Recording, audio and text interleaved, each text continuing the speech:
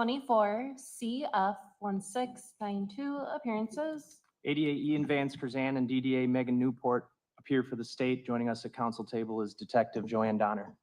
Good morning. Maxwell Anderson appears in person with Attorney Anthony Cotton and Jason Finling.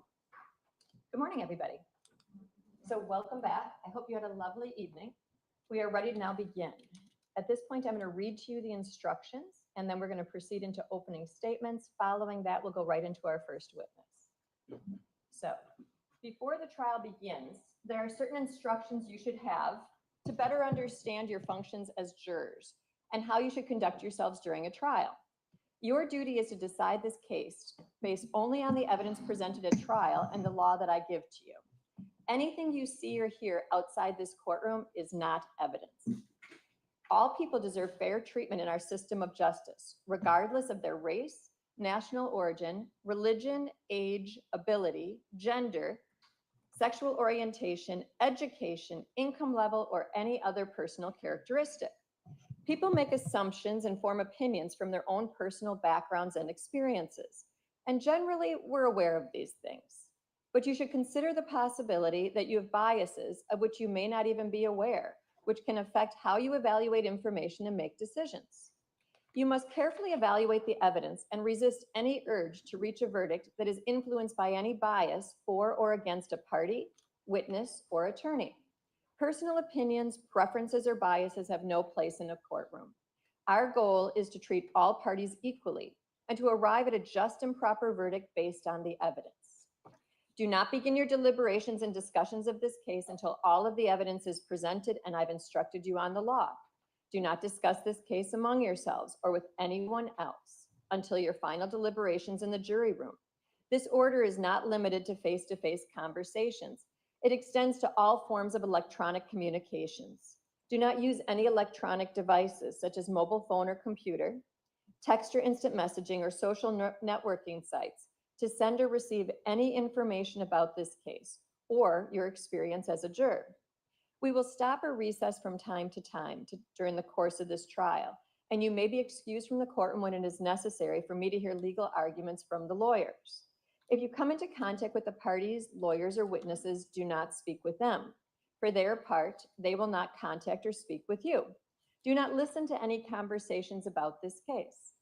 Do not research any information that you personally think might be helpful to you in understanding the issues presented. Do not investigate this case on your own or visit the scene, either in person or by electronic means. Do not read any newspaper reports or listen to any news reports on the radio, television, over the internet, or any other electronic application or tool about this trial. Do not consult dictionaries, computers, electronic applications, social media, the internet, or other reference materials for additional information. Do not seek information regarding the public records of any party or witness on this case. Any information you obtain outside this courtroom could be misleading, inaccurate, or incomplete.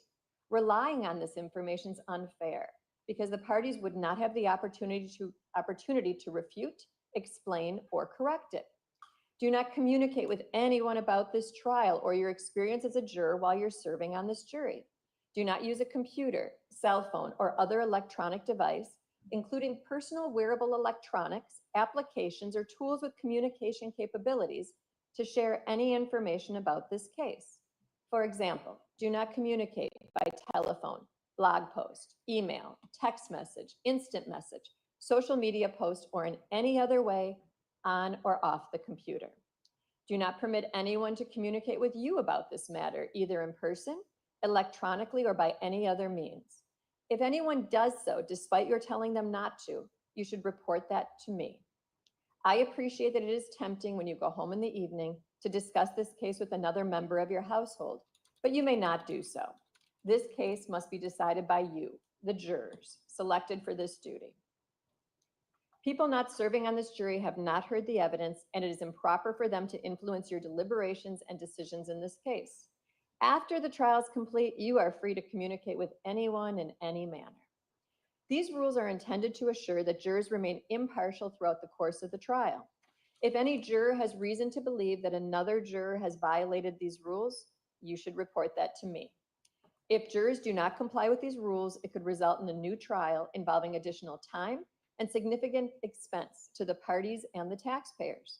You are to decide this case solely on the evidence offered and received at trial. Now, an information is nothing more than a written formal accusation against a defendant charging the commission of one or more criminal acts. You are not to consider it as evidence against the defendant in any way. It does not raise any inference of guilt. The first count of the information in this case charges that Maxwell Anderson, on or about Tuesday, April 2nd of 2024, in Milwaukee County, Wisconsin, did cause the death of Sade Robinson, another human being, with the intent to kill that person contrary to Wisconsin statutes. To this charge, the defendant has entered a plea of not guilty, which means the state must prove every element of the offense charged beyond a reasonable doubt. Now, first-degree intentional homicide is defined in 940.01 of our criminal statutes and is committed by one who causes the death of another human being with the intent to kill that person or another. Before you may find the defendant guilty of first-degree intentional homicide, the state must prove by evidence which satisfies you beyond a reasonable doubt that the following two elements were present. One, that the defendant caused the death of Sade Robinson. Cause means that the defendant's act was a substantial factor in producing the death. The second element is the defendant acted with the intent to kill Sade Robinson. Intent to kill means that the defendant had the mental purpose to take the life of another human being, or was aware that his conduct was practically certain to cause the death of another human being. While the law requires that the defendant acted with the intent to kill, it does not require that the intent exists for any particular length of time before the act is committed. The act need not be brooded over, considered, or reflected upon for a week, a day, an hour, or even for a minute. There need not be any appreciable time between the formation of the intent and the act. The intent to kill must be formed at any time before the act, including the instant before the act, and must continue to exist at the time of the act. You cannot look into a person's mind to find intent. Intent to kill must be found, if found at all, from the defendant's acts, words, and statements, if any, and from all of the facts and circumstances in this case bearing upon intent. Intent should not be confused with motive. While proof of intent is necessary to a conviction, proof of motive is not. Motive refers to a person's reason for doing something. While motive may be shown as a circumstance to aid in establishing the guilt of a defendant, the state is not required to prove motive on the part of a defendant in order to convict. Evidence of motive does not by itself establish guilt. You should give it the weight you believe it deserves under all of the circumstances. If you are satisfied beyond a reasonable doubt that the defendant caused the death of Sade Robinson with the intent to kill, you should find the defendant guilty of first-degree intentional homicide. If you are not so satisfied, you must find the defendant not guilty. Now, the second count of the information in this case charges that Maxwell Anderson, on or about Tuesday, April 2nd of 2024, in Milwaukee County, Wisconsin, did dismember a corpse with the intent to conceal a crime, contrary to Wisconsin statutes. To this charge, the defendant has also entered a plea of not guilty, which means the state must prove every element of this offense charge beyond a reasonable doubt. Section 940.11 sub 1 of our criminal code is violated by one who mutilates, disfigures, or dismembers a corpse with the intent to conceal a crime or avoid apprehension, prosecution, or conviction for a crime. Before you may find the defendant guilty of this offense, the state must prove by evidence that satisfies you beyond a reasonable doubt that the following two elements were present. Number one, that the defendant dismembered a corpse. Number two, the defendant dismembered a corpse with the intent to conceal a crime. This requires that the defendant acted with the purpose to conceal a crime. You cannot look into a person's mind to find intent. Intent must be found, if found at all, from the defendant's acts, words, and statements, if any, and from all of the facts and the circumstances in this case bearing upon intent. If you are satisfied beyond a reasonable doubt that both elements of this offense have been proved, you should find the defendant guilty. If you are not so satisfied, you must find the defendant not guilty. The third count of the information in this case charges that Maxwell Anderson, on or about Tuesday, April 2nd of 2024, at 2926 West Lisbon Avenue in the city of Milwaukee, Milwaukee County, Wisconsin, by means of fire, did intentionally damage the property other than a building of Sade Robinson, valued at $100 or more, without that person's consent, contrary to Wisconsin statutes. To this charge, the defendant has also entered a plea of not guilty, which means the state must prove every element of the offense charged beyond a reasonable doubt. Arson is defined in 943.03 of our criminal code and is committed by one who, by means of fire, intentionally damages any property of another without the person's consent if the property is not a building and has a value of more than $100. Before you may find the defendant guilty of this offense, the state must prove by evidence which satisfies you beyond a reasonable doubt that the following 5 elements were present. Number 1, that the defendant intentionally damaged a 2020 Honda Civic by means of fire. Damage means injured, charred, defaced, and includes smoke damage. Intentionally means that the defendant must have had the mental purpose to damage the property of another by means of fire, or was aware that his conduct was practically certain to cause damage to the property. The second element is that the 2020 Honda Civic was the property of another. Property of another means property in which a person other than the defendant has a legal interest, which the defendant has no right to defeat or impair, even though the defendant may also have a legal interest in the property. The third element is that the defendant damaged the property by fire without the owner's consent or the consent of the owner's authorized agent. The fourth element is the value of the 2020 Honda Civic was $100 or more. The fifth element is that the defendant knew that the 2020 Honda Civic belonged to another person and that the person did not consent to the damage of the property and that the value of the property was $100 or more. You cannot look into a person's mind to find intent and knowledge. Intent and knowledge must be found, if found at all, from the defendant's acts, words, and statements, if any, and from all of the facts and circumstances in the case bearing upon intent and knowledge. If you're satisfied beyond a reasonable doubt that all 5 elements of this offense have been proved, you should find the defendant guilty. If you are not so satisfied, you must find the defendant not guilty. The fourth count of the information in this case charges that Maxwell Anderson, on or about Tuesday, April 2nd of 2024, in Milwaukee County, Wisconsin, did hide a corpse with the intent to conceal a crime contrary to Wisconsin statutes.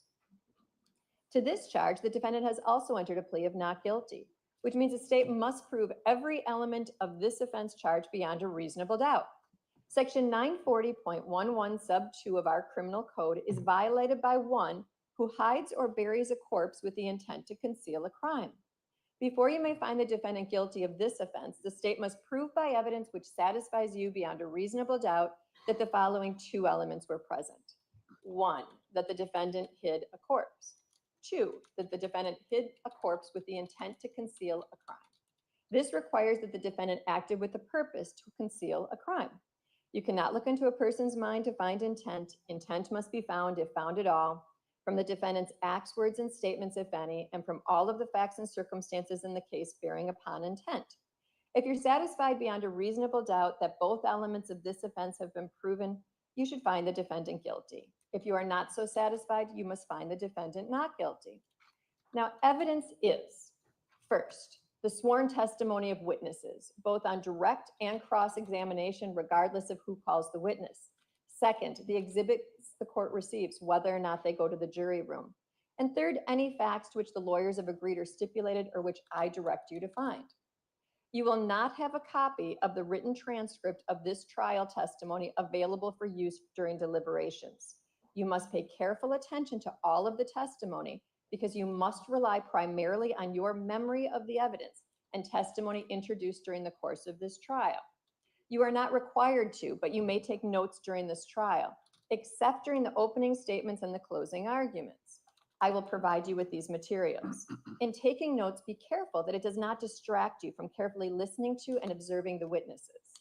You may rely on your notes to refresh your memory during your deliberations. Otherwise, they will be kept confidential. After the trial, the notes will be collected and destroyed. It is the duty of the jury to scrutinize and to weigh the testimony of witnesses and to determine the effect of the evidence as a whole. You are the sole judges of the credibility, that is the believability of the witnesses and the weight to be given to their testimony. In your determination of credibility, you must avoid bias, conscious or unconscious, based on a witness's race, national origin, religion, age, ability, gender identity, sexual orientation, education, income level, or any other personal characteristic. In determining the credibility of each witness and the weight you give to the testimony of each witness, consider these factors. Whether the witness has an interest or lack of interest in the result of the trial, the witness's conduct, appearance, and demeanor on the witness stand, the clearness or the lack of clearness of the witness's recollection, the opportunity the witness had for observing and for knowing the matters the witness testified about, the reasonableness of the witness's testimony, the apparent intelligence of the witness, bias or prejudice, if any has been shown, possible motives for falsifying testimony, and all other facts and circumstances during the trial which tend either to support or to discredit the testimony. Then give to the testimony of each witness the weight you believe it should receive. There's no magic way for you to evaluate the testimony. Instead, you should use your common sense and experience.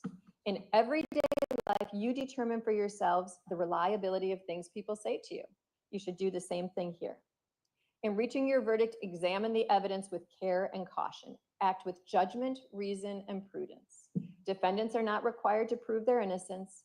The law presumes every person charged with the commission of an offense to be innocent. This presumption requires a finding of not guilty unless in your deliberations you find it is overcome by evidence that satisfies you beyond a reasonable doubt that the defendant is guilty.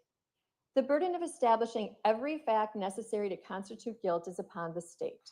Before you can return a verdict of guilty, the evidence must satisfy you beyond a reasonable doubt that the defendant is guilty. If you can reconcile the evidence upon any reasonable hypothesis consistent with the defendant's innocence, you must do so and return a verdict of not guilty. Now, the term reasonable doubt means a doubt based upon reason and common sense.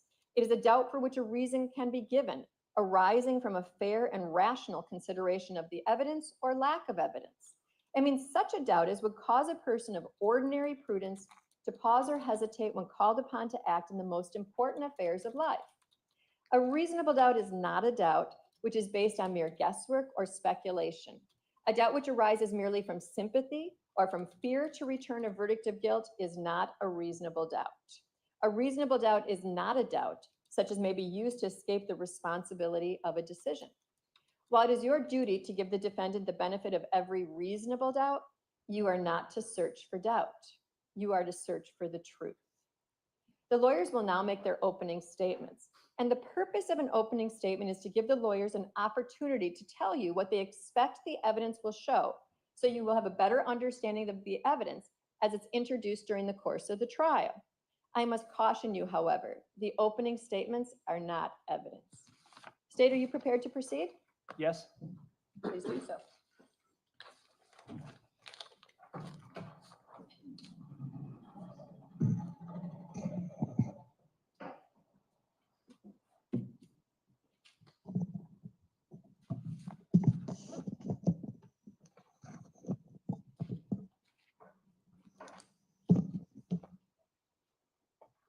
Ladies and gentlemen, the judge just read you the preliminary instructions. That is the law that is to guide you as you listen to the evidence in this case. And what I'm going to ask you to do now and ask you to do at the end of trial is two things. And they're two things that the judge just mentioned during those instructions. Use your common sense and search for the truth. That is your job. Over the course of the rest of this week and into next week, you are going to hear testimony from the witness stand. You are going to see exhibits. You are going to see a lot of exhibits and hear a lot of testimony. And all of it at the end is going to boil down to your ability to use your common sense and search for the truth. Your duty is to come to a fair and rational conclusion as to what the evidence shows. And that's how you do that. You apply the law given to you by the judge to the facts that you decide occurred and decide if Maxwell Anderson is guilty of the charges brought before this court. Maxwell Anderson is charged with 4 crimes that have just been defined to you related to the disappearance and murder of 19-year-old Sade Robinson that occurred on the night of April 1st, 2024 into April 2nd, 2024. Sade Robinson was a 19-year-old young woman. She had a apartment on the Lower East Side, 1858 North Commerce. She was in school, she worked a job, she worked at Pizza Shuttle on the Lower East Side. She was everything that you would expect a 19-year-old girl to be. That day, April 1st, 2024, Sade Robinson went to work at Pizza Shuttle like any other day, and she made plans to meet up with the defendant, Maxwell Anderson, that evening after work. And she wouldn't know it at the time that she left her apartment that morning, but she would never return. Sade and Maxwell Anderson met up for dinner and drinks at the Twisted Fisherman restaurant in Milwaukee. They then went to Duke's Bar on Water Street, and then they went back to Maxwell Anderson's house on the south side of Milwaukee around 9:20 in the evening on April 1st. After leaving Duke's and going to the defendant's house, Sade would never be seen alive again. That night, she was murdered by Maxwell Anderson.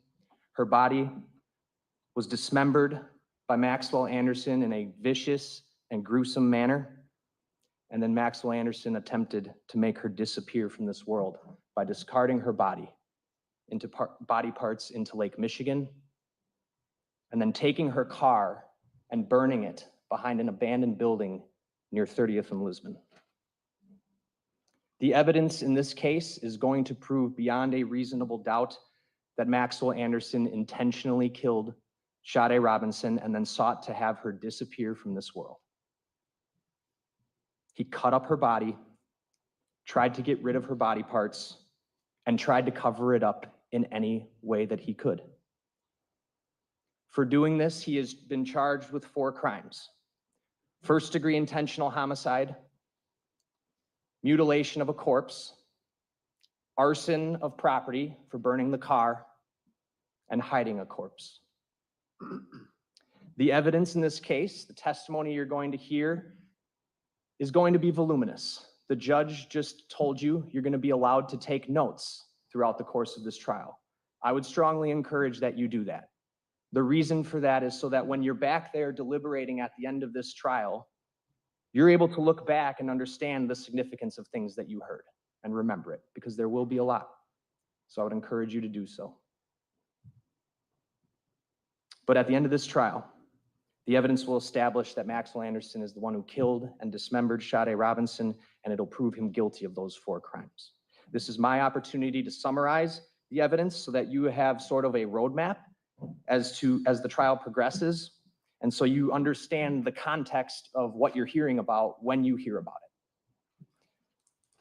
You are first going to hear about April 2nd, 2024.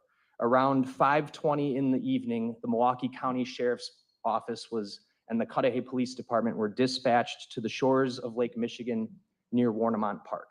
It was a particularly rainy day. The weather was pretty nasty that day. And 2 young men were walking the shores of Warnemont Park, and they found a human leg. And they called 911. That leg that they found would later be confirmed through DNA testing to be the leg of Sade Robinson.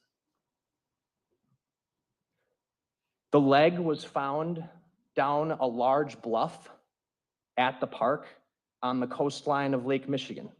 It's a very secluded location. You are going to see ample amount of photographs of that location. And investigators searched that area north and south of there significantly, thoroughly, but found no other human remains at the park. Now, this park and this location is near the Cudahy Water Department. Investigators also discovered that on April 2nd, April 1st into April 2nd, a vehicle had been used to ram the Service Gate Road near the Cudahy Water Department pump house. This is right next to, about 100 yards away from where the leg was found on the coastline. The Cudahy Water Department personnel reported this actually the morning of April 2nd, prior to the leg being found. Notably, where this gate was smashed, this gate takes you essentially down a service road that goes right down to the shoreline where this Cudahy Water Department pump house was located. And recovered right where this gate was smashed were pieces of a dark blue Honda Civic, 2020 Honda Civic. Sade Robinson had a dark blue 2020 Honda Civic. The pieces of that Honda Civic were recovered from that location. They were ultimately determined by an analyst from the state crime lab that they were not just from any Honda Civic, they were broken off of Sade Robinson's Honda Civic. Video was recovered from the Cudahy Water Department and the surrounding area. And the video showed that near the location of this gate, a dark blue vehicle, Sade Robinson's Honda Civic, entering the park and entering that service road where that gate is at 2:53 a.m. on April 2nd. The vehicle remains down that service road, and there's only one way in and one way out, down that service road for about an hour and a half, and departs that very same service road at 4:32 a.m. on April 2nd. Additionally, on April 2nd, just hours after that car departs the park, at 7:30 a.m., Sade Robinson's Honda Civic was intentionally set on fire behind an abandoned building near 30th and Lisbon. Later that day, April 2nd, 2024, Sade Robinson was reported missing to the Milwaukee Police Department. Friends and family, friends who knew she hadn't shown up for her work shift on April 2nd at Pizza Shuttle, hadn't heard from her, reported her missing. Police followed up. They checked her apartment at 1858 North Commerce Street. She wasn't there. No real signs of what happened. Police would then follow up on the missing persons report, speak to several family members and friends, and discover that she had gone on a date the evening of April 1st, after her work shift. They also learned what her phone number was, and they learned from her family and friends that she had an app called Life 360. Life 360 and the phone number, with that information, police obtained phone records from Verizon Wireless, the wireless company that serviced Sade's phone. And those phone records from Verizon Wireless and the records from Life 360 provided very crucial information about Sade Robinson's activities on the evening of April 1st and her whereabouts. Notably, the police discovered a text message conversation between Sade and a phone number that the police would later learn belonged to Maxwell Anderson. The text conversation showed that Sade and Maxwell Anderson were planning to meet at the Twisted Fisherman that evening to get food, and indeed did meet around 5:15 p.m. on April 1st. Additionally, the records from Verizon Wireless, as I indicated, provided location information for her phone that not only confirmed her trip to Twisted Fisherman, but would provide further location information all the way up until about 4:40 a.m. on April 2nd. Police would follow up at Twisted Fisherman, and then through her phone records, also learning that she had gone to Duke's on Water Street. And they got video from those two locations that confirmed that Sade Robinson and Maxwell Anderson met up that evening, first having dinner and drinks at the Twisted Fisherman, and then they went to Duke's on Water Street to hang out and have more drinks. Through all of that information, the phone data, the videos, investigators confirmed they were at Twisted Fisherman from 5:15 p.m. until 6:24 p.m. And then they went to Duke's on Water Street from 6:30 p.m. to about 9:04 p.m.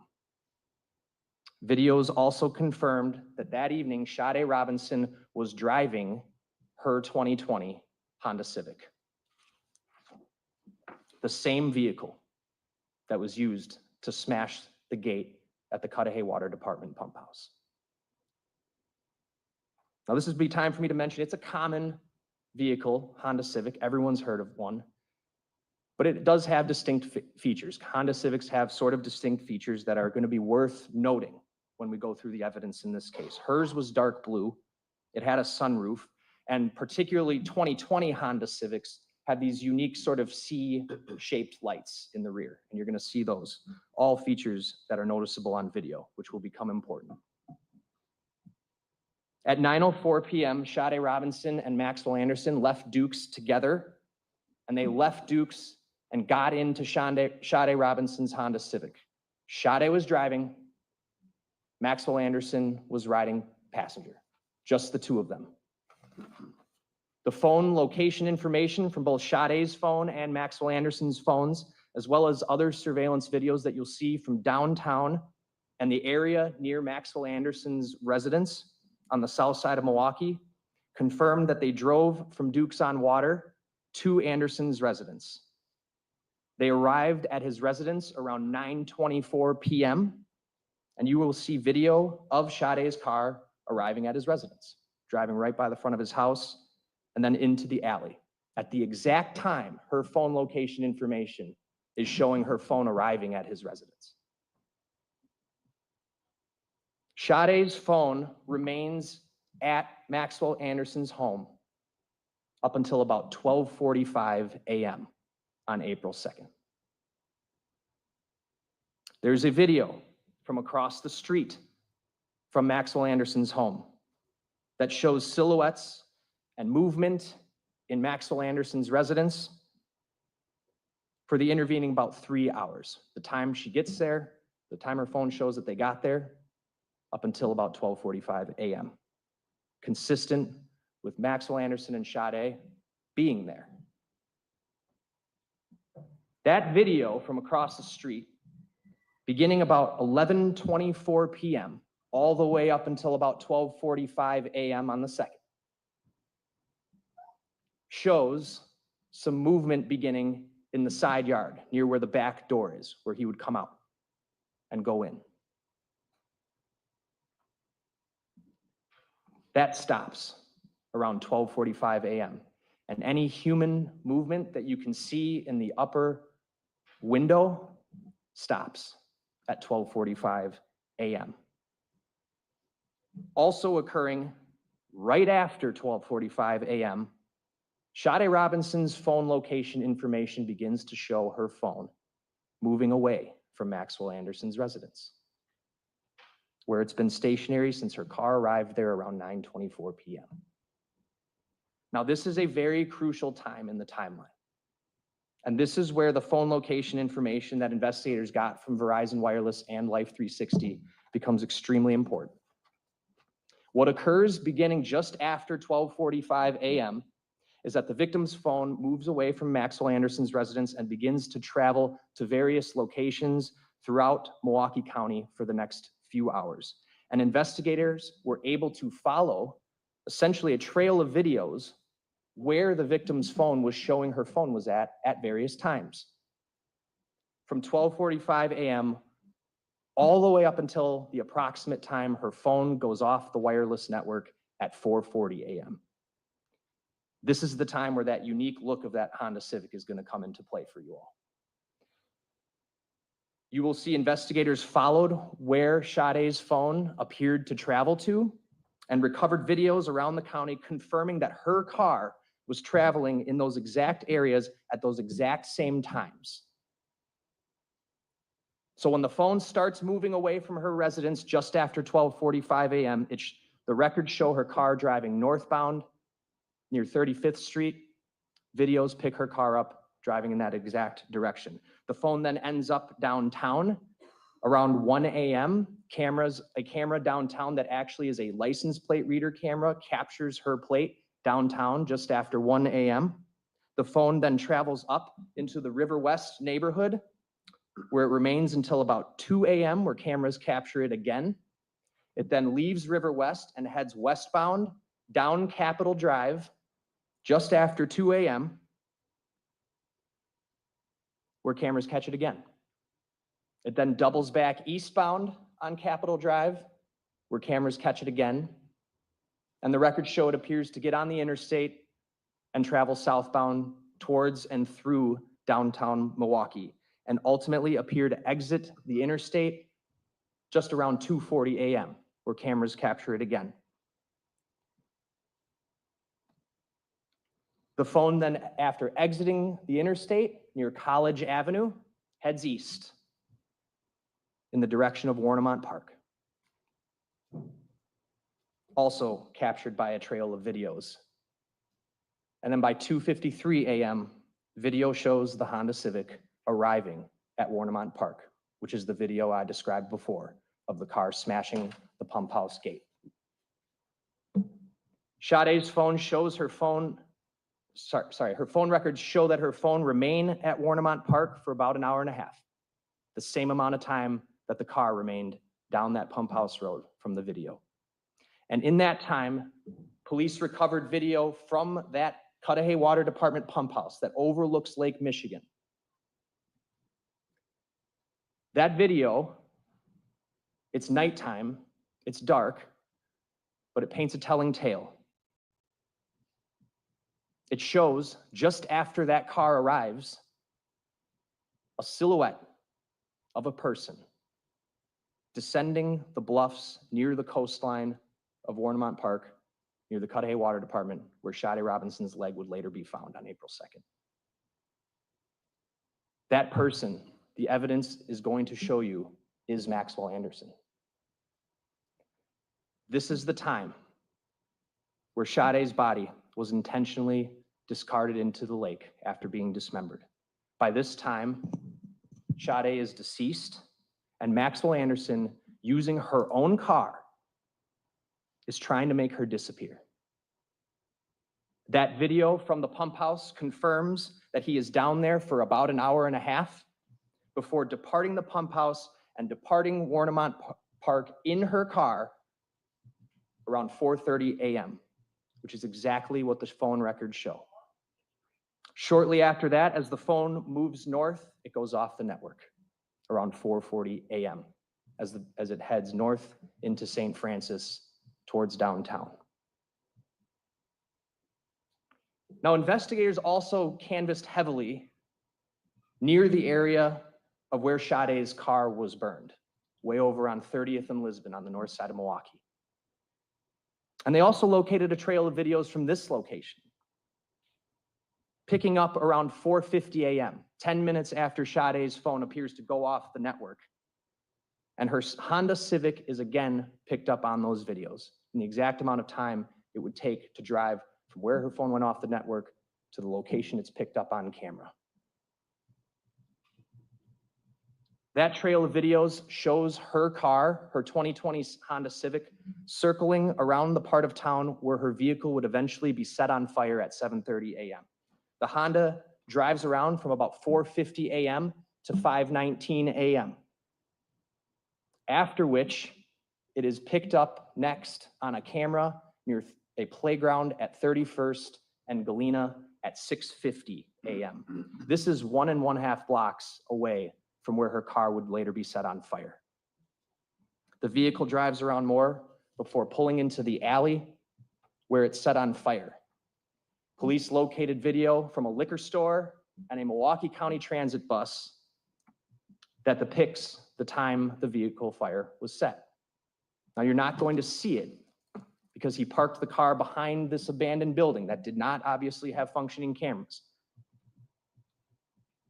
But these two videos show something crucial. They show two women walking down Lisbon Avenue who all of a sudden stop and begin to act in distress as they are clearly watching something disturbing happen. They are watching the fire being started. They are clearly shocked. They are clearly bothered on the video, which has audio. And right after they see this, a white male walks away from the area where the fire was set as one woman points at him and yells to the passing traffic, "He did that, call the fire department." You will see this white male on video. You will see the distinct clothing he's wearing as he's walking away from Sade's burning vehicle. He's got a dark gray hooded top. He's got dark pants, shoes with white soles, and he's wearing a large camouflaged backpack that appears to be very full. Police are able to follow an additional trail of videos of this person, the person walking away from her burning car. That trail of videos will show you that the person who lit Sade's car on fire at 7:30 a.m. boarded a Milwaukee County Transit bus on 35th and Lisbon at 8:12 a.m. And when that person gets on the bus, you will see their face clear as day on the bus camera video. It is him. It is Maxwell Anderson.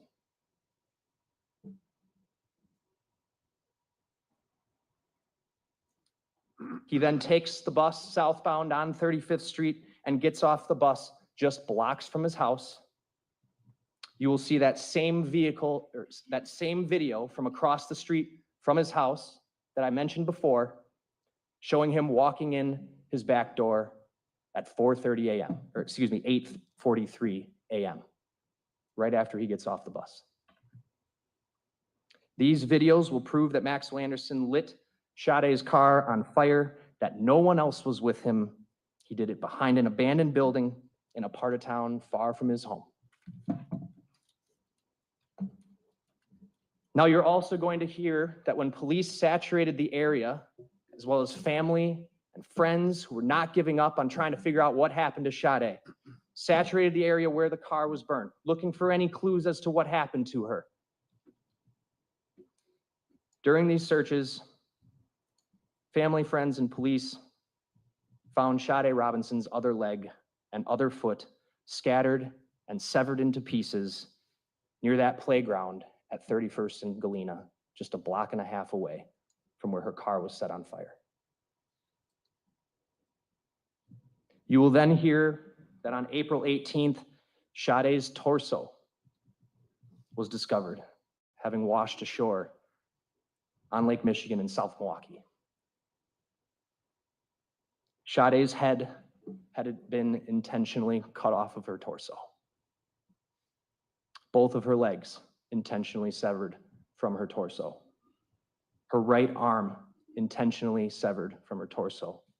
Her right breast intentionally cut off her torso.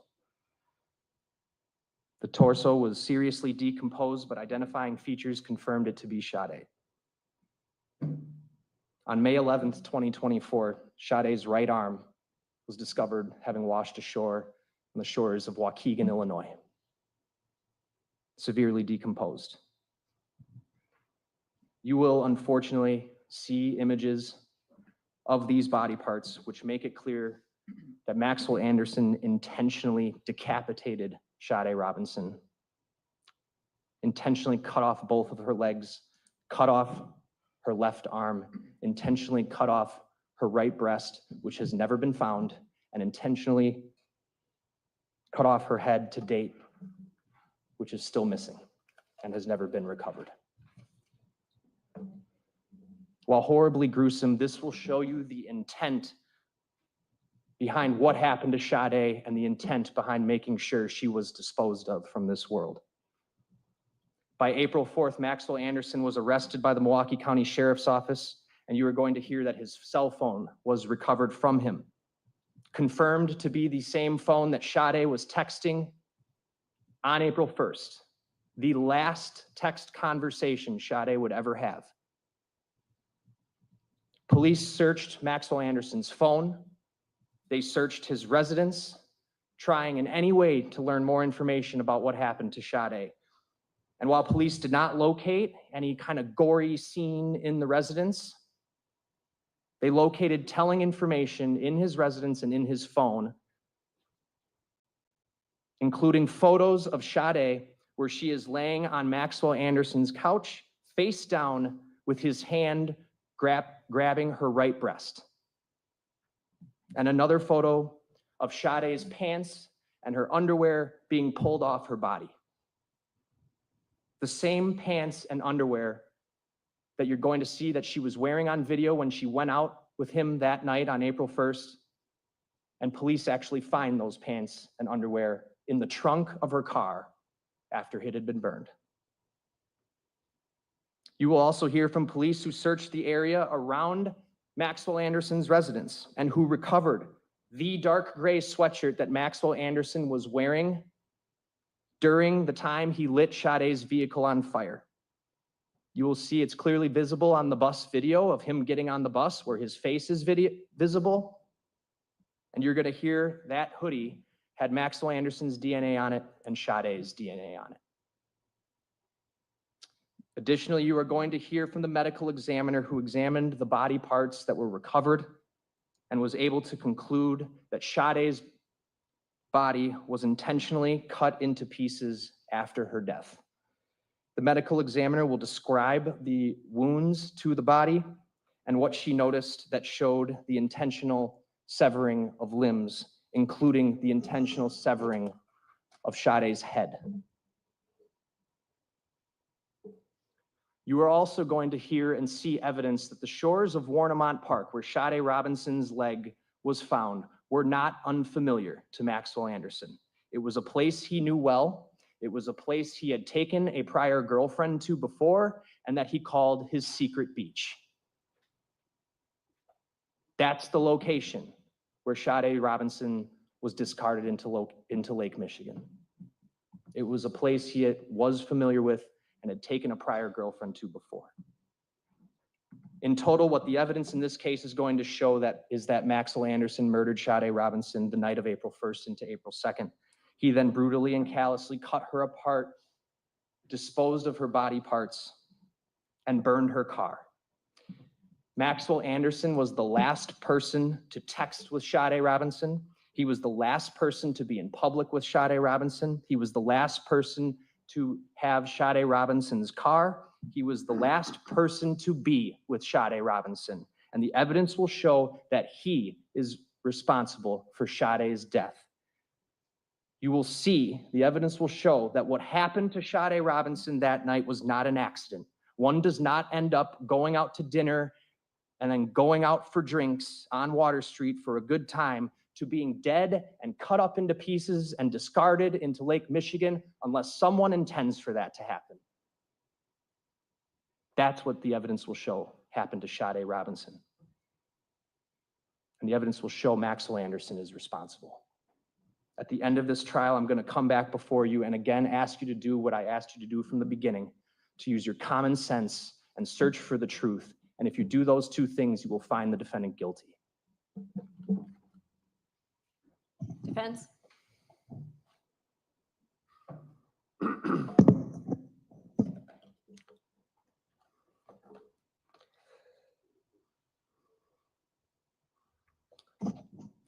Good morning. The state began by using the phrase common sense. You heard it yesterday during jury selection, and you heard it again today in the state's opening.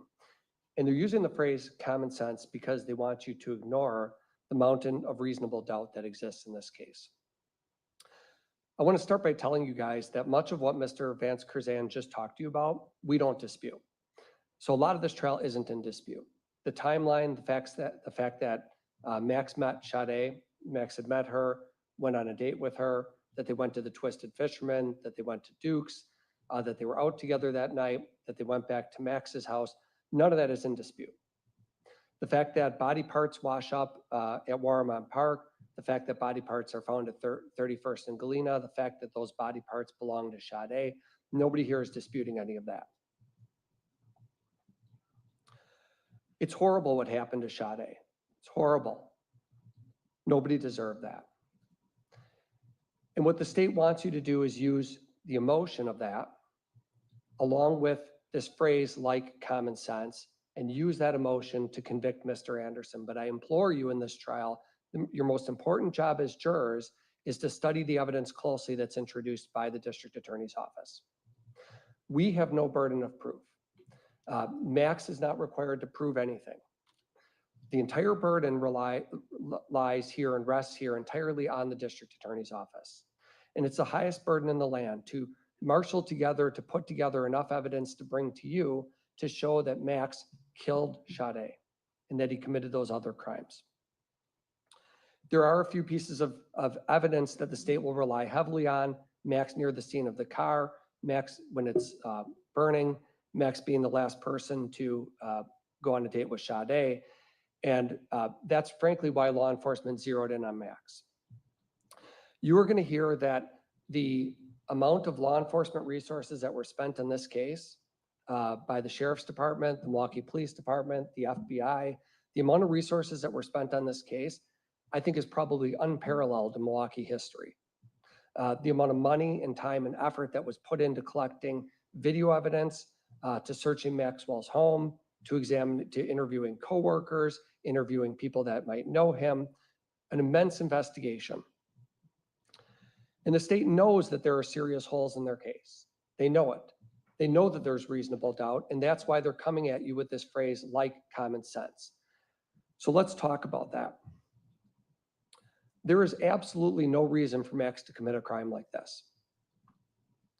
What you're going to hear in this trial is that Max and Sade lined up a date together like any couple of youngsters do, and they lined up a date at Twisted Fisherman. This is a place that Max used to work. You'll hear that they went there, they had dinner, and it was an ordinary evening. From Twisted Fisherman, as the state just told you, they went to Duke's. This is another place where Max is known. There was no secret place that Max took Sade that night, nowhere that anybody wouldn't have known him or recognized him. These are former places he worked and coworkers that he interacted with. And what I didn't hear was the theory of why Max did this, how Max did this. But I think what I heard in opening just now is that Max must have done this at his home. That seems to be the theory. Max brought Sade back to his home and killed her. Why? It's a normal date. You'll see them on camera footage leaving Duke's. You'll see them, Sade driving back to his place. You'll see them going there. In this timeline you were just given, I don't know how many witnesses they're going to call throughout this trial to put in this video or that video, but one thing you'll see throughout this is that we don't dispute any of that timeline, that they went out together and went back to Max's house, but that doesn't mean he killed her. How did he do it, and why did he do it? Why would he ever do something like that? If Max killed Sade in his home, if it happened in that location, as I think they're offering to you, there would be a mountain of DNA evidence. There would be blood. There would be some form of DNA. And I listened carefully when I heard the state's opening, because yes, it's gruesome. Yes, it's horrible.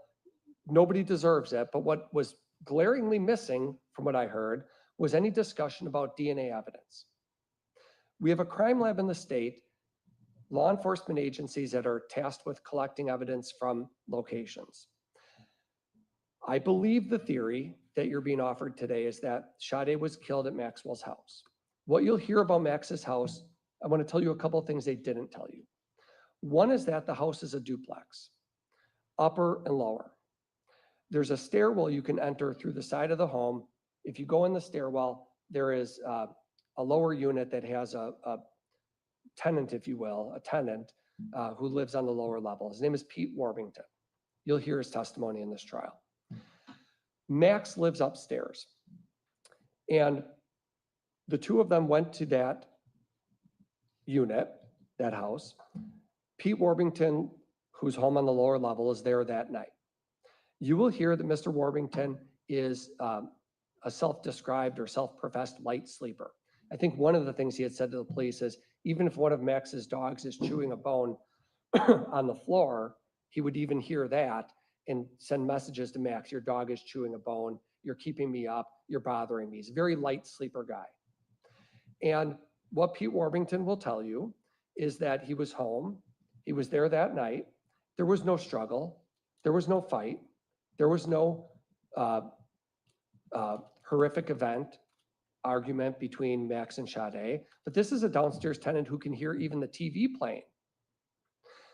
He doesn't hear a thing, nothing. No struggle, no indication whatsoever that a murder is happening or happened upstairs. There is a common basement they share, but many of you can picture the type of home I'm describing, I'm sure. You walk in the door and it's a small stairwell that goes upstairs. So presumably their theory is that Max killed Sade upstairs. They didn't say it, they're suggesting the home, but upstairs, or maybe the basement is their theory. Either way, law enforcement pulled everything from that home. They searched it not once, but twice. 2 separate searches. You will also hear, by the way, that because of the publicity this case generated, other people had access to that home. Social justice people who were riled up online, who showed up at the home, entered, put up banners, entered the home, had access to the area. You'll hear about that too. But law enforcement for sure searched the home twice. They didn't find a murder weapon. What weapon was used to kill Sade? They didn't find any of Sade's blood. With all the samples they took throughout that entire house, every comforter, bed sheet, tabletop, wall, none of it has Sade's DNA, blood or DNA. And then I think the theory is that Max drove Sade's car and dismembered her. That Max did that. With what instruments? And you'll hear from medical examiners in this case that at least one medical examiner who will testify about the sheer force that would be required to remove human limbs. That's no easy task. It's not the kind of thing that you do with a little Swiss Army knife. It's the kind of thing that you do with things like bone saws that they use in autopsies, no evidence of which Max has ever been in possession of or ever researched anything. They looked at everything about Max. Internet history, text message history. His text messages with Sade weren't deleted. They looked through his search history. Has he researched how to cut up a body or how to kill someone? No, absolutely not. No evidence of that. You would expect that if she died at his house, as they are suggesting, that there would be blood and DNA in that home. Another thing that wasn't mentioned in opening. At Warmont Park, Sade's body, as you heard, a leg wash is located at Warmont Park. As law enforcement was looking through that area, they found bloody gloves. Now, these gloves played a central part in law enforcement's investigation because those gloves are sort of the quintessential evidence of a dismemberment or a murder. They have blood on them. They're plastic, sort of what you can picture, plastic gloves that you would wear. They're the clear type. And law enforcement, what they do is they try to determine, because they're certain you don't find bloody gloves near the scene, very close proximity to a leg. Certainly these gloves play some role in this crime. And so they look for any connection between Max and these gloves. They go to a place he volunteered at. They go to former places where he's worked. You'll hear that Max has worked at various bars in Milwaukee. He was a bartender is a bartender in the community. In that they looked at these gloves, these bloody gloves that were found by the leg, in that these gloves did not have Max Anderson's DNA on them. None. 1 in a quadrillion, or whatever the statistics are. They're not ever anything that he wore. And with respect to Sade's DNA, it's uninformative. Could be, could not be. Not able to rule it out. And not once do these gloves ever connect to Max, ever. Now, person that's seen him wear gloves like this, they don't match with the place he volunteered at. They don't match at any of the restaurants and kitchens that he's worked at. No connection.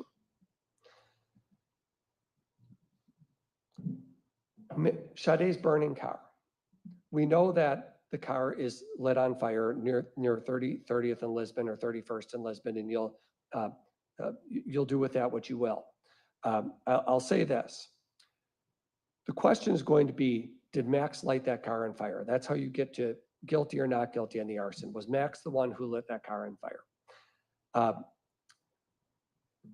I find it interesting, and I hope you will too, that when we look at DNA evidence and we think about the importance of that type of evidence, the reason why it's so crucial is because we know from our human experiences that people can be wrong. We know people can be mistaken. We know that people can believe they saw something when they didn't see something.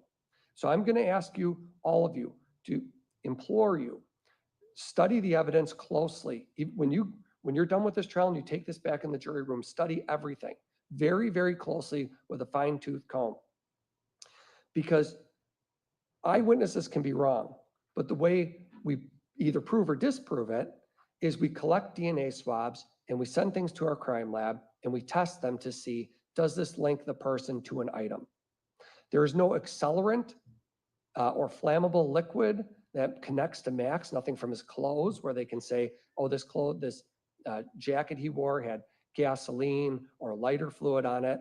But most significantly, they swabbed the exterior door handle of Sade Robinson's car.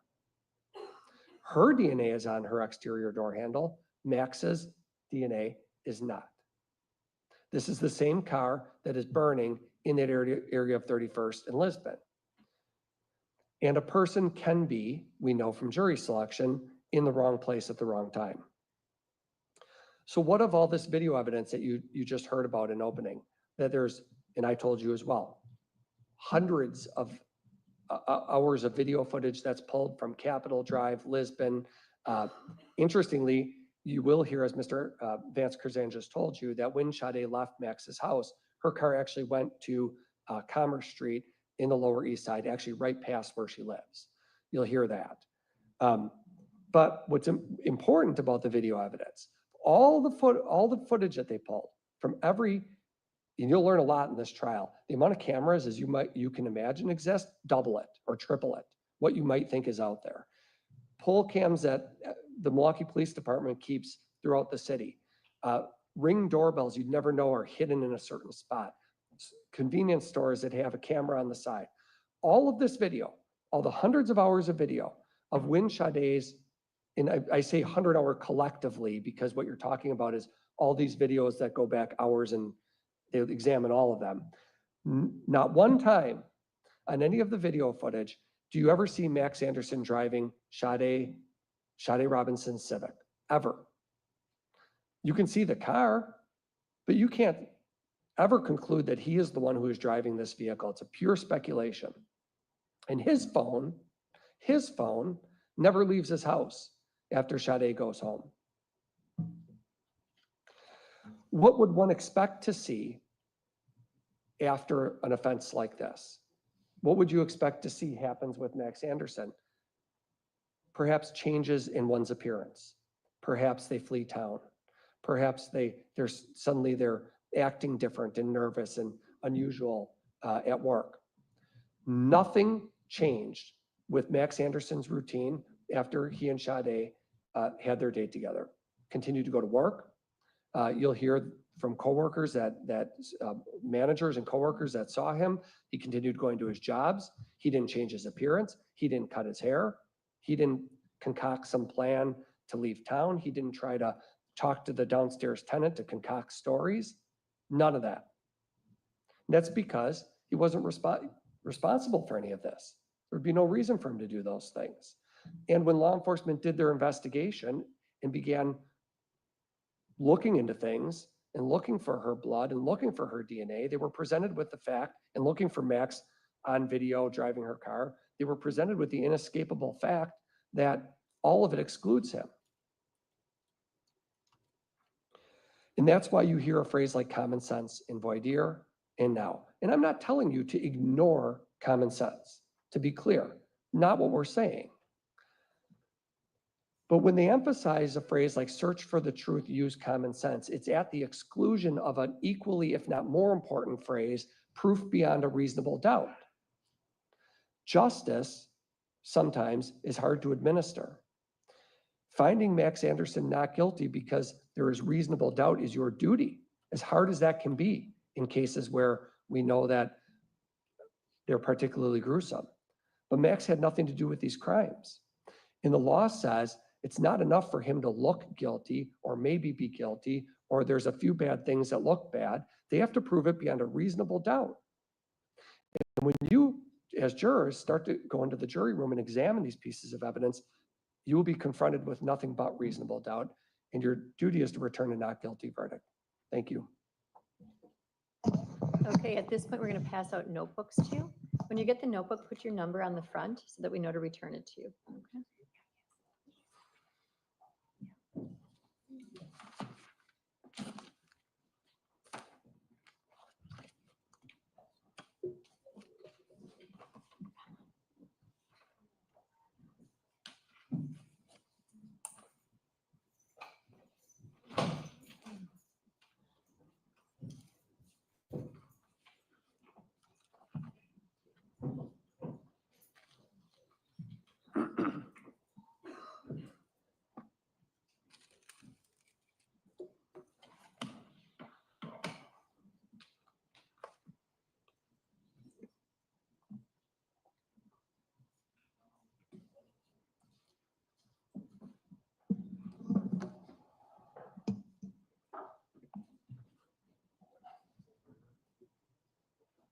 Okay, state, call your first witness, please. State calls Osiris Terrell.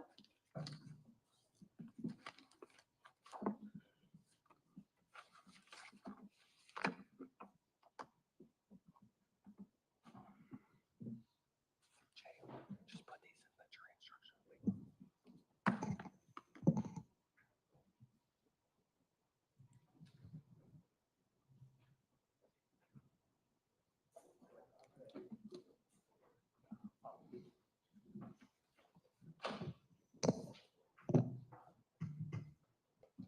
Sir, if you could just remain standing and raise your right hand. Do you solemnly swear that the testimony you give in this matter will be the truth, the whole truth, and nothing but the truth, so help you God? Yes. If you please be seated, state and spell your name for the record. My name is Osiris Terrell, Osyrusterrell.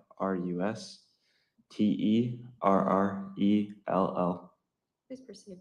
Good morning, Mr. Terrell. Do you remember the evening in the 5 o'clock hour of April 2nd, 2024? Yeah, Why do you remember that time and day? it was pretty miserable. It was raining like pretty bad. Where were you? I was over by the beach. And where, are we talking about in Milwaukee? Cudahy. Okay, is there a particular park or area that that beach is associated with? Warmont. Warnemont Park? Yes. Okay, were you there with anyone? Yeah, a buddy of mine. Who is that? Evan. What's Evan's last name? You couldn't ask me that a million times. And you don't know? No. Okay. So what happened at the beach that made you remember this day? We were walking down there and there was a severed leg. A severed human leg? Yes. Okay, where was that? It was near the end of the trail down there. Before we get into more details about that, could you describe what this area is like? It's pretty, there's a lot of clay falling down from the cliff nearby. So it's pretty iffy if you can even get down there sometimes. And that week, it was raining pretty bad, like all week. Okay, so you described the day that you were there as being pretty miserable in raining. Yeah, And you do you remember that it was raining previously in the week? yeah. Okay, can you describe, Warnemont Park's a big area, right? Sort of. Okay, can you describe the area and how you would get down to the beach area that you're telling us about? So there's two ways you can go down there. You can start from Sheridan Park and walk down the trail that way, but you're still gonna have to climb over a lot of stuff. The other way is there's like a gate on the south side that you can go down, but the hill is pretty steep. And even when you get down there, you have to climb through a couple trees just to get to the area. And it was raining for the past week, so it'd be pretty miserable to do it. The gate that you're talking about, is that part of a paved road, Yeah, like a service road? yeah. How did you become familiar with that area? I've been going up and down that entire area for years. If you were just in Warnemont Park, not down by the beach, would you necessarily be able to see this area? Yeah, but there's a lot of trees in the way. You'd have to be like kind of at a weird angle. And would that be like from the bluff area? Yeah. So you're down there with your friend, Evan, right? Yeah. Describe where you're walking when you see what you discover to be a human leg.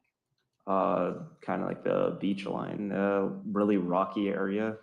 It was covered in clay and just stuff falling from the cliff.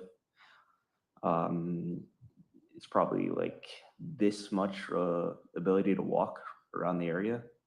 Okay, and you're holding your hands out, maybe Yeah. at a Yeah. 3 or 4 foot spread? Yeah.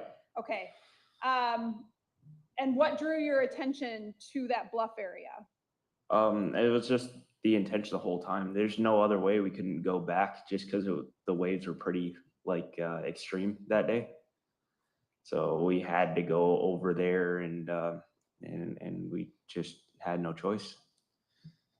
What drew your attention to the leg? It was a pretty narrow path, so it's kind of hard to miss. At first we thought it was like a mannequin leg, but then we got a closer look and realized what it really was. How'd that make you feel? It's kind of hard to say even now. I don't think it's really hit me, but yeah. What did you do? We went up pretty much immediately, called the cops, and that's all I really remember from that time. The police department came, right? Yeah. And did you have contact with a police officer or a couple police officers? Yes, but most of the time I was in the car. Okay. Were you down with the police officers on the beach area? No. You told them what you told us here today. Yes.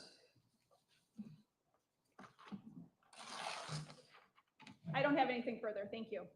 Cross. Did you see any other people down by the beach when you were there? No, it's just us that day. That's all. State anything further? No. Thank you, sir. You may step down. State your next witness. The state calls Officer Zachary DeSmet.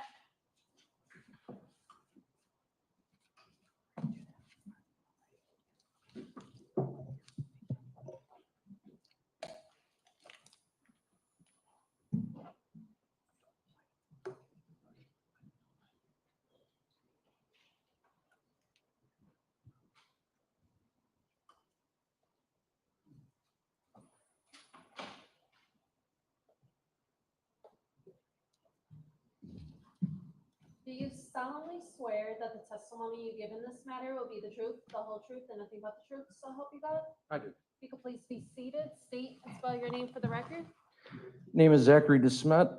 First name is Zachary, Zachary. Last name DeSmet, Desmet. How are you employed? The city of Cudahy. As a police officer? Yes, ma'am. How long have you been with the Cudahy Police Department? 4 years. Were you working on April 2nd, 2024? Yes, I was. And were you dispatched to Warnemont Park that day? Yes, I was. Around what time? That was in the afternoon, early to like early evening, late afternoon. What were you dispatched there for? I was dispatched there for a call reporting that they found a human leg on the beach. Warnemont Park, is that in the city of Cudahy? Yes, it is. We have two parks, Sheridan Park and Warnemont. They border each other. So the Cudahy Police Department has jurisdiction over that area? Typically, it's the sheriff's department that handles the parks, but if there's any imminent calls that come out or anybody that needs help immediately, we'll respond initially to stabilize the scene, and then it's usually turned over to the sheriff's department if needed. Are you familiar with that area? Yes, I am. Can you describe the weather that day if you remember?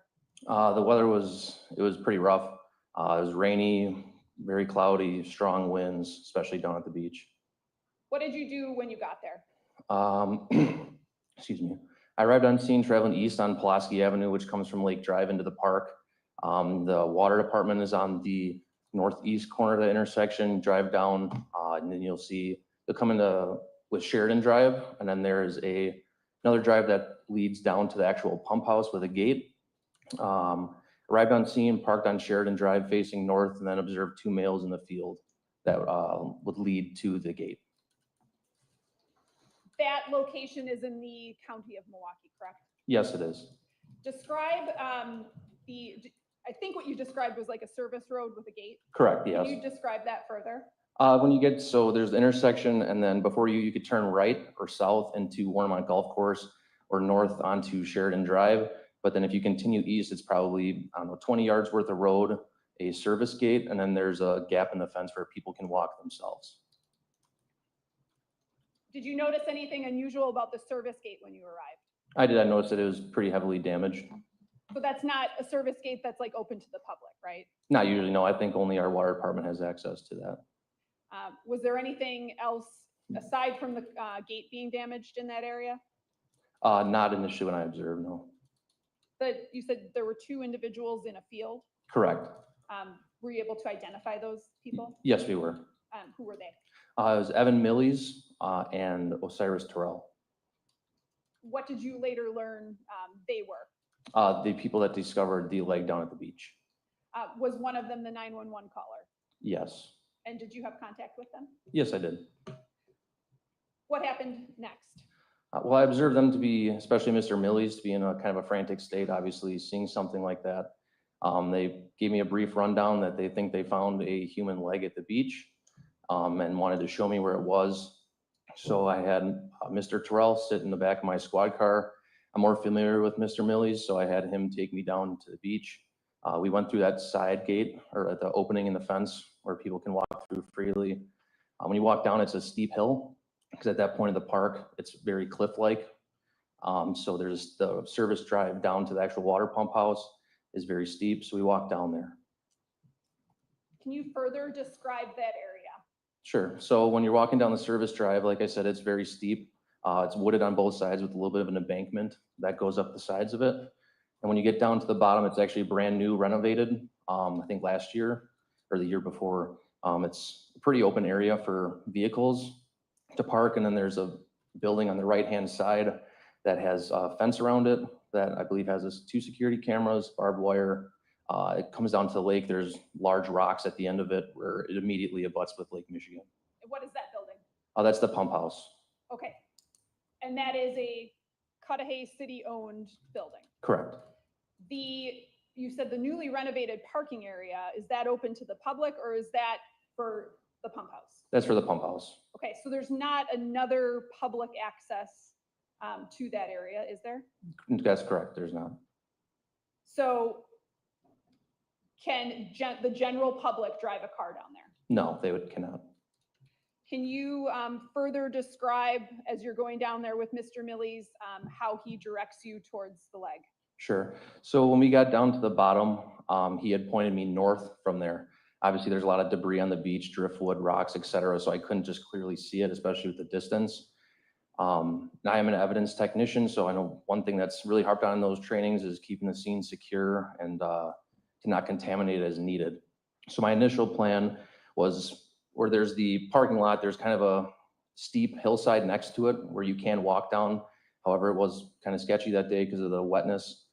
So my initial plan was I was going to have Mr. Millies stay up there. I was going to go down to the beach and then have him point me in the right direction as well as yell direction to me. I attempted to do that, but after, like I said, with the wind and the waves crashing after about 20 yards, I couldn't even hear him anymore.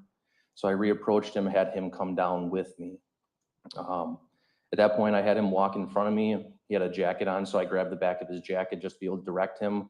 Or if I saw anything that I thought was of evidentiary value, I could direct him or prevent him from destroying or stepping on it. Can you describe, once you leave like the parking lot pump house area, is there a path? Is there a clear way to get to the beach from there? Not really. Like I said, there's kind of a hillside on the side that is walkable, but again, depending on the conditions, it can be kind of iffy. That day was kind of rough, but we were able to get down there. The beach at that part is primarily rock, smaller rock, but still kind of generally unstable to walk on. And then you'd have the lake or Lake Michigan on your right-hand side or the east side. And then on the west side would be a steep cliff, essentially, from Warnemont and Sheridan Parks. As you and Mr. Millies are going through that area, what, if anything, do you see?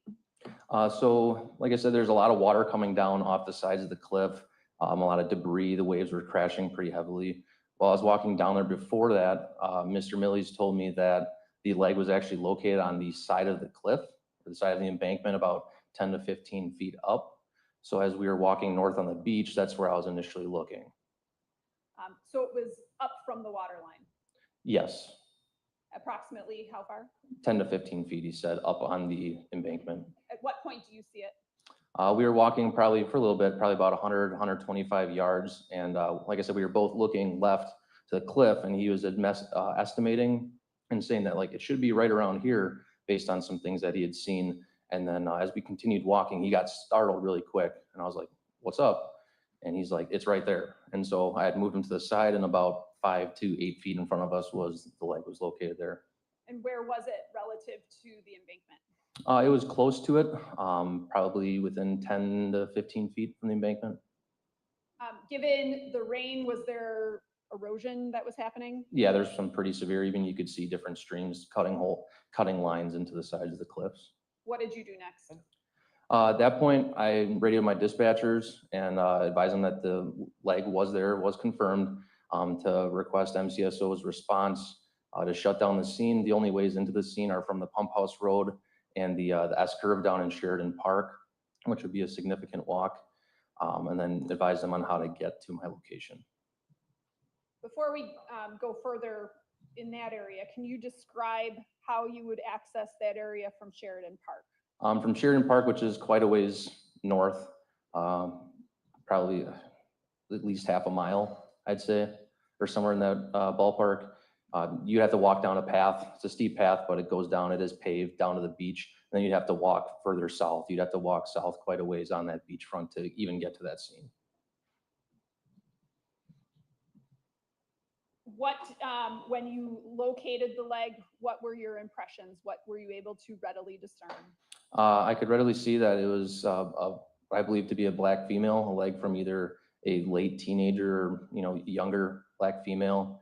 The leg was short and had pink nail polish on the toenails. What did you do then? At that point, I had Mr. Millie's stay. I put him on a rock, a bigger rock there. I told him to stay there, not move, and he stayed there until the MCSO deputies Leon Martin and Michael Kruger arrived on scene, which at that point he was later escorted up there, back up the hill to where I would assume he would be interviewed further in depth. So the sheriff's department joined you? Correct. In your walk with Mr. Millie's down the beach and in your observations in the area around the leg, was there anything else that you located? I believe that on the way down there, Mr. Millie's made me aware that there was like a bra and maybe a t-shirt that were located, but he was unaware if it was related. Then what did you do? At that point, deputies Martin and Kruger took Mr. Millie's back up to interview him. Upon further investigation, I was looking at the leg that it was cut from the basically hip joint down to the foot. Other than that, the leg did not appear to be disturbed, and I observed the cuts on the leg to be clean and not intentional, or intentional, I mean. That the cuts were or were not intentional? Were, that they were straight, not jagged, not torn. Did you move the leg at all? Yes, I did. I had to move it 2 or 3 times just because the time of the day, the waves were getting, like I said, we were getting some pretty good waves and they were moving further and further inland.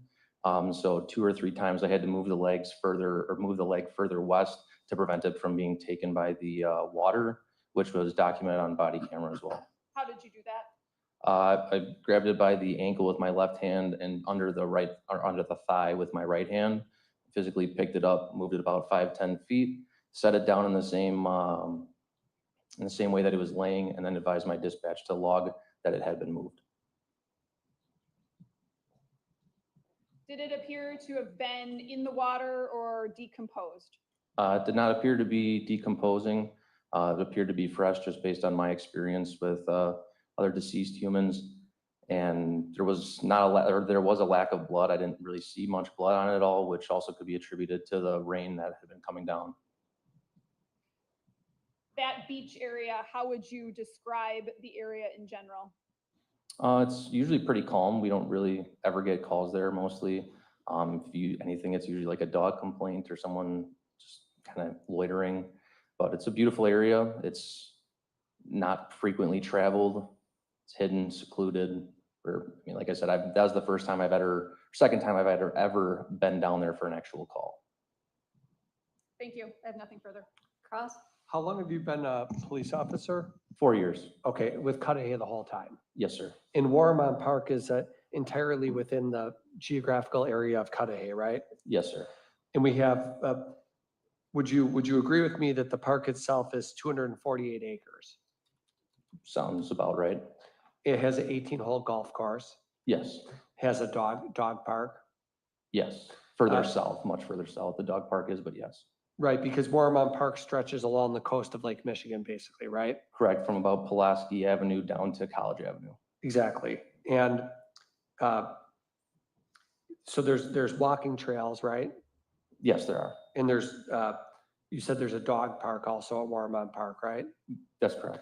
And isn't the Oak Leaf Trail, doesn't the Oak Leaf Trail run through Warmont Park or into Warmont Park? It does go through it.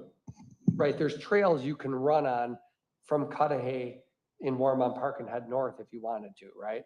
Yes, there's one paved path that goes to the park for the Oak Leaf Trail. And there's even races that go through there. There's the South Shore Half Marathon, for example, that runs through that area, right? There have been, yes. So the park, when you say secluded, you're referring to that little beach area, but the park itself is not a secluded park, right? That would be correct, yes. In fact, it's a heavily trafficked park with lots of activities, right? Yes, that part of the park where the pump house is located isn't as traveled as the other sections, but yes. Right. And I think I heard you say before that a person, if they wanted to, can walk along the beach north to south or south to north. Didn't you say that? Yes, I did. In other words, where you find the leg, if a person had wanted to, they could walk up and down that beach north if they wanted to. Yes. Okay.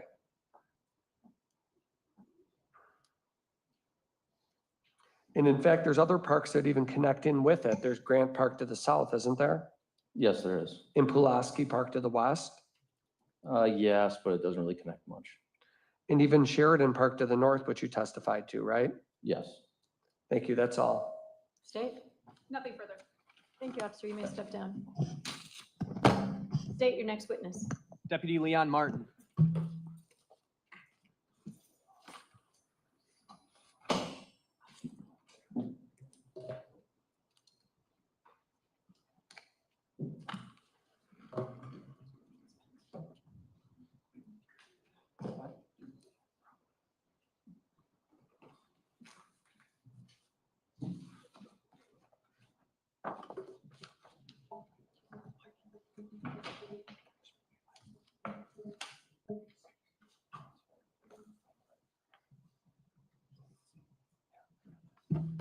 Do you solemnly swear that the testimony you give in this matter will be the truth, the whole truth, and nothing but the truth, so help you God? I do. If you could please be seated, state and spell your name for the record.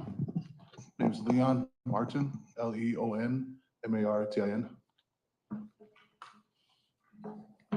How are you employed? Deputy Sheriff with the Milwaukee County Sheriff's Office, How long have you worked for the Milwaukee County Sheriff's Office? 4 years.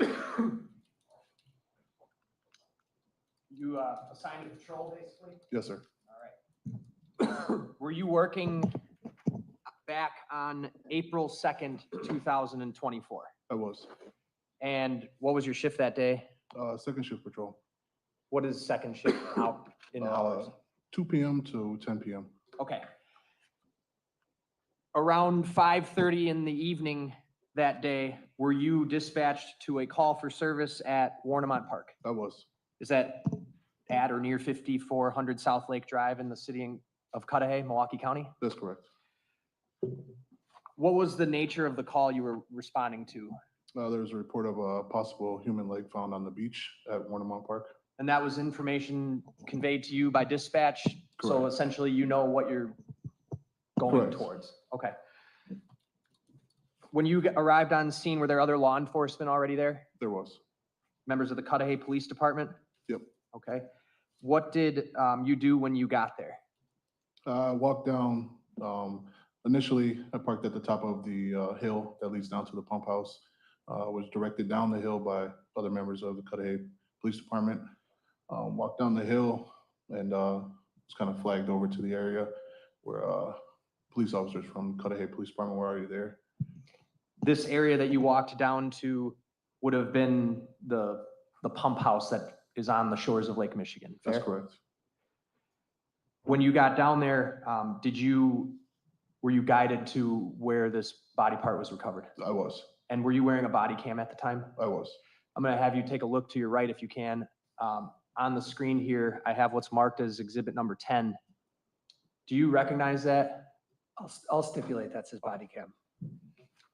I'll play a clip from this first. This is exhibit number 10. The video is titled SUSP-5 Martin. I'm going to play a short clip here.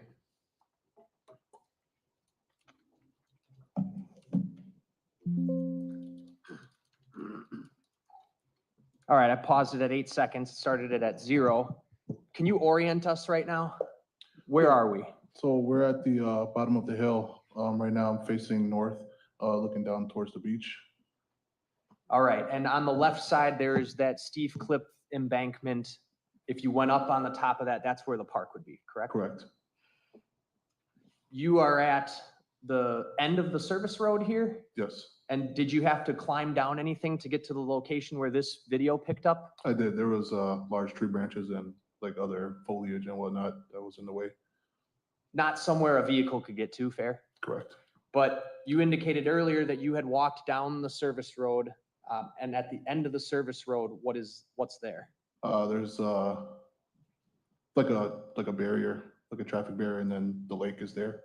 So it's like a roundabout, so you can turn around and drive back up the hill. So vehicles can essentially get all the way down to essentially the shoreline, but could not get down to where you are right now in this video. That's correct. What'd you have to do to get down to where you are in this video? I had to climb over a couple of large trees and just other like rocks and whatnot. And how far did you have to walk to get to the leg? That was about estimated, probably about 100 to 150 yards. Where I have this video paused, you're basically at the start of that walk. Is that fair to say? That's correct. Okay. I'm gonna play it until 4:10. And there's no audio right now. When does the audio pick up? Approximately 30 seconds. Because that's how your body cameras work? Correct. When you activate your body cam, it plays 30 seconds before you actually activate it. Thank you.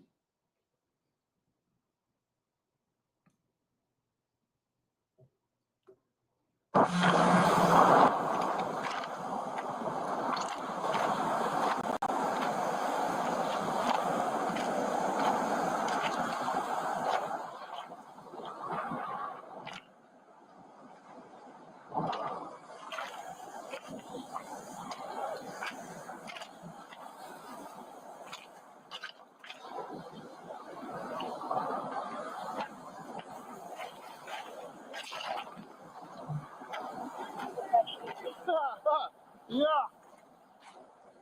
Good. I just cleaned my boots too, dude. Fuck, man.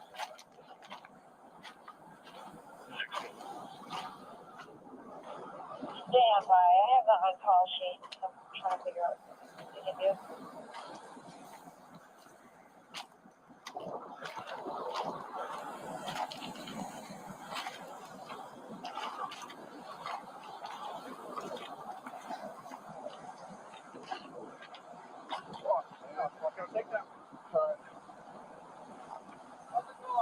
What's up, man? So this is Evan Millies. We've dealt with him before. Sometimes mostly a good guy.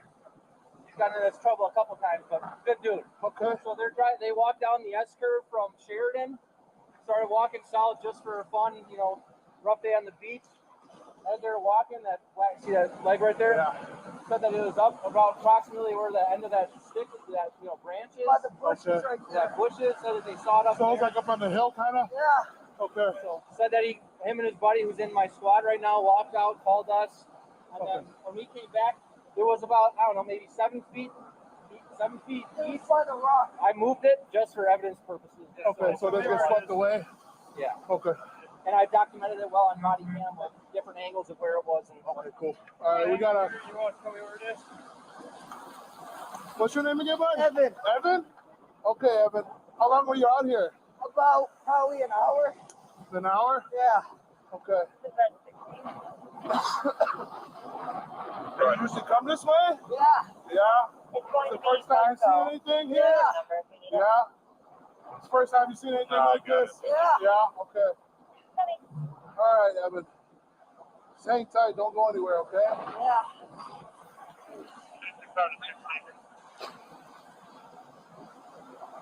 Thank you. That is 100% correct. Copy, thank you.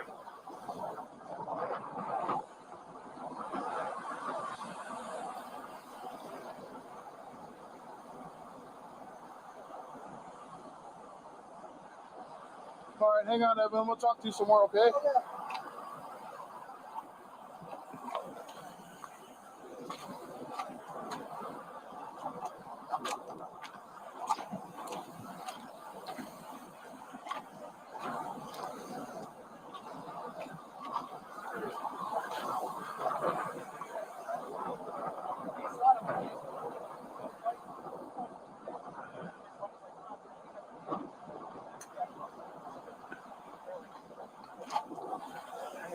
south, went up the water pump ways, and then called us. At least they called. Paused your body camera at 4:09. The object's right here, Deputy. That's the leg, correct? Correct.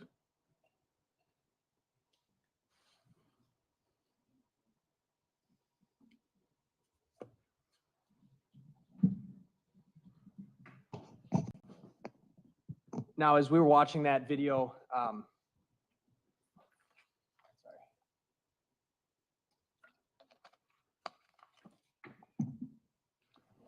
you're able to see the waves there were pretty violent. Is that fair to say? That's correct. And it was a rainy day. It was. Did you observe any blood or any kind of thing like that near the leg I did not. or near the area where he had originally indicated the leg was found? That's correct. There was no blood around the area or on the hill where it was initially found at. What did you observe about the leg when you saw it? The toenails were painted with pink nail polish. Based on the size of the leg, I could estimate that the person that the leg came from was rather short. The leg didn't appear to be decomposing in any type of way. So I was estimating that it had been placed there relatively, short time ago. The other member of the sheriff's department that we saw in there. Mhm. So the person you first talked to, that was Officer DeSmet, correct? Correct. The other member of the sheriff's department, who was that? That's Deputy Michael Krieger. Did you and Deputy Krieger canvass the scene or search the scene? We did. What did you find? Nothing else of evidentiary value. No other body parts, correct? That's correct. Was the medical examiner's office called to the scene? They were. Did they come? They did. Did they take possession of the leg? They did. Throughout that time, were there other members of your department who responded as well? There were. Did you search other areas, not just on the shoreline that we were watching on that video, but other areas of the park as well? That's correct. At the top of the bluff that was on the left side of the video, that's a wooded area. Myself and multiple detectives and other MCSO personnel searched the wooded area and didn't find anything else.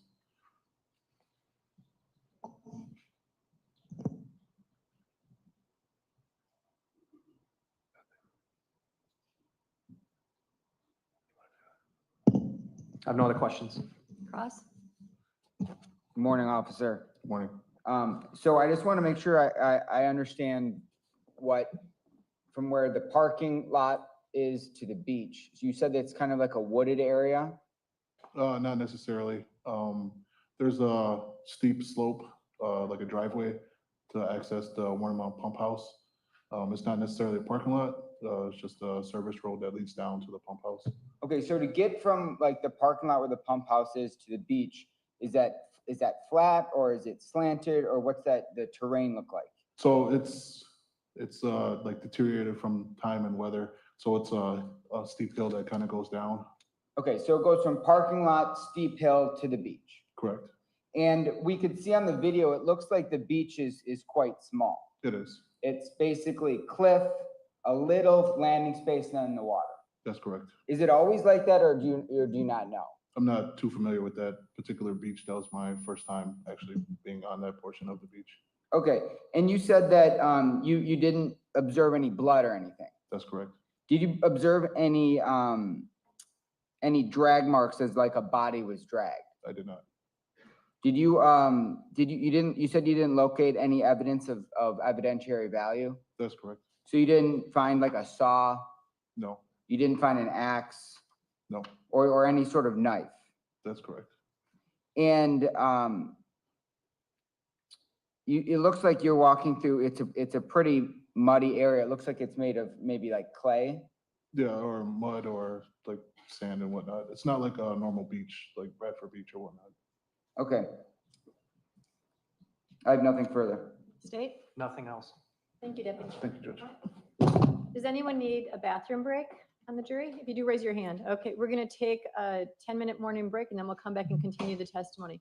Please leave your notebooks on your chair or on the bench in front of you.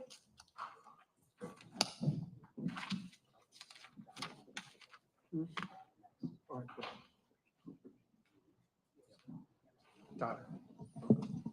Joe. Mhm. Yep.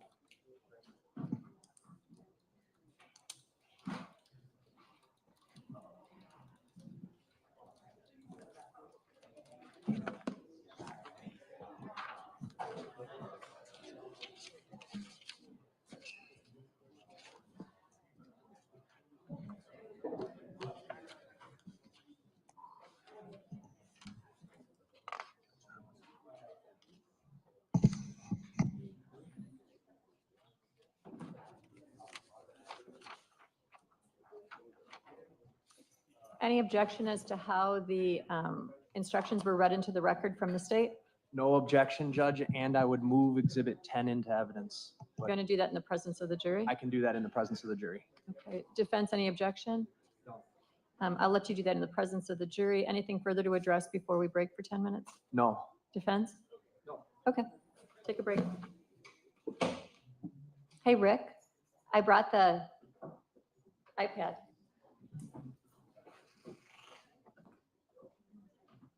How are you holding up? Are you okay? Yeah. Do you need anything? No. Yes. She just wanted to double check to make sure she was still good to stand up and take Oh, notes. Angela, it's fine. You can do that. Sure, that's no problem. I get it. No problem. Figured it out great. Yeah. I'll see if they can see if they can figure it out.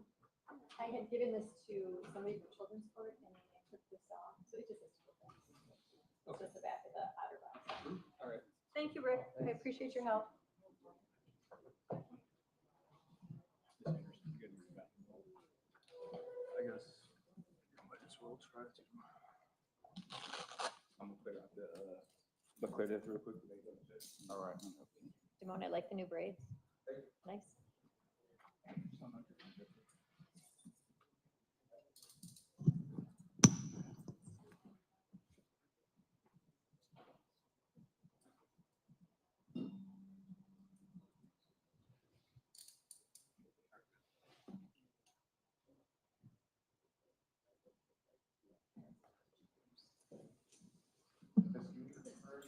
I'm sorry?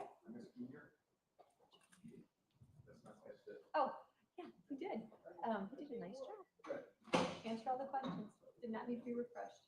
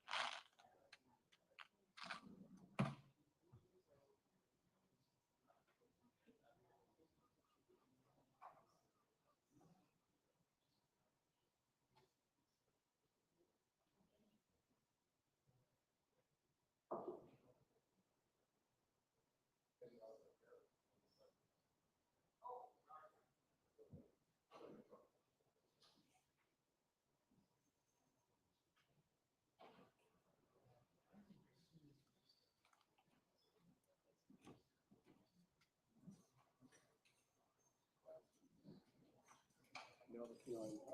Skip on.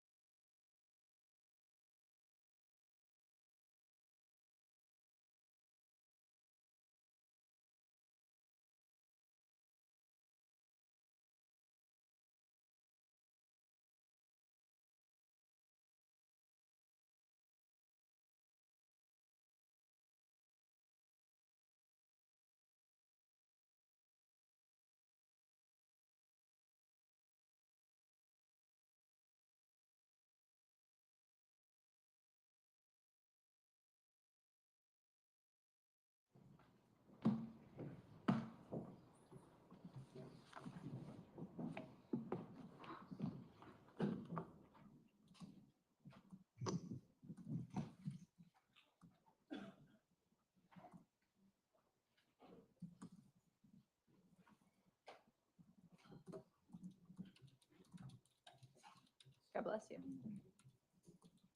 Okay, we're on the record. We have the same appearances. State, are you prepared to call your fourth witness? Yes, before I do that, I'd like to move Exhibit 10 in. Any objection? No. 10's received. State calls Detective Joanne Donner.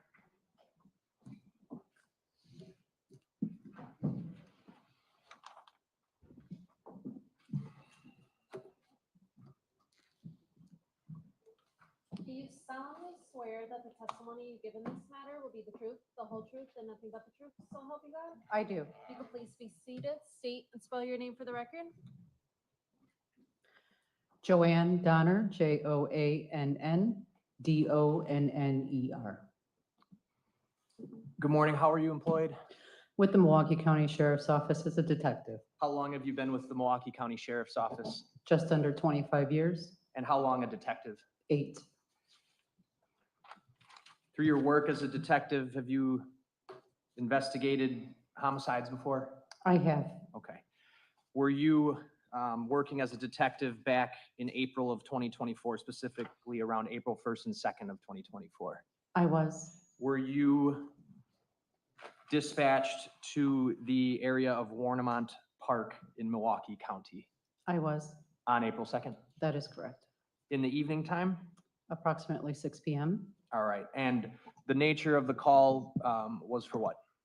for a severed human leg. Can you tell us why the Cudahy Police Department contacted your department?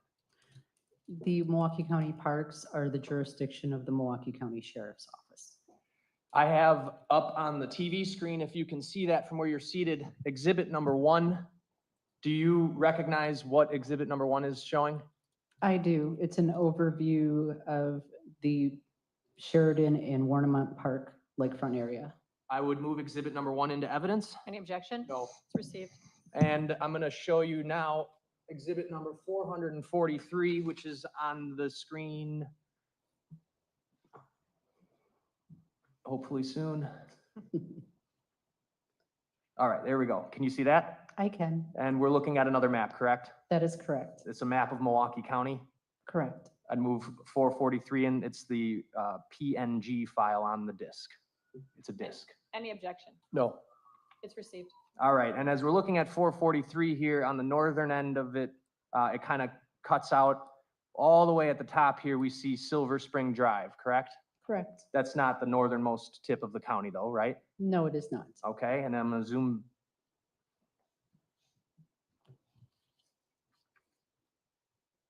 There we go. All right. Back, if we go all the way to the south side of the map, we've got County Line Road. It's essentially where Racine County starts. Fair? That is correct. And then if I'm zooming back up, on the right side, we have Lake Michigan, correct? Correct. And zooming in all the way over here, this is the location of Warnemont Park, right? That's correct. Okay, so we're sort of in the southeastern corner of the county as we're talking about what we're about to talk about. Fair? That's fair. All right. Going back to exhibit number 1. I think this T just takes a little longer. Sort of on the left side of the map here, what is this road? South Lake Drive? Okay, and we've got South Sheridan Drive that kind of runs through the park here, correct? That's correct. And the street, the southernmost street on this map is East Pulaski Avenue, correct? That is correct. East Pulaski Avenue comes and hits Sheridan Drive, and then this location, this road right here, what are we looking at? What is that? That is the service drive to the pump house. Okay. For the Cudahy Water Department. That's correct. The Cudahy Water Department is located where on here? On the corner of Pulaski and South Lake Drive. Right here? That's correct. All right. So this is the location of the Cudahy Water Department, but they also have this building that we've been talking about, the pump house, which is where my finger's pointing right now. Is that right? That's right. The lower right-hand corner of the map. Right above the Cudahy Water Department, we've got, it says Cudahy City Hall. Correct. It also houses the police department. So the police department and local government is in that building. Correct. The building north of that? The high school. All right. Where is, strike that, is there a gate when you get to the end of Pulaski Drive, heading east, where is there a gate that takes you down to the pump house? There is. It's right about where the M and the O are in Warnemont. All right, where I'm pointing here? Yes, This road that would go down to the pump house, that's the only way you could get a vehicle down there. Is that fair to say? that is correct. Okay, and this stretch of shoreline right here, is this the stretch of shoreline that you were dispatched to that day, April 2nd, 2024? Correct. Was the human leg that was found there, where was it located? If you could approximate on this map, Would you like me to show you? if you could. Approximately right here. Okay, so let the record reflect the witness is pointing towards the shoreline, right about halfway up the page. Any objection to that? No. Thank you.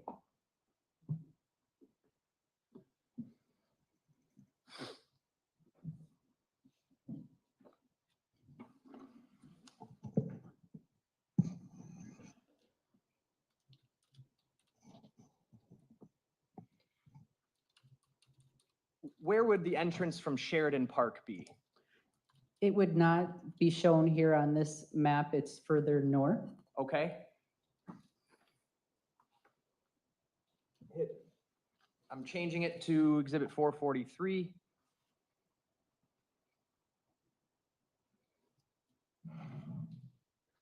So above, we see Warnemont Park here, and above that, that would be Sheridan Park, correct? That's correct. All right, and so it'd be up this road from Sheridan Drive, fair? That's fair. Okay.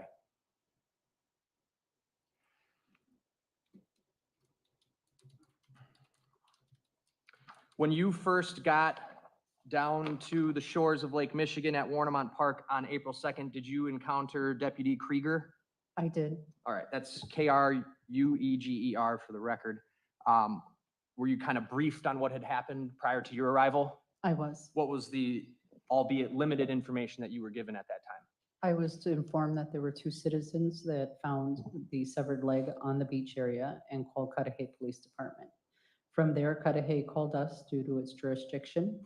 Our 2 deputies then confirmed that there was a leg, secured the scene, and called for CID, Criminal Investigation Division, to respond.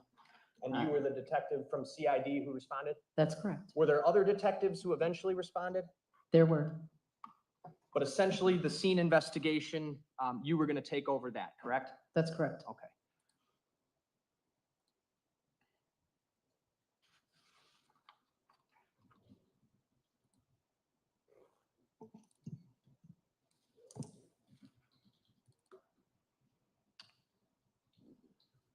All right. After being briefed by Deputy Krieger, what did you do? I initially just kind of did a once over of the overall area to get an idea of what it was that I was dealing with. The conditions were very poor. That lower area next to the pump house was under construction. They were going to be paving a certain area and laying grass, but at that time it was gravel and a lot of mud and muck.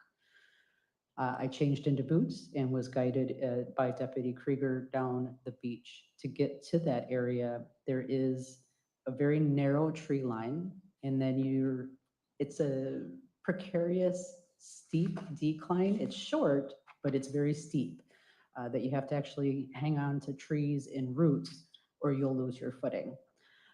From there, it was about 100 to 150 yards to the location of the lake. That terrain was rocky. The rocks varied in size from pebbles all the way up to probably the size of cantaloupes. It was not an easy navigation to get to. When you walked that 100 and 150 yards, what did you see? There I saw what appeared to be the right leg of a Black female. Based on the condition, it appeared that it wasn't there for very long. I did not see any visible decomposition. The skin was very smooth, free of blemishes. I didn't see any noticeable scarring or any tattoos on it. The nail polish was a bright pink color, and it appeared that it might be from a younger woman. What about its appearance did you take note of, if you want to elaborate on why you say that it appeared to be from a younger woman. Just the condition of the skin. It had a very youthful appearance to it. It was not crepey. There was, like I said, there was no decomposition, so it was in very good condition. What were you able to discern, if anything, about the size of this human? At one point, we had to move the leg again due to the waves crashing up a little too close to it. Deputy Krieger picked it up upright with the foot to the ground and the thigh upwards. And I noticed that the leg appeared to be a little bit shorter than I was, and I'm 5'3". It also, size-wise, looked similar to my weight. At that time was 170 pounds. Did you notice an obvious line where it had been dismembered from the body? I did. What did you observe about that? When the leg was being moved, the fold of skin and flesh had moved away from the bone. You could see that it was severed below that top ball of the femur. It looked like it was a tool mark. It was very smooth all the way up to the end, and then it looks like it was snapped. It reminded me of a tree branch that you're sawing and you get so far and you're like, "No, just gonna break it." It broke off and it was like a piece, jagged piece at the end. I noticed that the skin had kind of a long zigzag pattern to it, which is usually indicative of cutting rather than pulling to be ripped apart. That's why I was able to determine that it probably was not from like an accident, a boating accident or anything like that.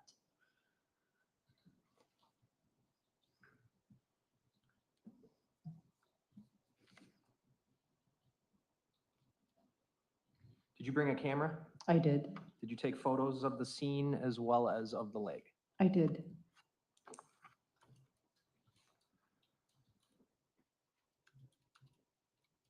I'm going to show you exhibits 2 through 9. And I'm going to bring them up on the TV screen. But first, why don't you page through 2 through 9 and tell me if you recognize those. I do. These are the photos that I took. Not all of them, correct? No, I took more than this. Okay. I moved 2 through 9 into evidence. Any objection? No. They're received. All right, Detective, I'm gonna bring up exhibits 2 through 9 on my screen here. If I bring one up that is not one that's in front of you, tell me. Okay, thank you.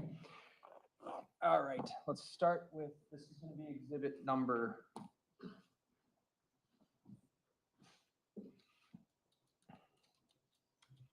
Is this exhibit number 2? It is. Okay. What are we looking at? This is a view of the beach shoreline area looking north.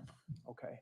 The waves over here, they were pretty substantial that day. They were in growing. And through your experience with working with the sheriff's office, do you have any familiarity with the shores of Warnemont Park?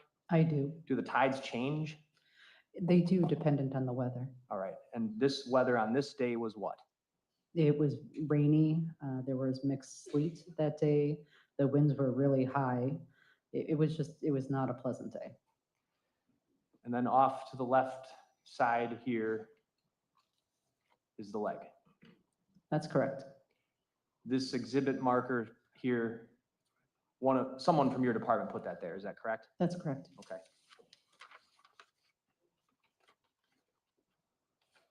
I'm going to move to exhibit 3.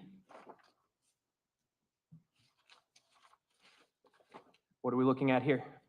This is taken from the same position as exhibit number 2. I just rotated and now we're looking southbound. For purposes of sort of giving a visual as to how far you had to walk? That's correct. All right. And so I'm going to zoom here. There's 2 people. These would be investigators or people that were there on scene when you were doing your investigation, correct? That's correct. What are we looking at over here that I'm circling with my mouse, where this wave is crashing into? So that's where the bottom of the hill, where the pump house is. It's that kind of paved area. Well, at that time it was not paved. and they have a break wall, and then there's the large boulders that go down into the lake. Just to the right of that is that rather steep embankment that I had to crawl down to get to the shoreline. All right, so would that be where my mouse is right now? Yes, it's a That's- little hidden from view, yes. This sort of right angle here that I'm highlighting with my mouse, is that the pump house? It is, And that's kind of over the bluff there, over the cliff. correct. Okay.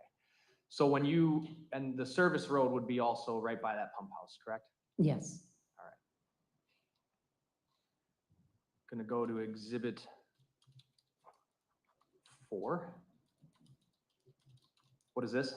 This would be in, again, the same location. I'm just now looking west and up the bluff, just to demonstrate how steep that is as well. And at the bottom, it's angled, but at the top here, it kind of actually gets vertical. Is that fair to say? Correct. One would have an extremely difficult, if not impossible, time trying to get down here from the top of that cliff, right? Definitely. Okay. Next exhibit.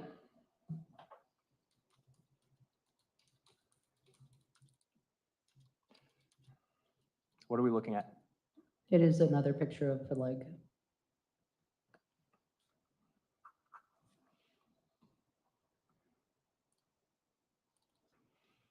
Next exhibit. What number is this? Number 6, What are we looking at? that is the top thigh portion of the leg. And this is what you were describing before. What did you note about how it was cut? You can see, if you mind, if I can get down to point. You may. Thank you. It's this large zigzag motion that led me to believe that it was an instrument that did the severing and not being ripped. You said an instrument? Correct. And then you had also mentioned that part of what you were able to observe of the leg made you believe that an instrument stopped being used. Is that correct? Yes, Well, on the describe bone that again. portion, yes. Okay. It's not visible in this photo. The flesh is covering that portion up again, but it does look smooth, like when you would cut a bone with a knife or saw. Next exhibit. What number is this? Number 7, and that shows her pink toenail polish. All right, zoom in on that.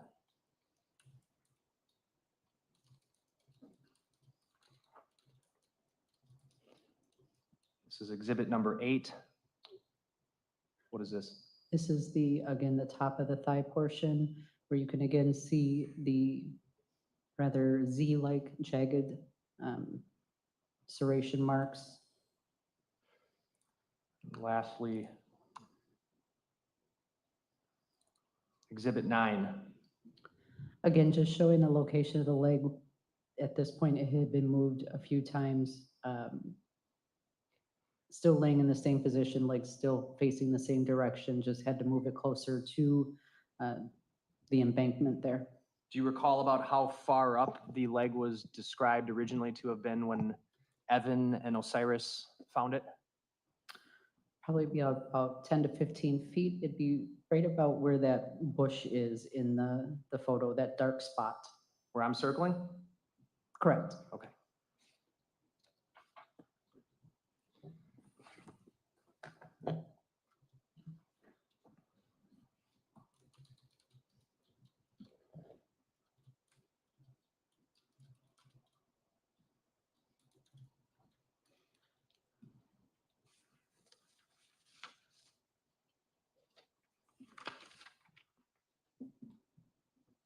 Did you assist with other investigators in searching the other parts of that coastline?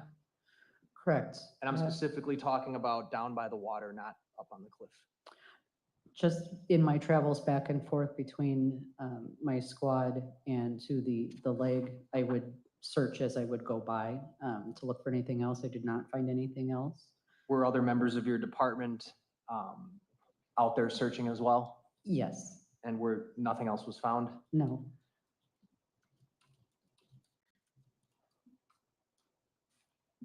About how far up and down the coastline were people searching? I do not know how far they went to the north. But I do know that they did also go to the north of the leg location, but we did search rather extensively from the leg to the south. Okay. Did you make a request of the Coast Guard?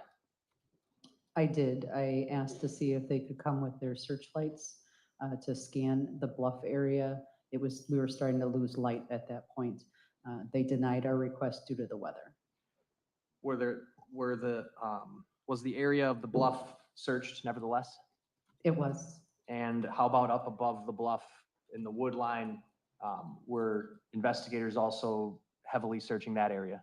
We did. It was due to have a snowstorm that night, and I was worried about losing any potential evidence to a snow cover. That's when Detective Colehop and Detective Bacon also responded to the scene, and along with the deputies on the scene and Officer DeSmet, we all started to comb that upper area. It's a lot of very narrow paths, I guess. They're just worn down between the tree line and that parkway area that you see. We went through there extensively trying to find anything else and did not find any other evidence. Okay, I want to actually bring back up, I want to say this is going to be exhibit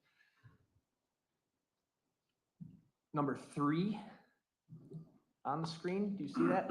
I do. Okay.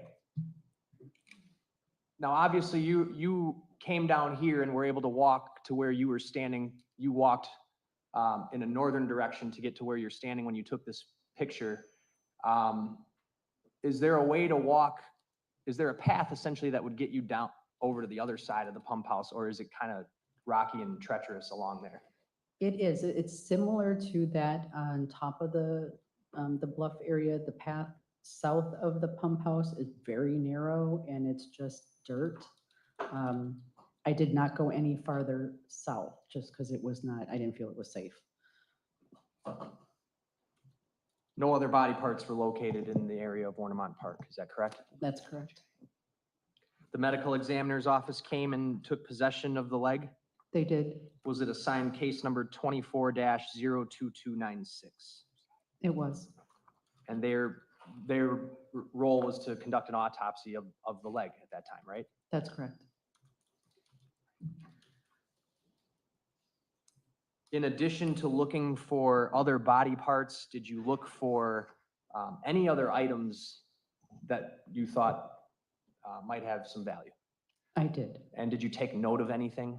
I did not. Okay. Any clothing found? There was a t-shirt and a bra, and that would have been very close to that initial tree line where you'd have to walk down. The bra was under driftwood and kind of covered with sand. The same with the t-shirt. It was up and off a little ways. They appeared to have been there for a while. They were soaked? They were. Okay.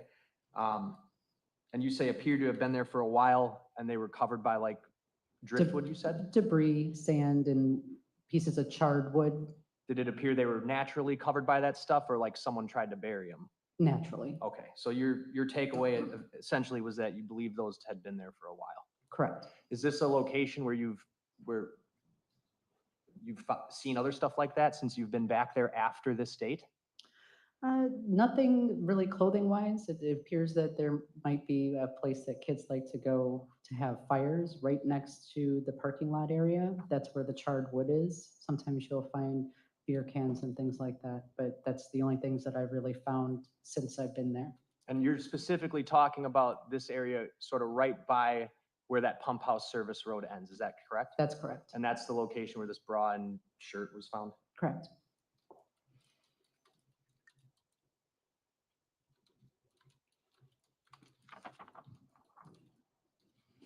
The following day, April 3rd, 2024, were you contacted by the Milwaukee Police Department? I was. What was the nature of that contact? I was asked to call an officer, Nora Burlow, that she had taken a welfare check the prior night for a Sade Robinson who had been reported missing by a coworker.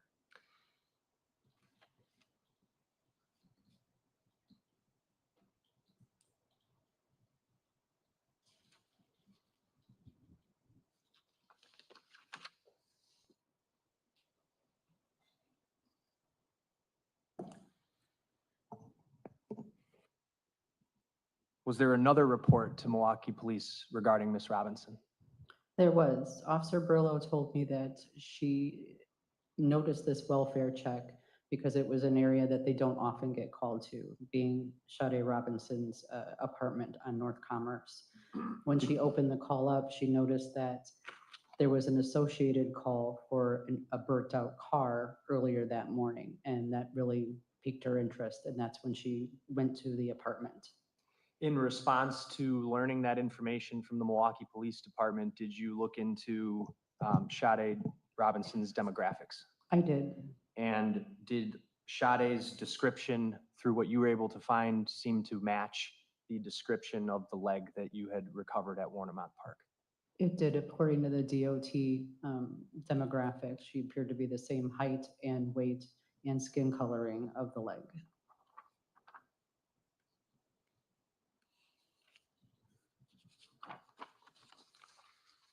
Just a few other questions about this topic, Detective Donner. In the days, weeks, time period after April 2nd, when you first went to Warnemont Park, were there other searches of the park involving canine units? There were. Do you know how many? I don't know the specific number for Warnemont Park, but I believe we had a total of 8 canine searches in various different areas. We had ground penetrating radar, as well as a specialized unit that does water searches as well. Who is that? That's Bruce's Legacy. It's They, the a organization? volunteer group. Mhm. Okay, and they came out to the location that we see here in Exhibit 1 and searched the coastline near where the leg was found? They did on a couple of occasions, yes. Do you know exactly how many, or do you just know it was more than one? I believe it was 2. Nothing found? No, nothing was found. Was a drone unit ever flown around this area to try to find more body parts? It was for a better view of the bluffs, yes. What did that yield? Nothing. And were dive teams used to go into Lake Michigan near this location to attempt to locate more body parts? They were. And was anything ever found there? No, there wasn't.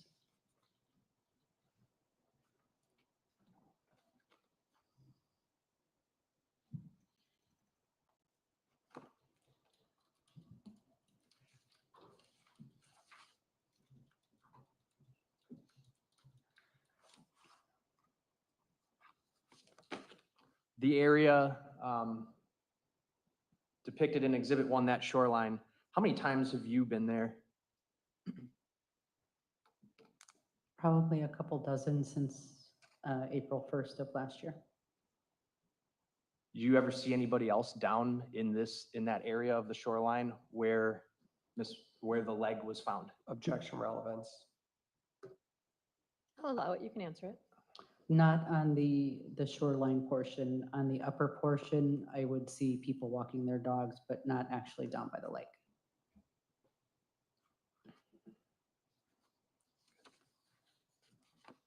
I have no other questions at this time. This is a witness I would recall at a later time for a different topic. Understood. Cross-examination? Thank you, Detective. Good morning. Good morning. You said that in the times you've been there, you've noticed a spot where kids hang out, and you said something about noticing beer cans. Did I hear that correctly? That's correct. And that's near the parking area by the pump house is where you're describing that? Correct. You say kids hang out. Did you ever have contact with kids that were hanging out there, or you're just using that as a generalization based on what you see? I spent 15 years on our parks unit in various forms, from mounted patrol to working in a squad. And when we would get called down to that area for smoke, that's where they would always be. And they generally were underage. Okay, so you're talking people under 21 is what you mean? Correct. By underage. And this time when you went there, so it was April 1st? Or April 2nd, I'm sorry. April 2nd was the first, when you went there for the leg, right? Correct. Was that the first time you had been to Warnemont Park, or in your 15 years prior, had you been there on other occasions? I've been there on other occasions. Okay, so when you're saying a couple dozen times before to the jury, are you talking since April 2nd, couple dozen times in the last year, right? Yes. But then many times before that? Yes, I'm enough to be familiar with it, yes. Got it. You said the conditions that day, obviously we can see the photos, windy, stormy, waves, all accurate description, right? Correct. Eventually, at some point, 2 gloves were found, were they not? Yes, I did not do that, but yes, Okay, you weren't involved in that. I was not. You weren't called to the scene to recover those? I was not. So you played no role in any glove recovery? No, You just know about it as the lead detective? correct. Now, the day, April 2nd, when you were there, you said you called in a canine search. Did you do that? No, not on that day. It was, I do believe, the next day. April that we- 3rd. Yes, In the canine search, just so the jury understands, is a cadaver dog, you could call it, right? that's correct. In other words, you can give the dog a scent and it knows to look for human scent, right? That's correct. Blood and things like that trigger this dog, Correct. as opposed to looking for animals. That's correct. And the canine dog was used the next day and found nothing. No, not that, to my knowledge, they did not find anything. Were you involved in the canine handling? I was not. The ground penetrating radar that was used, did you use the ground penetrating radar? No, I was not present for any of the searches. Generally, the way it works, I then become the orchestrator of the investigation, and I rarely go back out.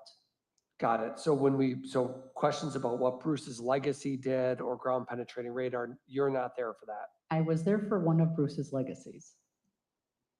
Those are the underwater divers that look for things.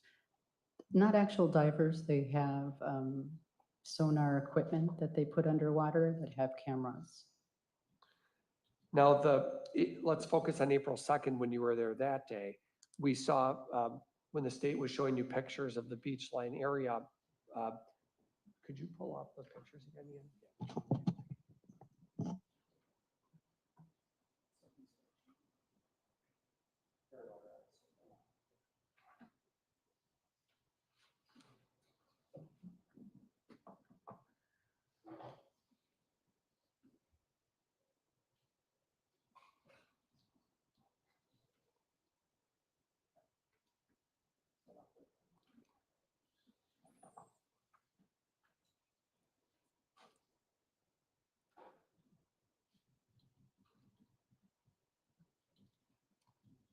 Okay, so this is Exhibit 3, Detective Don. Does that look familiar? Yes, Do you have the actual ticket photos in front of you?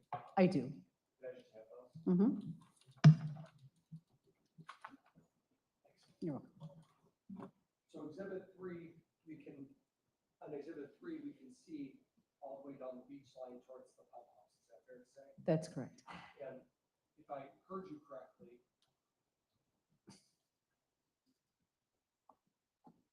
if I heard you correctly before, I thought because of the conditions, you were deprived of bringing in Coast Guard personnel, right? That's correct. So you can make a request, but it's not honored because it's too dangerous. Correct. So the search that was conducted on April 2nd is essentially of that shoreline down to that pump house. Is that fair to say? Correct, and on the top of the bluff. And the top of the bluff. South of the pump house, not that day. Not that day, no. And that's primarily due to the conditions, I assume. Correct. As the lead detective, you are aware of the fact that these bloody gloves were found south of the pump house on a later date. Correct. Anything else? Those are all my questions for this topic. Thank you. State.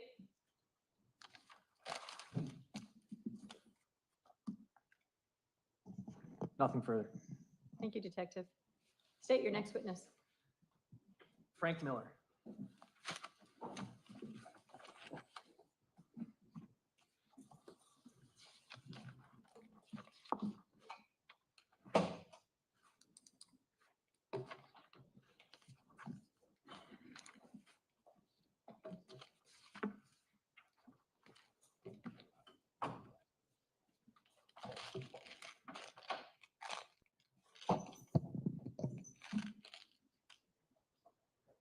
Sir, if you could please remain standing and raise your right hand.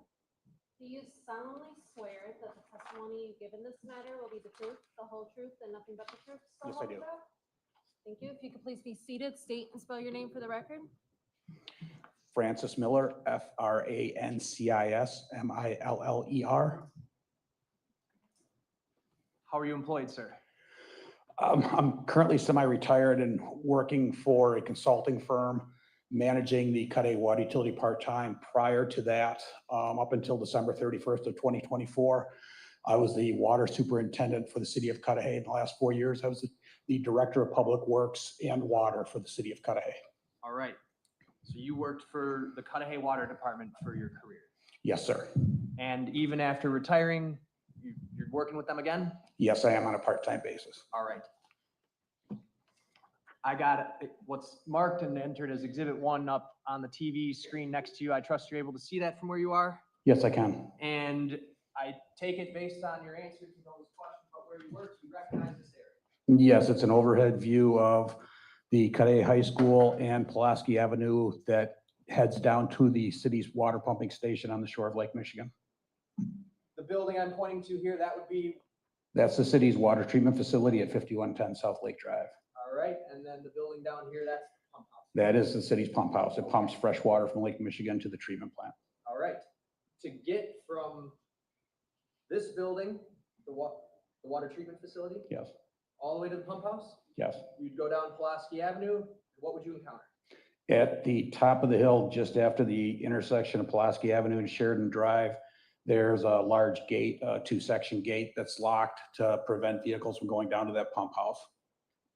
Who has the keys to that lock? Cudahy Water Department personnel, Cudahy Fire Department, and the Cudahy Police Department.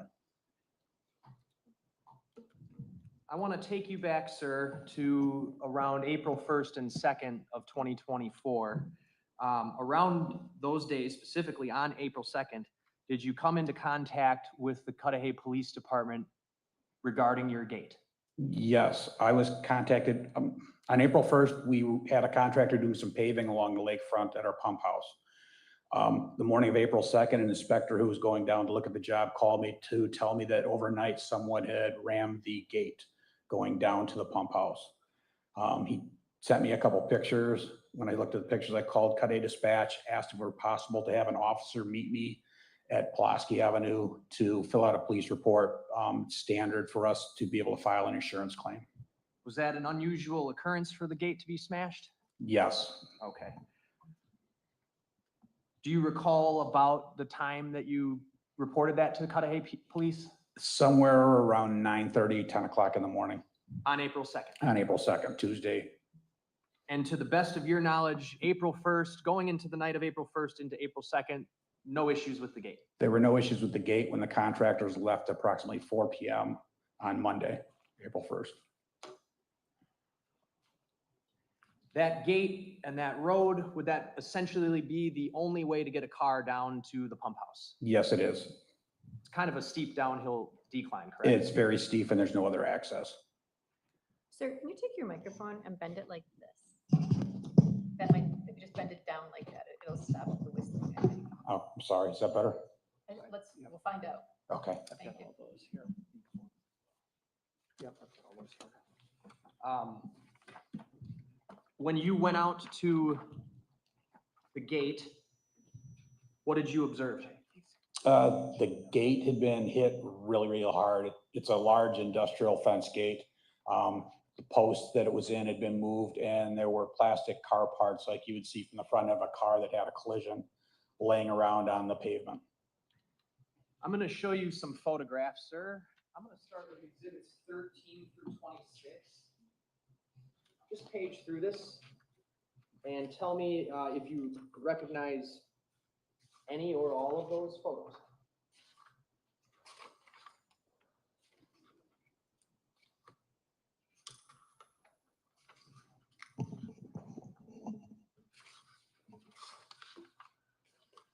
I recognize many of the photos. Many of them are similar to photos I took. I may have taken a few of these. There's like 1 or 2 photos here that I'm not sure if I've seen before. Sure. Why don't you pull out the ones you know you've seen before?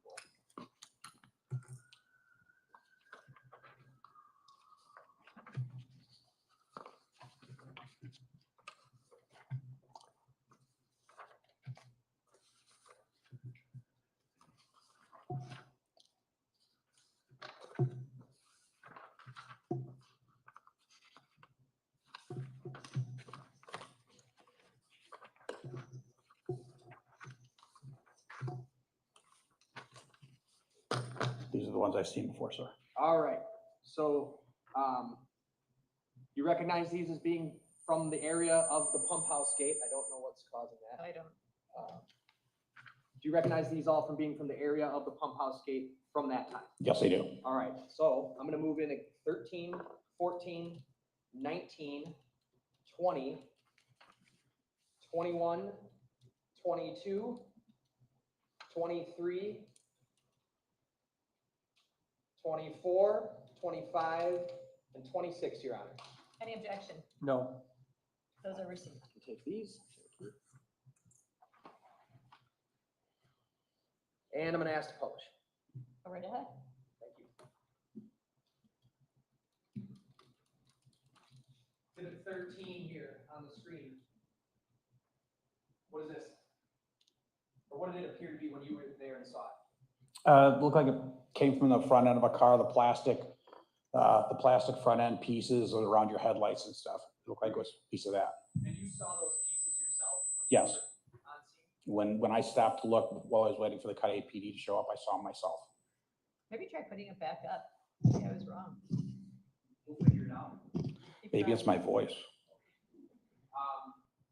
Now, obviously, this isn't the only photo of the parts we're gonna see, but before we go further, was there something about these parts that led you to believe what kind of vehicle it was? Several of them, when you looked on the inside, were marked Honda. And if you did a quick internet search on your phone with some of the part numbers, it popped up with models that it possibly could have been, and the Civic popped up quite a bit. The Civic. Honda Civic. Exhibit 14. This is one of those pieces you discussed with the Honda. Correct. All right, that's written at the bottom. It's written on the bottom in the black plastic. And so you did your own searches of those. It was natural curiosity while I was waiting for the police officer to show up. Exhibit 19. What are we looking at? That's looking down Pulaski Avenue, heading east towards the lake. And at the top of the photo are the gates that were struck. Okay, so behind you would be, behind the photographer here would be Sheridan, Would be Sheridan Drive, and then if you keep going west, Lake Drive. and this is the broken gate. Those are the broken gates. Is this how you first saw it when you went out there? No, it's not. That's how our utility staff pulled those apart to try and get some idea how we could secure the road for the evening Okay, that night. how did they appear when you first saw them? When I first saw them, the gates were together. They're normally latched with a large chain that keeps both sections together. Those gates were caved in. The poles, the posts on each side, right and left, that hold those gates were both shifted and loose in the ground, so the gates were kind of collapsing. All right, were you able to discern whether a car would have been able to get through there A car was not able to get through the way I saw the gates when I got there, when you saw them? when I saw them. Okay. Let's look at the left side of the frame here. You see what I'm circling with my finger? Looks like some plastic car parts. Are these the parts that you saw? Yes. Okay. Different view of similar vantage point. Exhibit 20. There's a porch on the left, correct? Correct. We have a construction project going on for several months. All right. 21. Different angle. Same area. Do you know if that's where is this where you originally observed the car parts, or did somebody sort of gather them up and move them there? Those look like they've been moved over from where I originally saw Where did you originally see them. them? They were more scattered on the road when the first time I showed up when I saw them. Near the gate or somewhere else? Near the gate and kind of to the left, look at from our view, but near the gate. Exhibit 22.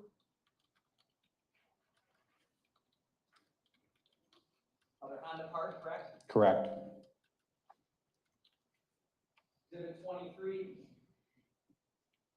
Another Honda part with what appears to be like a product number. Yes, and that's one of them that I did a quick search on. It popped up with Honda Civic. Okay, so one of these numbers here in the middle, you were able to search that number on the internet and find out that it likely came from a Honda Civic. Correct.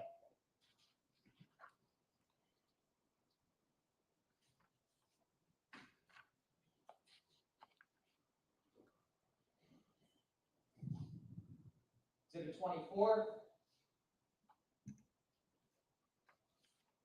Another piece of Honda parts. Yes. 25. Zoom out a little bit here. That picture looks like what the area looked like when I pulled up with car parts scattered around and the fence askew. Okay, so this is more of what you first saw when you got down there that morning. Correct, And in the foreground, there are some of those parts there. correct.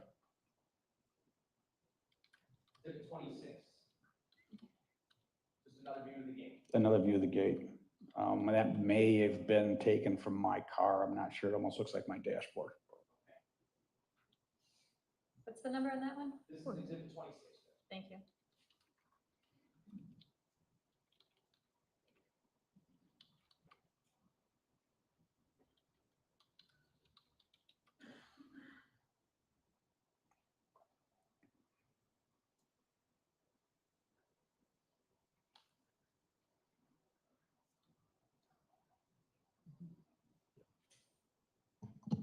Other than what we saw in the photographs there, were there other noticeable car parts? And by noticeable, what I'm asking you, sir, is you were able to identify what part of the car they belonged to? Nothing that I can recall. Everything I saw seemed like it came from the front end of the car and were the black plastic parts that we've discussed already. Okay, so you specifically believe these have come from the front end? That's my belief. What made you believe that? Just from what you searched? It just seemed like it made sense that they look like they're parts from the front end of a car that you typically find if you've ever hit a deer or something. It looked like the same thing. It looked like someone just hit the gate with their front end of their car. It's a dark area.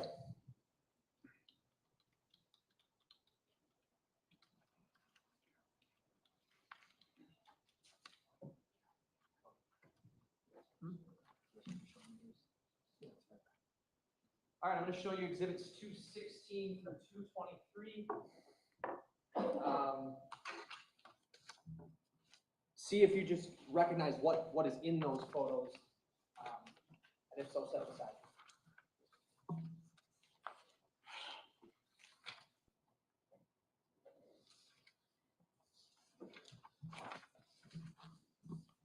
Yes, I recognize them.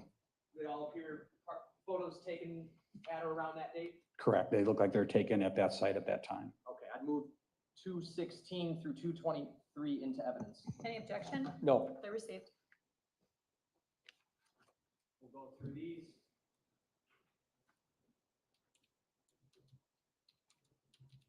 Smash gate, correct? Yes, 217, it's another picture of the same gate before any of my people touched it. 218, That's the picture of the post that holds the gate up. that's the post you were talking about before? Correct. Okay. 219 shows sort of the whole post, correct? Yes, And then 220, a Honda part, yes, correct. 221, Another Honda part. 222, Another car part that's, I couldn't identify that as Honda or not. It doesn't have the markings on it, but it's another car part that was there. look like it would be from like the front of a car. That's what I would think, but I'm not an auto body guy. That's fair. What makes you think that though? It just seems, it looks like it'd be a headlight or a marker light from the front end of the car. All right, and last is 223, another car, correct? Correct.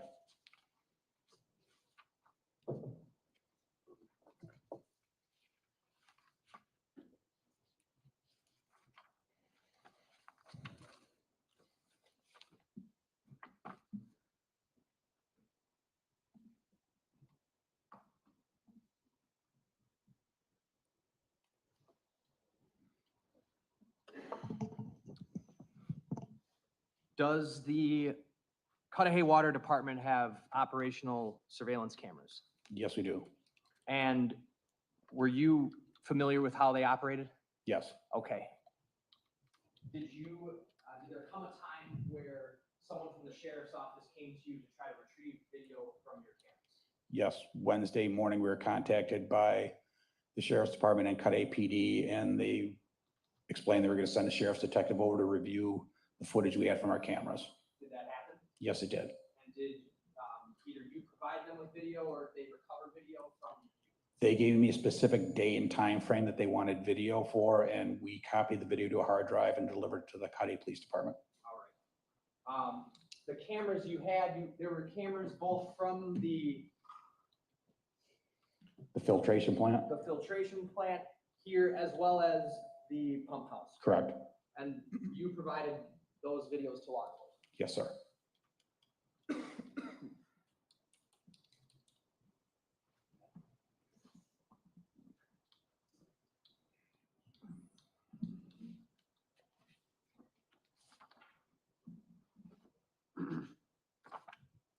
Do you recall whether or not those cameras were accurate to date and time, or were they about 30 minutes off? They were off. There'd been a power outage, and we didn't notice it until the officers were reviewing the film that we didn't update the time on the DVR.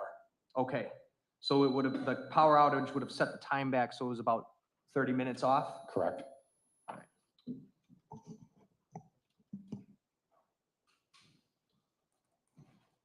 And that was something you discovered, that it was 30 minutes fast when you were reviewing it with the law enforcement? As the officers were reviewing the video, we noticed the timestamps didn't make sense. We looked at the current timestamp compared to the current time at that moment and realized how far they were off. I have nothing else. Cross? There's nothing hidden about this driveway, you would agree, right? No, it's the public who lives in the area is aware it's there. I'm sorry? People who live in the area are aware it is there. Comes right off of Sheridan Drive, right? Correct. And Pulaski runs right into it. Correct. And that's the reason there's gates there, because you don't want the general public just going on down there, right? Correct. What year did those gates go up?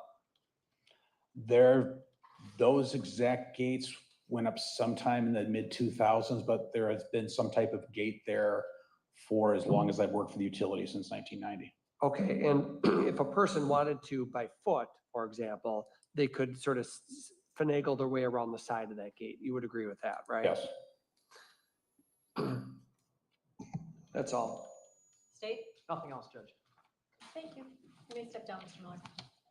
State, do you have a quick witness? No, I do have another witness. It's not going to be quick, though. You want to start, maybe? 10 minutes? I think it would be a good time to pause. Yeah? Yes. Okay, then we'll begin our lunch break. We're going to kick back up this afternoon at 1:45. Remember, those admonitions become even more important now. So no discussing anything as you walk out together. Don't do any research, any investigation. Don't do any posting about anything. Just put this matter completely out of your mind until you come back this afternoon. Also, remember to wear your badges real visible so that everybody knows you're a juror. If you need extra badges, I believe they're in the juror room, or my bailiffs can get them for you. We're going to start at 1:45, so if you could come back between 1:15 and 1:45, we'll have the jury room open. And I need all of you present in order to start at 1:45, so please give yourselves extra time to get through the security protocols. Any issues? Then leave your notebooks on your chairs, please, and have a lovely lunch, and we'll see you back this afternoon. Thanks, everybody. Feel free to bring back with you coffee, water, and soda for the afternoon, okay?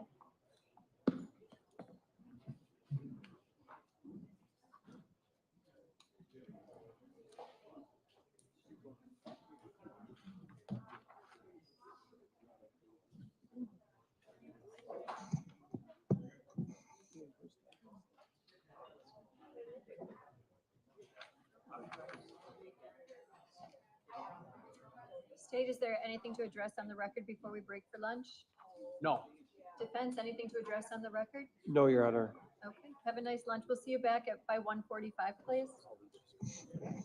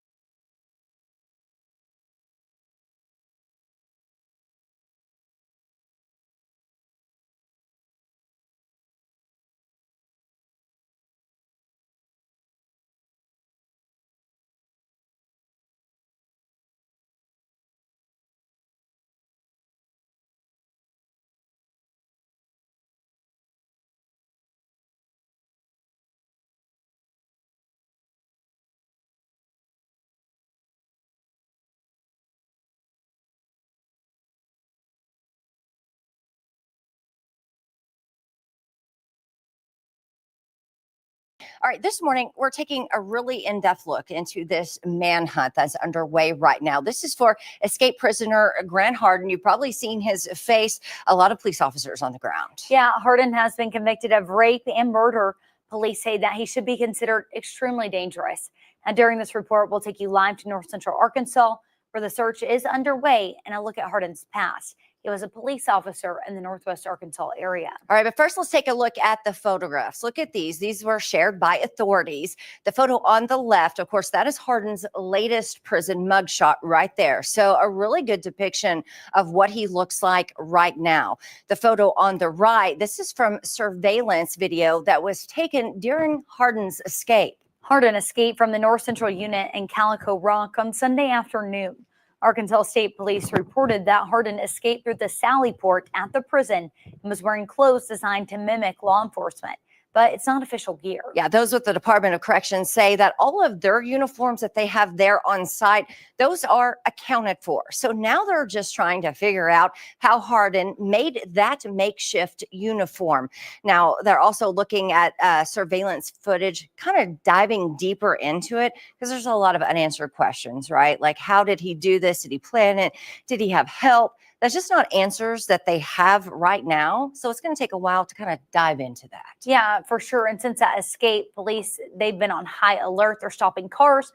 They're ground searching the area, and they've even put choppers up in the sky. Yeah, this has happened there in Izzard County and Calico Rock area. They're working with other states' law enforcement, obviously there to hopefully keep Hardin from getting too far. Let's go out live to Calico Rock, where Jacob Luthi is the only reporter from our area live on the scene. Jacob, what is the latest that's going on there this morning? Do police have any luck, any trace of Hardin? Yeah, good morning, Joe. Good morning, Tiffany. What we do know is that search efforts continued all through the night last night. We know that through the rain, through the tough terrain, low visibility. I asked yesterday, was that going to stop at all in crews searching yesterday? And he said, no, it's going to go through the night. It's continuing through this morning. And yesterday afternoon, when we spoke with an Arkansas Department of Corrections official, he says that they believe that they had tips and they had reason to believe that he was still in this area. That is why you see this huge presence still here. But as more time goes on, that search area is going to have to expand. But as of right now, as all of that's going on in the more rural areas, as they're searching the rivers, as they're searching kind of along the terrain, this is also what's happening right here on Main Street in Calico Rock. I mean, there's ASP officers checking every single vehicle that comes through. We've seen commercial vehicles come through that had to get out of their car, open their trunks, open their trailers, using their flashlights to look into them. I mean, it is a very extensive search going on right here at Calico Rock. Now, I'm going to go ahead and also show you some footage from yesterday of how heavy this police presence has been. And that's because they, like I said, they believed that that they had reason to believe that Hardin was still in this area.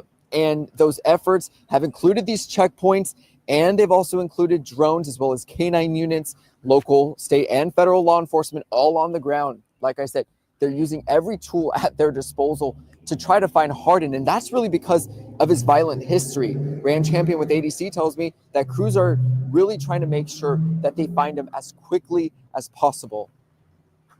One of the challenging things about this area is it is so, it is so dense, it is so isolated. There's a lot of woods, there's a lot of places that are hard to get to, a lot of places that are hard to see, but yeah, you can rest assured that there are plenty of officials that are in these woods doing the search. Now, Champion also tells me that they're going to be reviewing surveillance footage to try to piece together a timeline, even from the days leading up to him escaping, to try to figure out just how exactly he was able to escape from the prison. Tiffany, Joe? Yeah, Jacob, so just real quick, do we know that have police found any traces of him, like any items, any clothing that he's left behind so far? Well, in terms of what exactly they have found, they have not exactly said, but what they have told me was that, again, they have that reason to believe that he's still here. And I think that's because of Champion was telling me yesterday that they have a lot of crews that are experts in trying to search for people. He also says that they're very familiar with the terrain here. And that's why they're saying that unless he, right after he escaped, jumped into someone's car, that was why yesterday that they believed he was still here, because of the people that have worked in this area for a long time understand how difficult it might be to try to travel this area without going on the roads. And as you can see, every road in and out of here has been blocked off, has been having these checkpoints, and that's why they believe that. But here's another thing that I think is really important, and I asked this question yesterday to the Arkansas Department of Corrections. I said, does him being a former police chief give you any worry that about his evasive maneuvers? And he says, and the person I was speaking to was saying, well, yeah, he knows how we communicate. He knows the way that we're able to search. That has to all be taken into consideration, like I said, because of his history in law enforcement. And Jacob, when it comes to that search continuing this morning, are they still planning to go to door, still planning on stopping those cars? And how are they working with law enforcement in surrounding states? Yeah, I mean, I've been told that they've been going door to door, one, just to let people know, just to put their minds at ease, like, hey, this is happening around your area. If you see something, make sure you let us know. I've been told that they've been going to various neighborhoods, and it's not just ASP, right? It's the U.S. Marshals, it's sheriffs, it's neighboring counties as well, trying to post on their social media pages, trying to do anything that they can to try to let people know that this person is still at large. And Jacob, just real quick, last question. A huge police presence, have you been reporting this morning? They must be pretty confident that he's somewhere still in that area. Have you asked them, what they think? Like, what are the chances that he's still pretty close?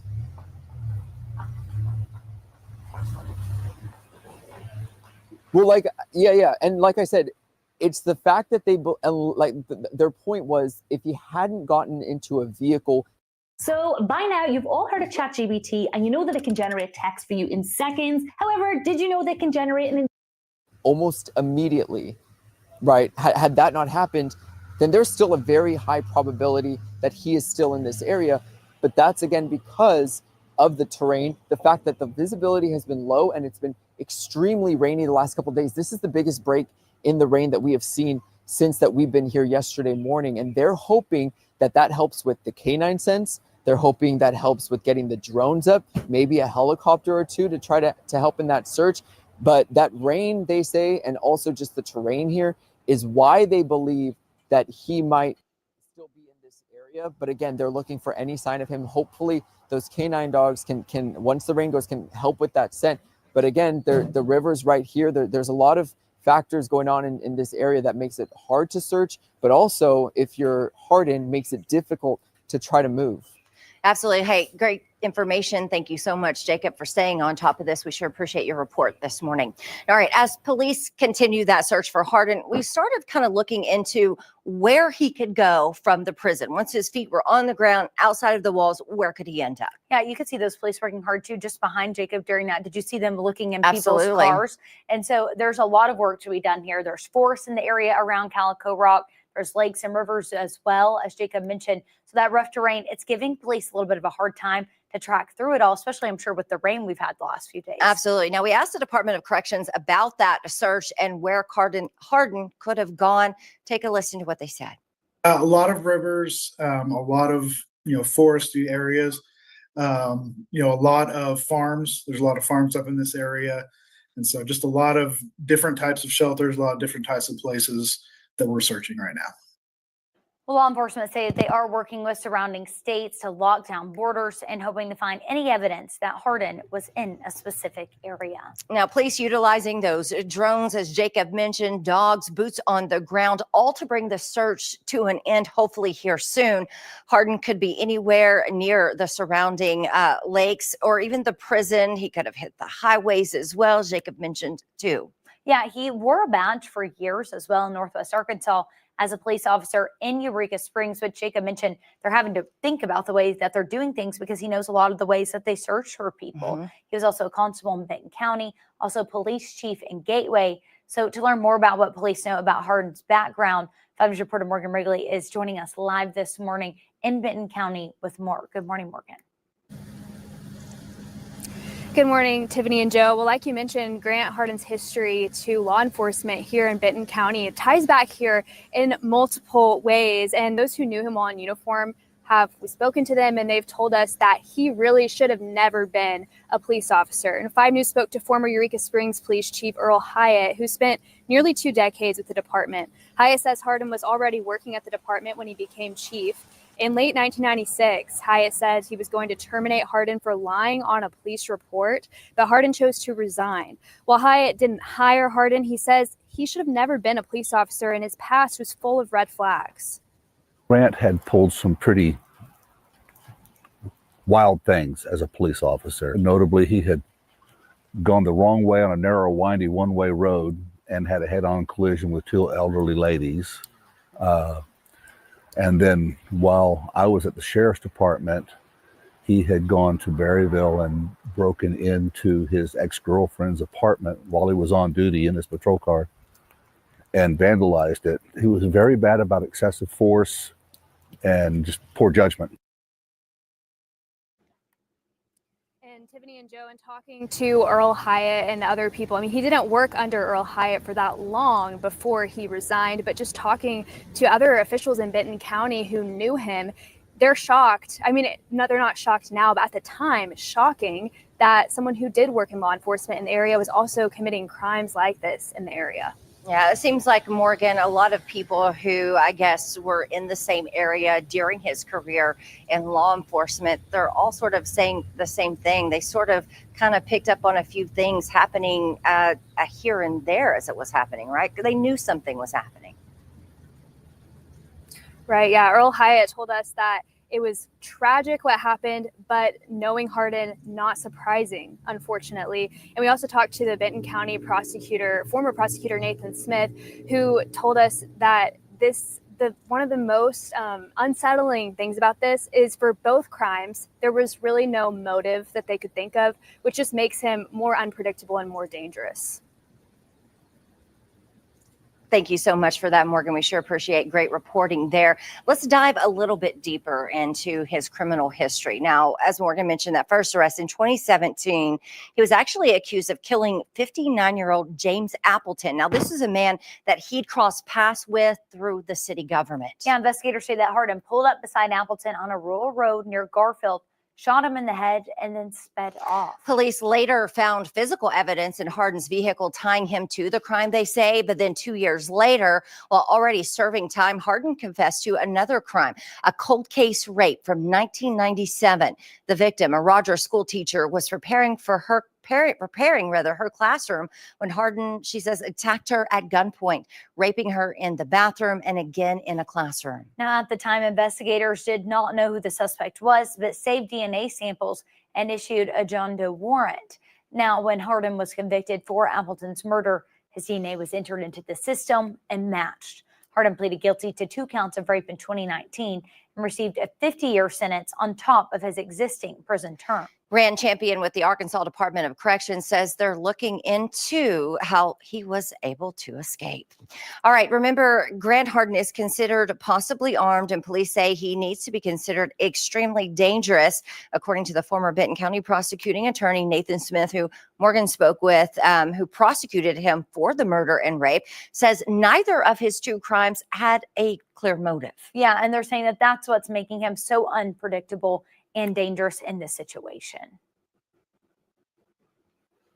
Law enforcement has said, and I agree, that he's a very dangerous individual. He's a man now that is looking at spending the rest of his life in prison. And so the encouraging thing is I have a lot of faith in our state and local and federal law enforcement officials.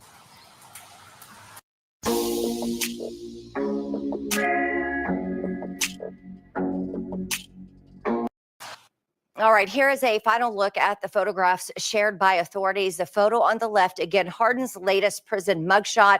The photo on the right from the surveillance footage taken during Hardin's escape. He is described as 6 feet tall and weighs around 260 pounds. He is wearing clothes designed to mimic law enforcement, but it's not official gear. again, he should be considered armed and dangerous. Yeah, we're going to have the latest on Grant Harden, and we'll post regular updates to our website at 5newsonline.com.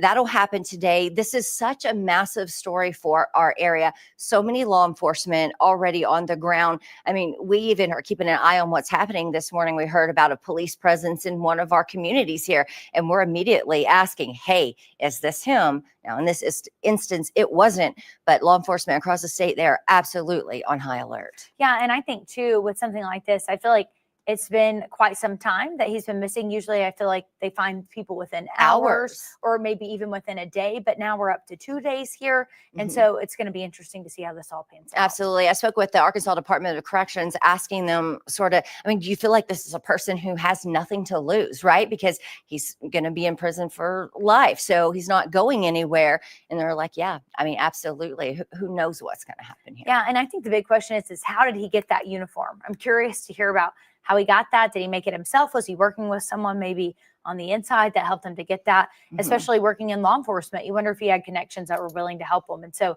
this is going to be really interesting as we continue to get more answers and get more clues as they're looking for him. Yeah, absolutely. Now, as for the victims and their families, Nathan Smith there, the prosecuting attorney, says they remain at the heart of this case. Take a listen.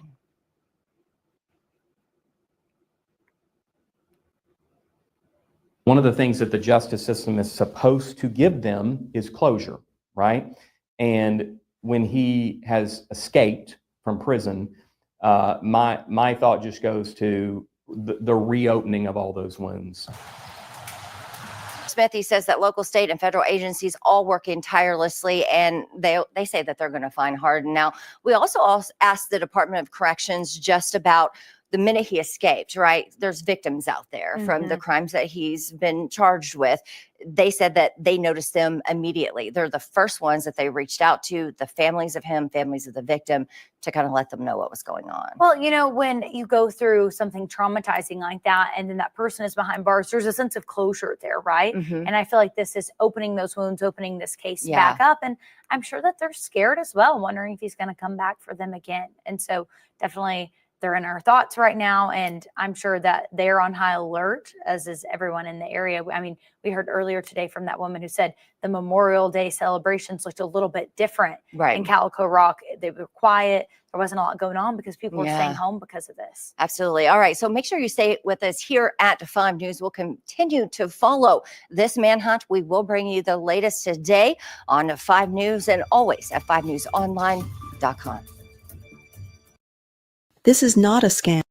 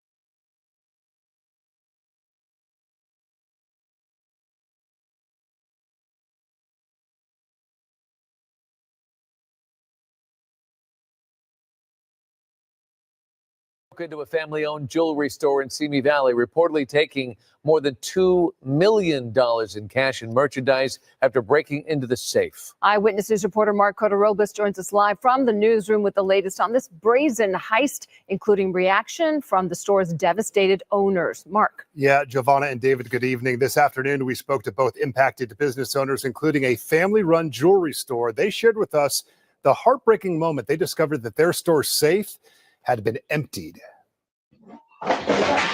Everything! Everything, bro! Okay. That's all the customers, bro! Open the door, I gotta go! Everything in our store seemed normal, and when he opened the safe, there was just a hole leading to my neighbor's store.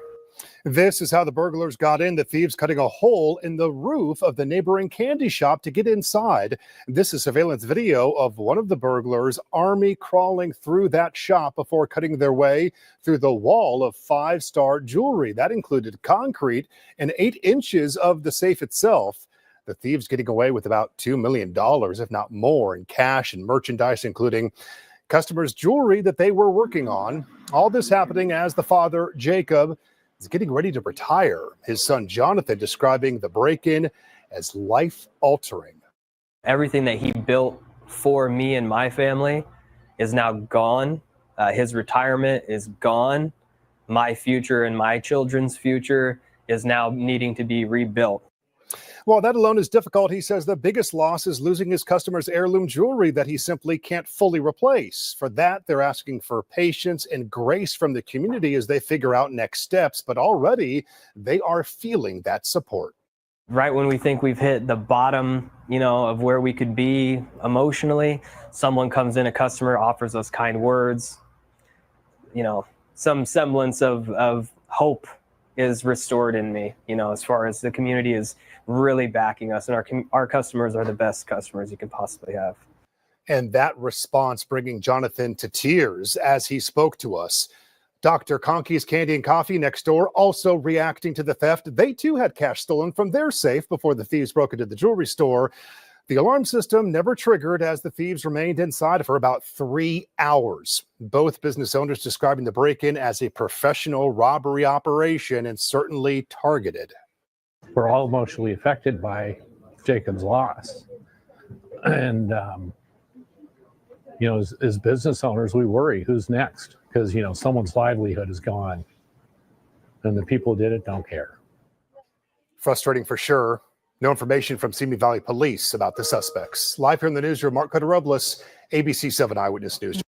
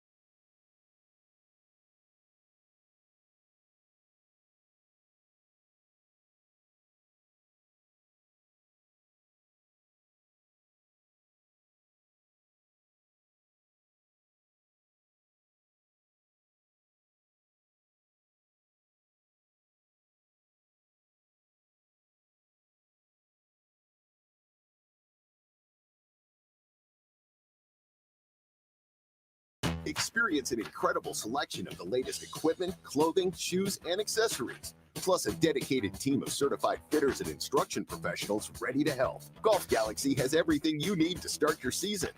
Better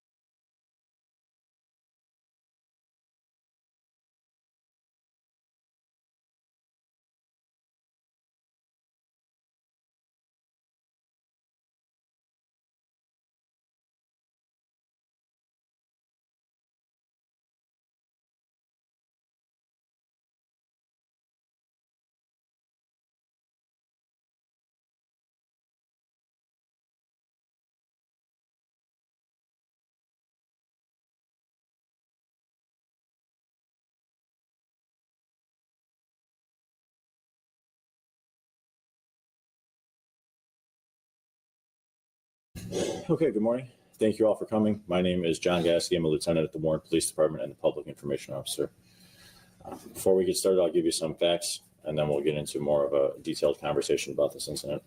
This incident occurred on Saturday, May 24th, 2025. The original location of the attempted traffic stop was on Van Dyke and Miller Street, which is just south of 14 Mile. The traffic stop started at approximately 9:23 p.m. The reason for the traffic stop, which will be explained in more detail, was for excessive speeds and reckless driving. The ending location of this incident was 9 Mile and Van Dyke, where a traffic crash occurred.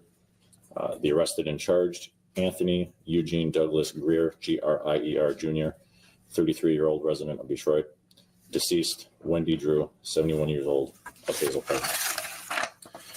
We're here today to provide an update and share information with the public regarding an incident involving a police pursuit that results in the death of a 71-year-old female. We understand and respect the public's right to know this information. There's no doubt that this is a very serious and emotional incident for the family, the officers, and the community as a whole. This is the last press conference we wish to be doing on this. We do not take these situations lightly. As you're all likely aware, last Saturday evening, the Warren Police Department engaged in a vehicle pursuit, which started on Van Dyke and Miller. This pursuit concluded when the suspect was involved in a traffic crash at 9 Mile and Van Dyke. The suspect fled the scene of the crash on foot and was quickly apprehended by officers. Tragically, this traffic crash did result in the death of 71-year-old Wendy Drew of Hazel Park. The entire Warren Police Department has extended our heartfelt condolences to Ms. Drew's husband, family, and friends. We're here today in connection with the Macomb County Prosecutor's Office to talk about some of the facts of the case, including the murder charges issued against Mr. Greer. It's important to note we will be playing a video. Every fully marked Warren patrol car is equipped with a forward-facing dash camera. The dash camera captures numerous pieces of data, including when lights and sirens are activated. In addition, all Warren patrol officers are equipped with a forward-facing body-worn camera. Every vehicle pursuit at the Warren Police Department is monitored in real time via shift supervisors, via radio, as well as Axon. We will now discuss some of the investigative findings of this case. The facts of this case show that on May 24th, 2025, at approximately 9:23 p.m., 2 Warren patrol officers in full uniform and a fully marked patrol car were on routine patrol on Van Dyke near 13 Mile across the street from the GM Tech Center. While conducting routine patrol, officers' attention was drawn to a black Chrysler 300 traveling northbound on Van Dyke. The radar unit inside the patrol car clocked the Chrysler 300 speed at 72 miles per hour in a posted 40 mile per hour zone. In response to this vehicle driving recklessly at nearly double the speed limit, the officers turned around to catch up to the Chrysler with the goal of initiating a routine, ordinary traffic stop. On Van Dyke near Miller, officers activated the overhead emergency equipment to effect a stop on the Chrysler. The Chrysler failed to stop and quickly accelerated away from officers. Officers then initiated a vehicle pursuit and notified dispatch as well as other officers in the area who responded to assist. Part of this immediate assistance included officers almost immediately requesting the assistance of the Michigan State Police Air Unit to respond to the scene to assist. Warren Police Dispatch indicated that the Michigan State Police helicopter was en route to provide air support. The suspect traveled briefly into Sterling Heights before turning around and traveling southbound on Van Dyke in and through the city of Warren. During the pursuit, the suspect disregarded a total of 6 red lights at intersections. Many of these intersections, including 12 Mile and Van Dyke and 11 Mile and Van Dyke, were blocked by officers of Warren and Centerline Police Department so as to minimize the risk to the public. Despite this extreme law enforcement presence, the suspect refused to stop. At 10 Mile and Van Dyke, officers also deployed stop sticks with the goal of deflating the suspect's tires, hoping to bring the pursuit to a peaceful end. The suspect was able to evade the stop sticks and continue fleeing from officers. Again, despite this, he did not stop. Another patrol car was positioned at 8 Mile and Van Dyke with yet another pair of stop sticks with the goal of bringing this pursuit to an end. At the intersection of 9 Mile and Van Dyke, the suspect disregarded the red traffic signal and struck Ms. Drew's vehicle, a Pontiac Touring. This impact also caused a Jeep Cherokee with another female occupant to be damaged. Thankfully, this victim was not injured. The suspect then exited his Chrysler and fled briefly on foot before being apprehended by officers. The Warren Fire Department transported Ms. Drew to an area hospital with officers blocking intersections along the way to expedite the transport. Sadly, Ms. Drew was pronounced deceased a short time later. As I stated earlier, the suspect, 33-year-old Anthony Greer of Detroit, was arrested on scene without further incident. The Warren Police Traffic Crash Reconstruction Unit led the comprehensive investigation into this incident. Like every felony arrest, The facts of this case were presented to the Macomb County Prosecutor's Office for review. Yesterday, the Macomb County Prosecutor's Office reviewed the case and charged Greer with count 1, murder second degree, a life felony. Count 2, fleeing and elude first degree, a 15-year felony. Count 3, resisting and obstructing police, a 2-year felony. Prosecutor Sade will speak more in depth on the charges. Greer was arraigned yesterday afternoon by Judge Chupa of the 37th District Court, where a not guilty plea was entered. Greer was denied bond and remanded to custody pending his next court date on June 12, 2025. Mr. Greer is entitled to due process and, like any defendant charged, maintains the presumption of innocence until proven guilty. At the time of this incident, Greer showed prior convictions for operating a suspended license, receiving, concealing stolen property, and attempted fleeing and eluding out of another jurisdiction. Greer showed 15 prior citations for speeding and other traffic offenses. He also had a March 2025 arrest out of the city of Warren for carrying a concealed weapon, a firearm, which was active at court. As of this time, neither drugs nor alcohol appear to be effective. We will now play a video presentation regarding this incident. The video presentation will be emailed out at the conclusion of the press conference.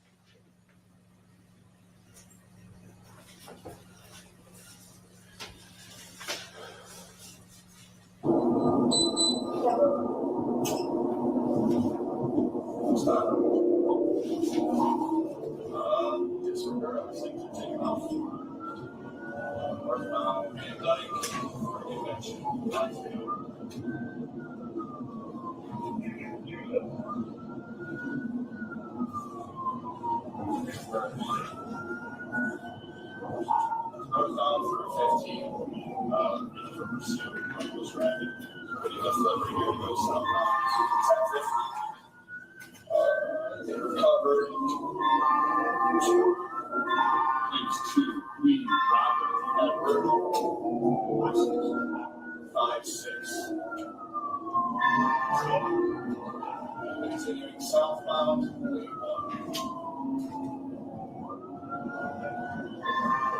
10-4 continuing southbound, getting to me in lane 3.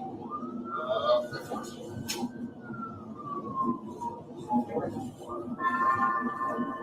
And then you got to 6.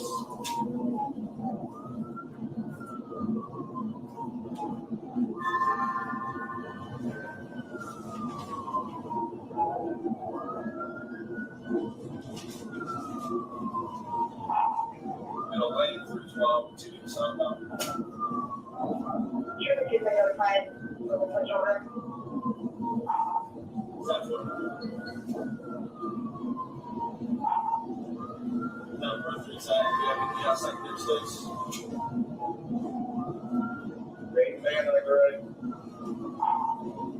10-4, first aid. He's coming up to my lane, center lane. 10-50, 10-50, 10-50.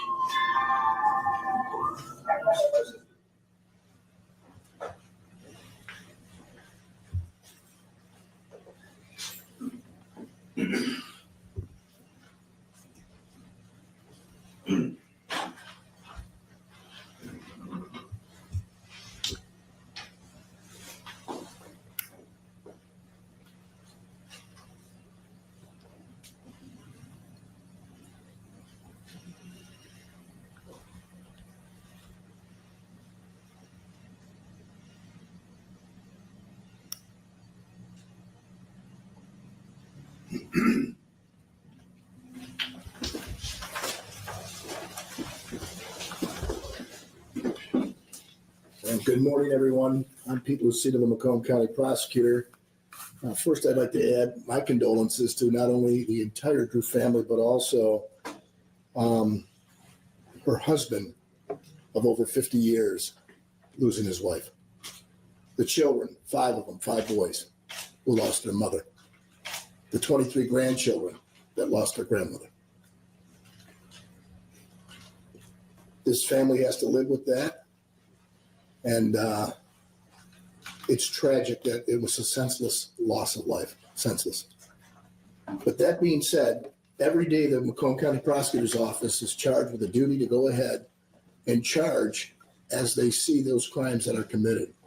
In this case here, the charges that were read, second-degree murder, as well as the 15-year fleeing and eluding first degree, as well as resisting and obstructing officers, the 2-year, were charged according to the laws of the state and will be enforced to the fullest extent of the law. In this case here, there was a total disregard of life being on that road, driving on sidewalks, in and out of traffic, middle lane at a high rate of speed in the commission of a felony. How much more can I tell you? This is all too often that this is happening, not just here in the city of Warren, but throughout the entire county. And what makes me irritable is the fact that people disrespecting the law as well as the life of others that took place here. These charges will be brought to the fullest extent of the law. There's an opportunity to be presumed innocent until proven guilty, like any other case that's brought.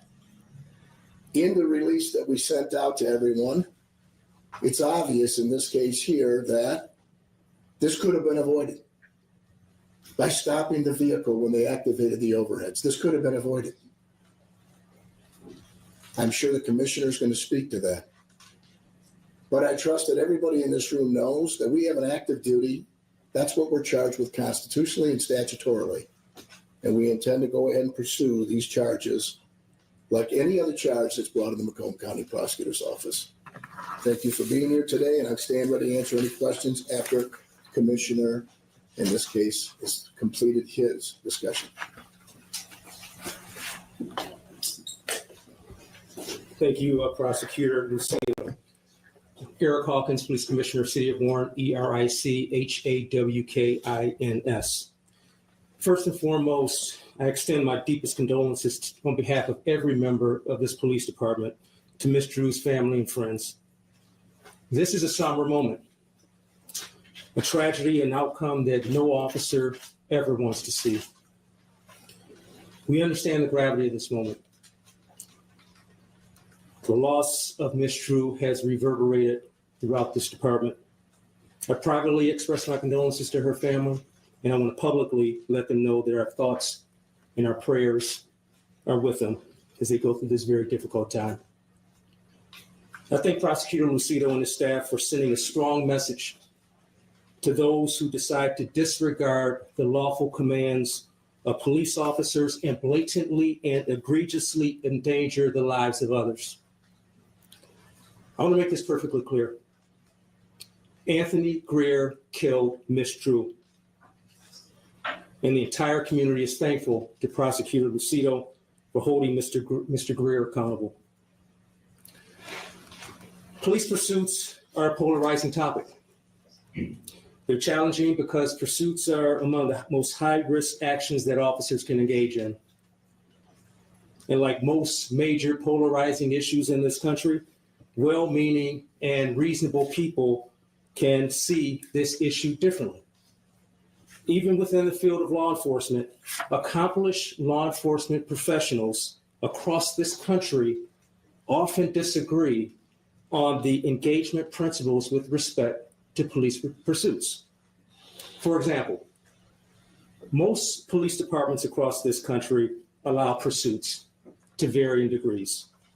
Some departments are more restrictive, while others allow more discretion by officers and supervisors. There are departments in Washington State, California, Oakland, California, most notably, some departments in Florida who have loosened the restrictions on police pursuits. And the theme that we see consistently with those who are loosening restrictions are concerns about individuals committing crimes with what they feel is impunity in our communities. And then you have others in the Midwest and on the East Coast who have actually tightened restrictions on pursuits. And the common theme we see with those are that they're trying to have a balance between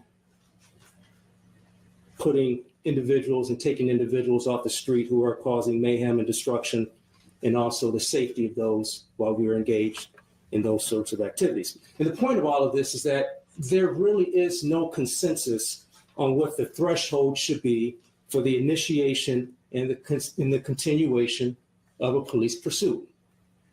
It varies from municipality to municipality, from person to person, from law enforcement executive to law enforcement executive. And a difference in perspective on police pursuits does not mean that someone is necessarily right and someone is necessarily wrong. It just means that this is an extremely complex issue with nuance, and it requires an understanding of opposing perspectives. But regardless of where people lie on the spectrum and where they stand on this issue, everyone agrees that the decision to initiate a pursuit requires the utmost discretion and reasonableness based on a whole host of factors, with the safety of the community, particularly uninvolved persons, being the paramount concern. In the Warren Police Department, we allow our officers to initiate pursuits under certain conditions.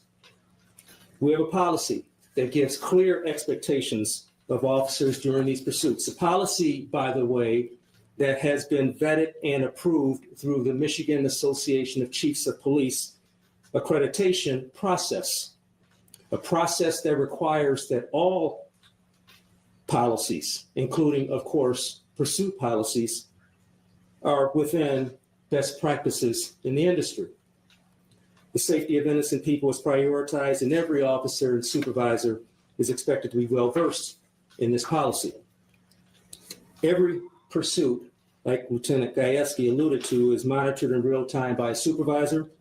It's reviewed afterwards by administration. And we want to ensure that there is compliance with our policies and procedures. Violations of our policy are subject to discipline based on the totality of the circumstances.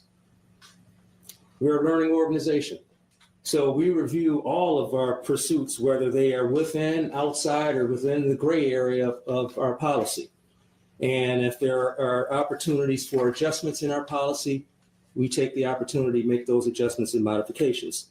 And so, having said all that, here are my observations after a little over 5 months as police commissioner here in the city of Warren.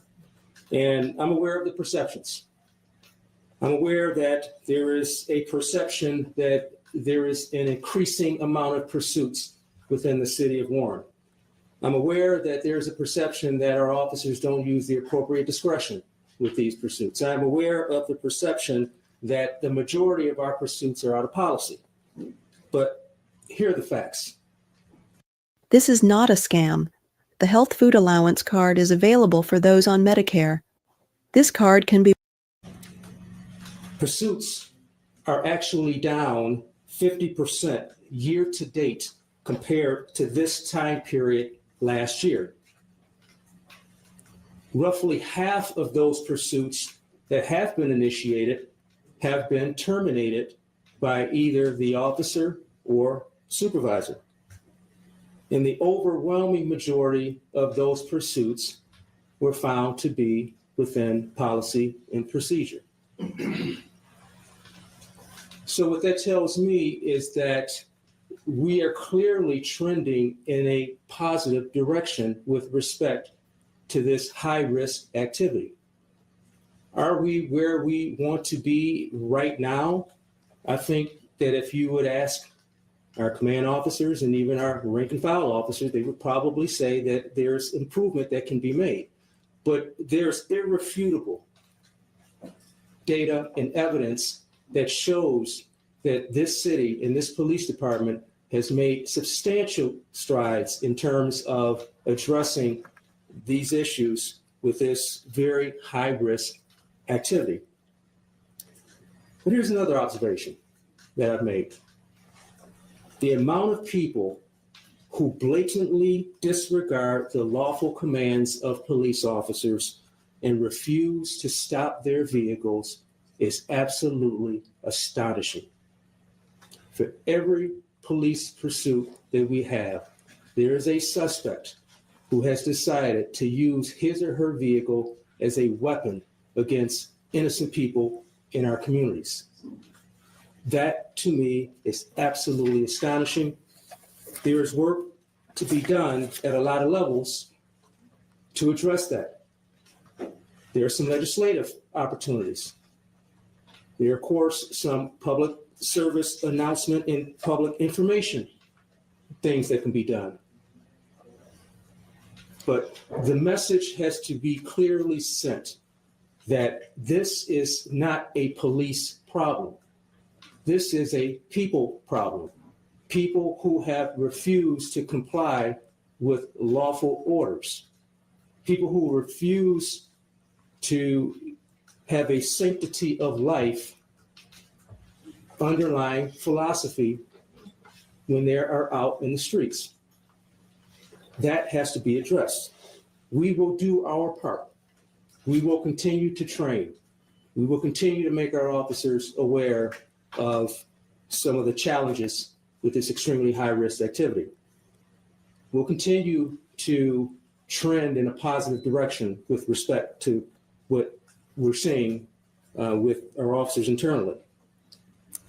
But this pursuit that we're talking about today remains under investigation, just like every other pursuit that we investigate and that we engage in.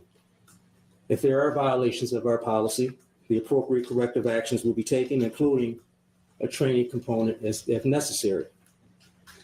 In this case, our officers, as Lieutenant Gajewski alluded to, used all of the tools available to attempt to stop this person from creating the carnage that he created. We used stop sticks. Intersections were blocked. We requested a state police helicopter. Mr. Greer consciously decided to continue. He consciously made a choice to expose the community to harm through his dangerous actions. Mr. Greer, as Prosecutor Lucido alluded, had every opportunity to stop his vehicle. Miss Drew lost her life because of his selfish and criminal behaviors. In closing, the clear and unequivocal message that we're sending to those who decide to commit crimes in the city of Warren is this. The Warren Police Department will continue to use every available resource and every reasonable and lawful tactic to track you down and bring you to justice. Departmentally, we're dedicated to employing all of the effective and responsible strategies for addressing this. And again, our condolences go out to the family of Ms. Drew and her friends and other loved ones that were impacted. Thank you, and we are available for any questions that you may have. At what speeds did the officers reach, and how long was the pursuit? The pursuit was somewhere in the area of about 5 minutes. I don't have the exact speeds, but the speeds at certain points during the pursuit reached over 100 miles per hour. Yes, ma'am. I know it's different every time, but at what point do officers decide, hey, I'm just gonna call this off and let the suspect go? And it's a tough decision. It's a in the moment decision. We give our officers and our supervisors a great deal of discretion with these pursuits. But with that discretion comes a great deal of training and a great deal of awareness as well about the potential risk to not only them, but the public as well. And so it's a judgment call. But while our pursuits are occurring, they're being monitored by a supervisor in the station. They're being monitored by supervisors who are actually on the street as well. And also the officers have an obligation while they're engaged in the pursuits to be aware of some of the risk and make a judgment call at certain points during the pursuit if appropriate to call the pursuit off. And so it very much is a case by case basis. It's very difficult to get into the mind of a person, of our officers, although they're trained, they're professionals, but they're human. And when you have humans who are in high stress situations, whose hearts are in the right place, they're trying to stop a person who's endangering the public. We've all seen stories recently of reckless drivers, in the Metro Detroit area who are engaged in these egregious acts that are endangering folks in our community. And folks in the community are telling law enforcement loud and clear that they want those sorts of things to be addressed. Now, there has to be some constraints, obviously. There are some guidelines that we have to abide by when we're addressing those. But I just say that to say that in the moment, we have to give our officers some latitude and some understanding when they're making these decisions out on the field. Yes, sir.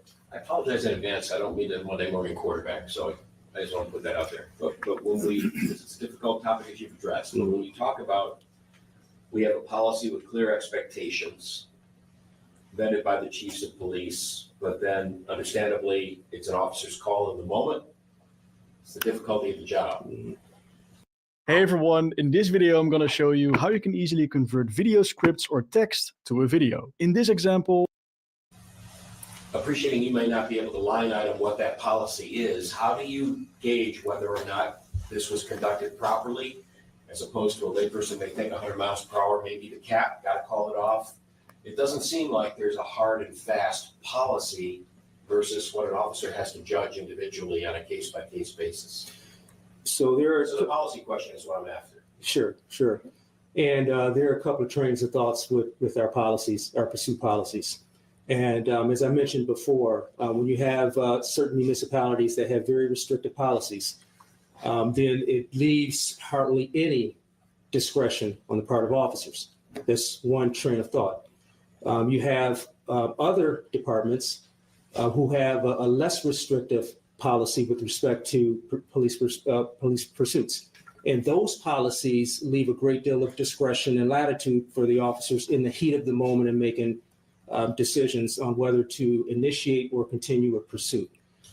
So I think the way I'm taking your question, this really goes to why do some departments have a policy that clearly says that you can only chase for certain offenses and that's it, very, very restrictive?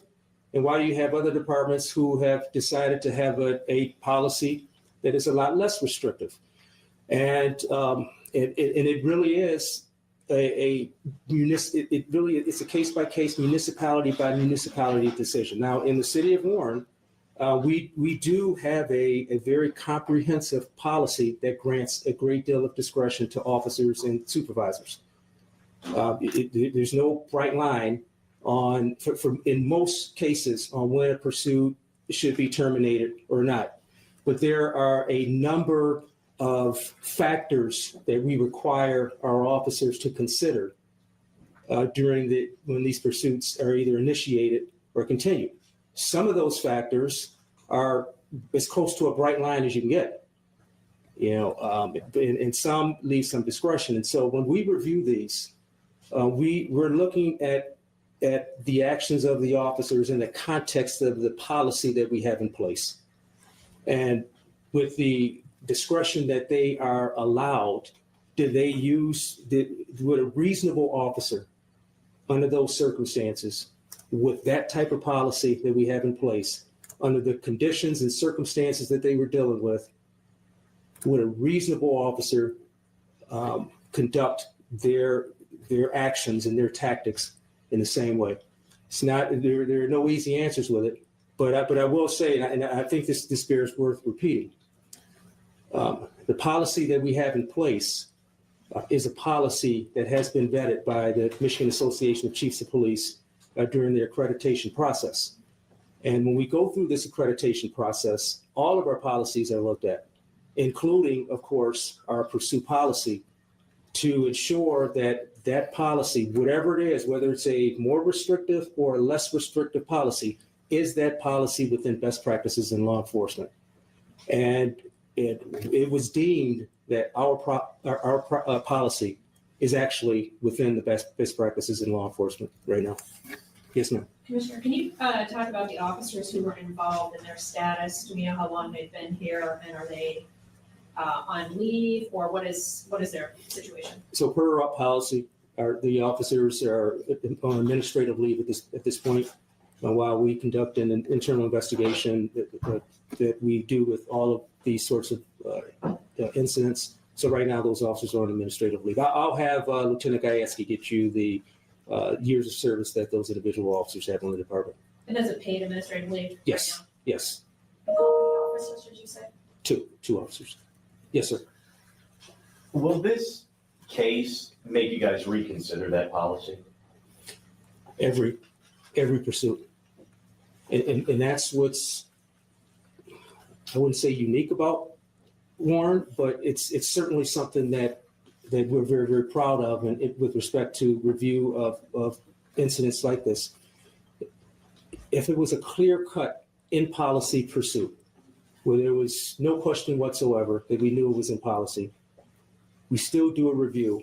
And even in those that are clear-cut and within policy, there are some things that we find that we can do to improve or adjust or modify. This, of course, is one that we will conduct that same sort of review of. But we take every pursuit as an opportunity to see if there's room for improvement. Yes, ma'am. Do you know, Commissioner, if this is, so far, I don't know how deep you are into the look of this, does it appear to be following procedure at this point? Don't know.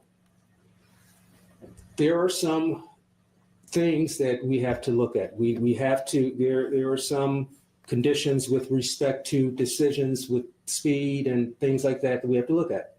You know, I think the gentleman here asked what the speeds were with this pursuit. And, you know, when we have speeds that are over 100 miles per hour, then certainly that's something that gives us cause for concern. So it doesn't necessarily mean that it's out of policy just because of that, but that's certainly a factor that we need to look at to see if it was appropriate. But we have not gotten through the internal review of this yet. Yes, sir. Commissioner, you had mentioned that pursuits in the city of Warren were down 50% compared to the same period last year. What exactly are those numbers, and what do you attribute to the decrease in the number of pursuits?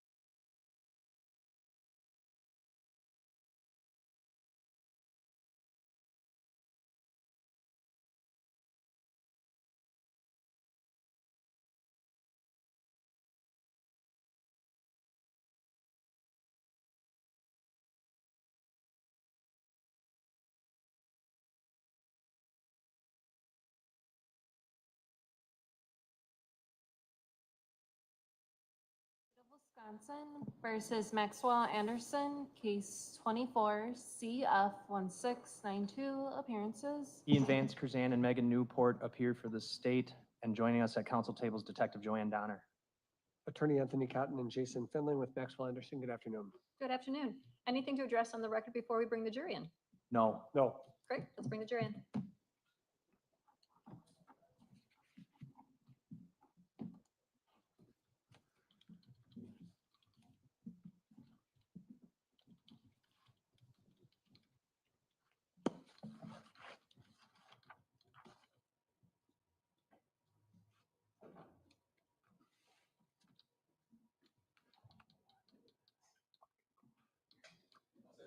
Yes, please.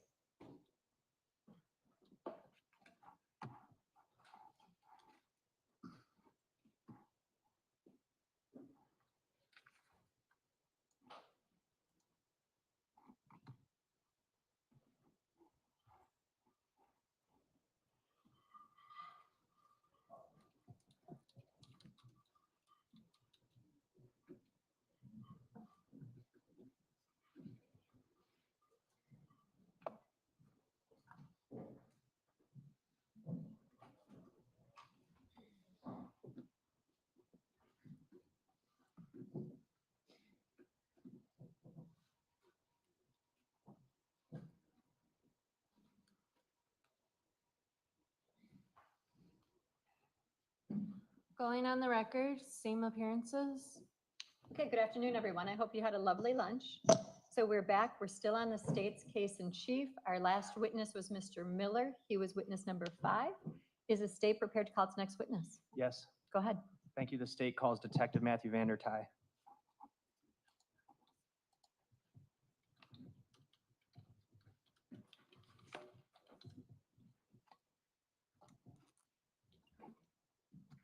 Do you solemnly swear that the testimony you give in this matter will be the truth, the whole truth, and nothing but the truth, so help you God? I do. You could please be seated, state and spell your name for the record. I am Detective Matthew Vandertye, Matthew Vandertye, Vandertie. How are you employed, sir? I'm currently employed as a detective for the Milwaukee County Sheriff's Office, having been so employed for just under 10 years, with 3.5 years as a detective. And were you in your role as a detective then back in early April of 2024? Yes, I was. Were you involved in an investigation regarding a leg that was found at Warnemont Park on April 2nd, 2024? Yes.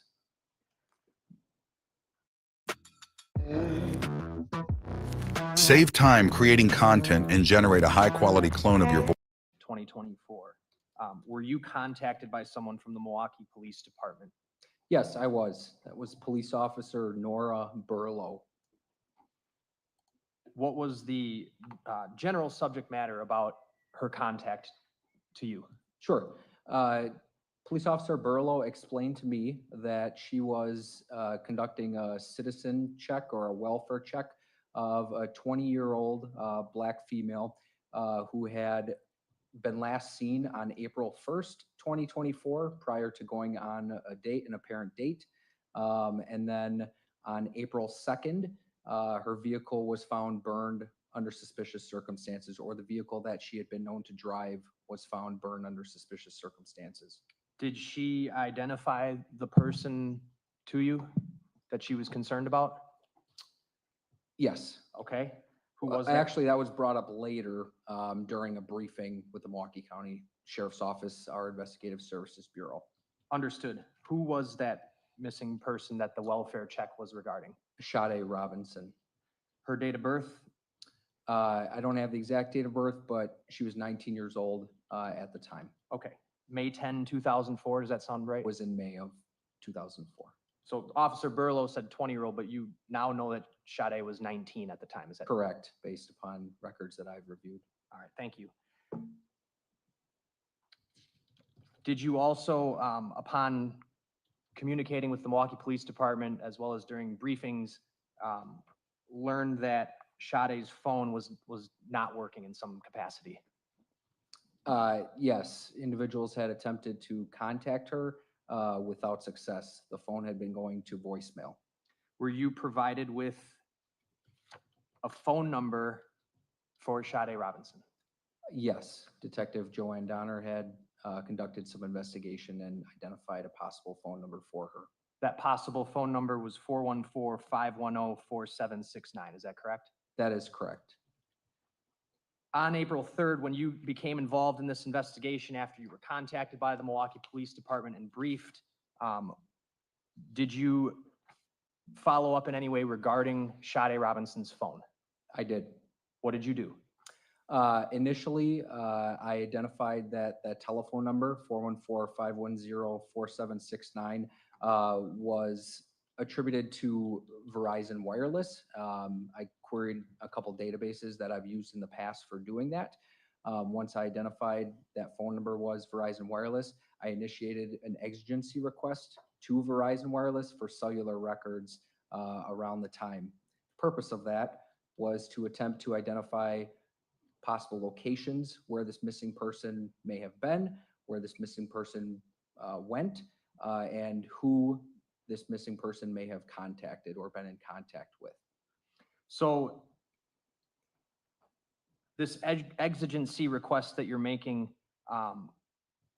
that essentially means you're asking for those records from the phone company without a warrant. Is that right? Correct. And why did you opt for an exigency request here?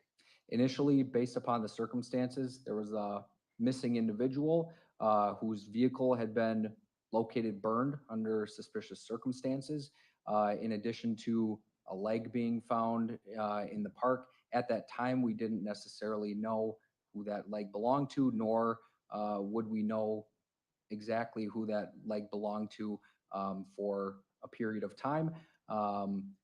Individuals had attempted to contact this missing person numerous times without success. That was not regular, or that was not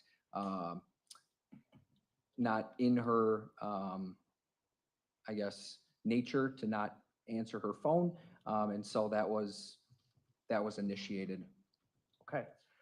Sometime in the weeks after April 3rd, did you follow up with Verizon Wireless with a warrant to get certified records from that phone company regarding Sade Robinson's phone number? Yes, I did. I'm going to show you Exhibit 282.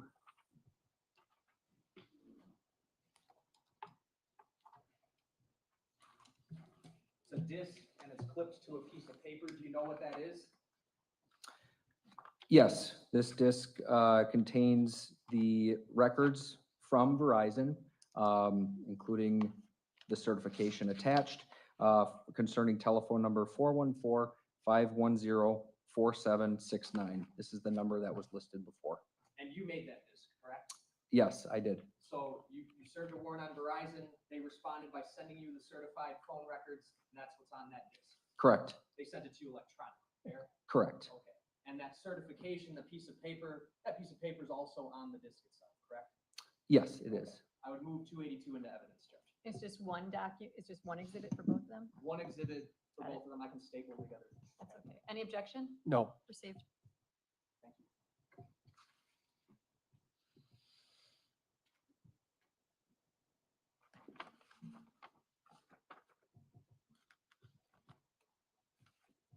So, Detective, you had said one of the reasons for this exigency request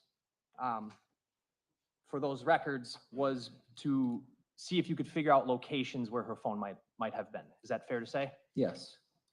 Did you in fact get that information in some form through that exigency request as well as through these certified records? Yes. I'm going to put 282 in here. Just give me 1 minute.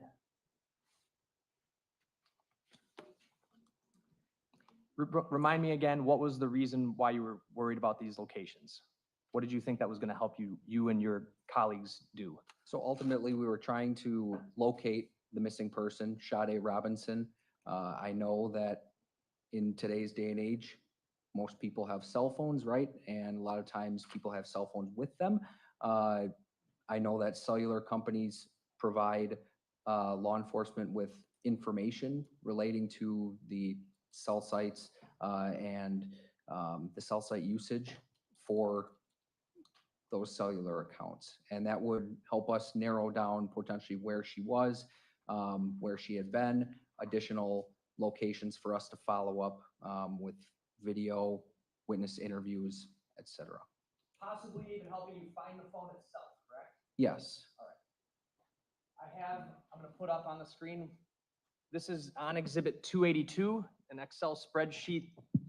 The beginning of the title, I'm not going to read the whole thing. The title begins with subscriber_MTN. There are a number of things on this disk, correct, Detective? Correct. And in fact, if I pull up the file log here, we're looking at all of the records that they gave you, correct? Correct. Okay. There are numerous Excel spreadsheets. This subscriber_MTN, this would have been the subscriber information for that phone number that you got from Verizon Wireless, correct? Yes. What does it say about who the subscriber to that phone number is and where they live? The first name listed is Sade, last name Robinson, under address line 1858 North Commerce Street, apartment 309, and city, Milwaukee, state, Wisconsin. Okay.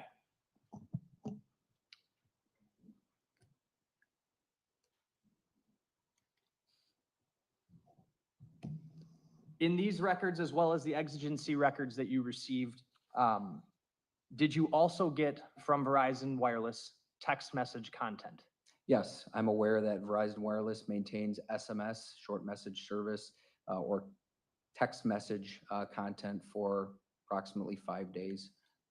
And when you reviewed the exigency records, did you locate text messages from April 1st, 2024 in those records? Yes, I did.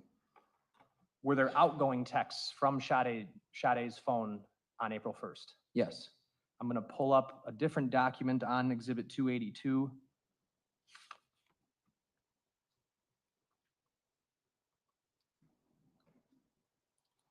The beginning title of the Excel spreadsheet is SMS content. SMS stands for what again? Short message service. All right. And a lot of these records that we're looking at appear like this. Is that fair to say? Yes, they do. All right. This, if you just take a glance, looks like gibberish in a spreadsheet, right? Lots of numbers and letters on a spreadsheet. Yes. All right. But if we look closely here, column A that I'm looking at over on the left side of the screen here, that shows what? You can get up if you can. Okay. Judge, may the witness get up? Of course, feel free.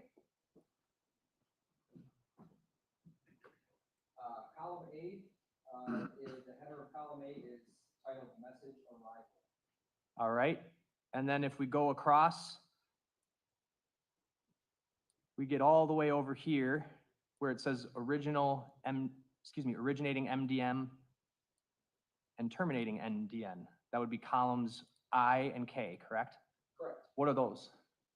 Originating MDN would be the sending telephone number in the conversation, and the terminating MDN would be the receiving telephone number in the conversation. All right. If we go over to column L, what is that? It's titled message content. And is this where you're going to see the actual substance of the text messages that were sent? Yes. All right. Did you locate a text conversation that appeared to be the last text conversation that Sade Robinson was actively engaging with another number?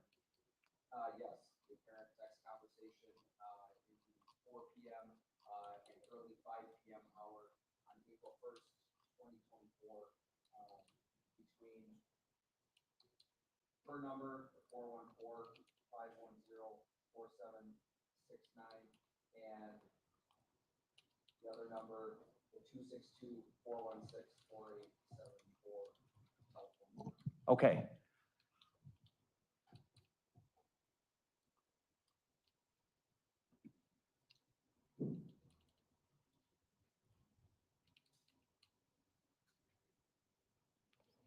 That 262-416-4874 number, did you also follow up and request exigency records or any kind of records related to that phone number? I personally did not. Special Agent George Reiner through the FBI did request agency. Okay. Did you then later after that request records from that phone number Yes, through a warrant? through a search warrant. And you received certified records? I did. Okay. I'm gonna go direct your attention right about here. You see the message I've highlighted there? Yes. Okay. This message, if you go over to what time it was sent, what are we looking at? The timestamp here is 4/1, April 1st, 2024. 17:15 is military time for 5:15. However, I know that Verizon records for these SMS content messages are stored in Eastern time or provided in Eastern time. So we, being in Central time, would subtract 1 hour from that time to make it our local time. All right. So that would mean this message was sent at what time? It would be at 4:15. And the content of the message over here in column L, or excuse me, column M is what? States, where are we meeting? And who sent that message to who?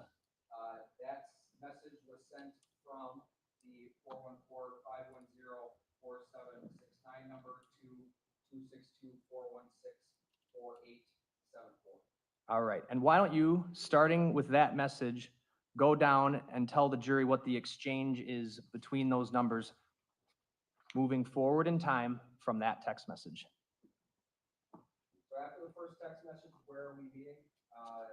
The reply from, or actually the next message is again from 414-510-4769 stating I can do 5. So that those two both came from Sade's phone. Correct. Okay. The response from the 262 number is what? Response is downtown somewhere, question mark. Okay. How does Sade respond? Okay. How does the 262 number respond to that? Brought house on 3rd, question mark. How does Sade respond? Perfect. And that message, the perfect message, was sent at what time?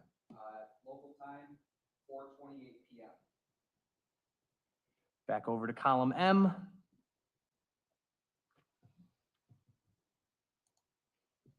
The 262 number sends 2 consecutive messages to Sade reading what? Okay, I'm going to shower quick. I'll probably get there more around 5:15. And then, are you hungry? Question mark. I need to stop at Twisted Fisherman to pick up my W-2 from last year, and he could eat there first. How does Sade respond to those 2 texts? Okay and yes. Then, And then, are we eating at the Brock House or the other place? and how does the 262 message number respond to Sade's question? Let's eat at Twisted. I'm feeling seafood. How does Sade respond to that? Yes, I love seafood. What does the 262 number say next? Sounds good. I'm about to leave. I'll be there soon.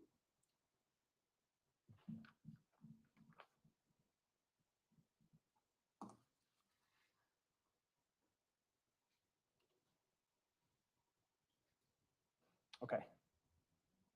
I don't know what happened there, but the TV went out and then came back and then went out again. All right, we're back. After the 262 number says, sounds good, I'm about to leave and I'll be there soon. Actually, before I ask my next question, that message is sent at what time? 4:54 p.m. And then there's this odd looking response after that. Do you know what that's about? I don't know the exact content of the message, based upon the various symbols and characters. I believe it to be some sort of emoji or other characters that can't be necessarily translated into the SMS content system. On an Excel spreadsheet. Okay. After that, there is a text from the 262 number to Sade that says what? Just got to Twisted. And that text message was sent at what time? 5:11 p.m. Central Time. On April 1st. Correct. Subsequent to that, Sade responds with what? Okay, are you inside? Question mark.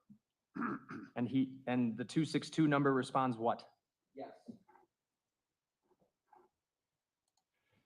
All right. And then after that, as we go down, are there any other outgoing text messages, SMS messages from Sade's phone? Can you grab the microphone and pull it closer to you? I guess there's some difficulty in hearing you.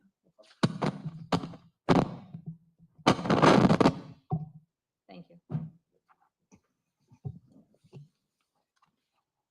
Can you please repeat the question? Sure. The question I have for you is after Sade asks the question, okay, are you inside?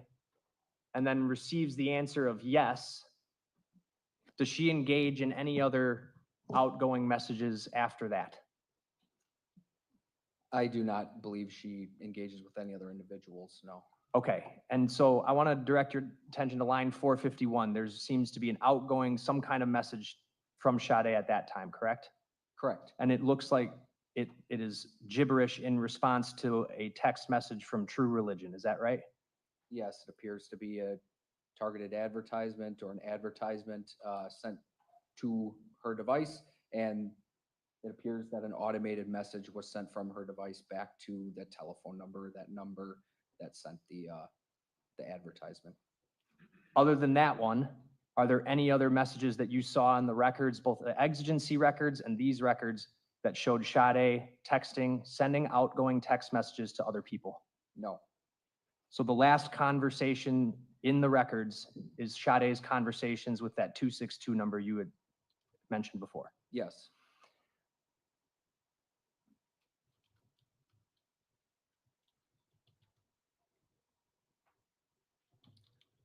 That okay, are you inside text that Sade sent was sent at what time?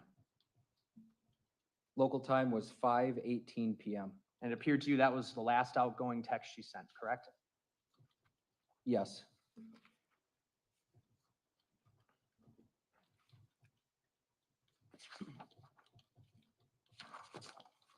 You can have a seat, Detective. Thank you. Thank you.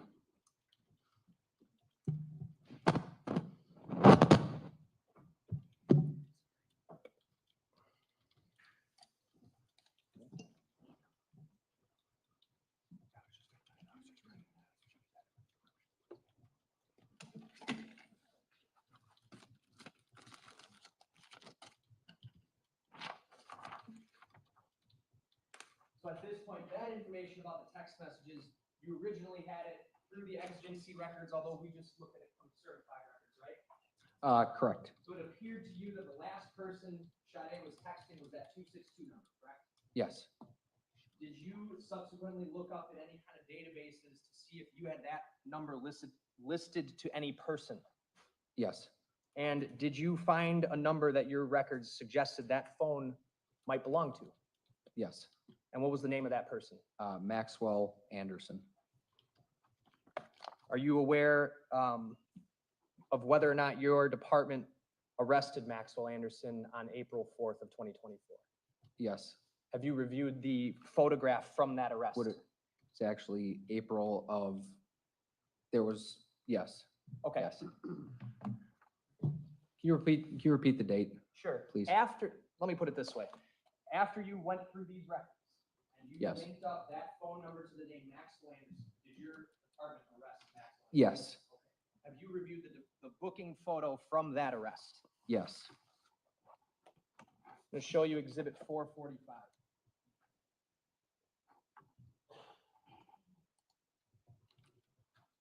Is that the photo you saw? Yes, it is. I would move 445 into evidence as published. Any objection? No. It's received. You may publish. You see that person in court today? Yes, I do. Could you identify where that person is for the record? by indicating that he's seated and what they might be wearing? That individual is seated at the defense table, wearing a blue, appears to be flannel, blue and black checkered flannel shirt. I'd ask the record to reflect that the witness identified the defendant. Any objection? No. Record will so reflect.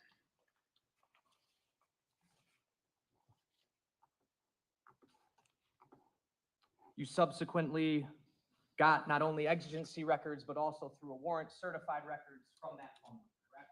Yes, Did you do any similar practice to figure out what phone company serviced that 262 phone number? yes. What was it? AT&T. I'm going to show you Exhibit 281.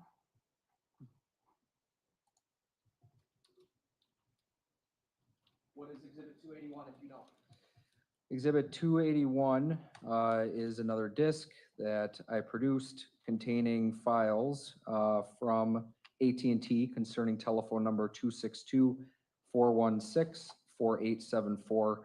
And it also includes the certification of certificate of authenticity of domestic records pursuant to Federal Rules of Evidence 902 sub 11 and 902 sub 13.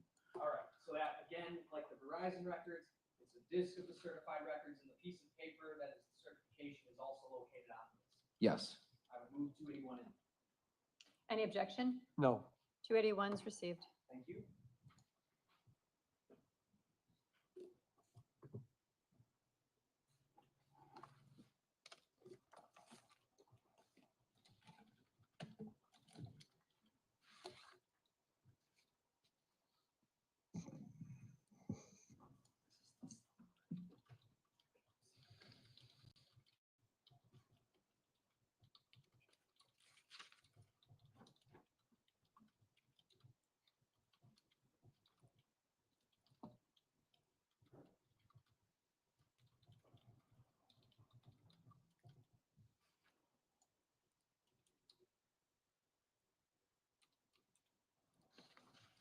Just give me 1 second, pull up the document I need. Similar to the phone records servicing Sade Robinson's phone, there's information in these records about the subscriber for that 262-416 number, correct? Yes, there is. Okay. It would be the file labeled report CT. Report CT, all right.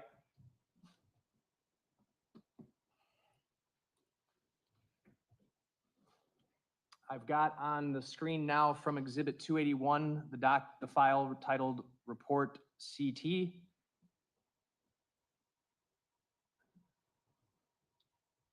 I think, Judge, this TV is about to turn off.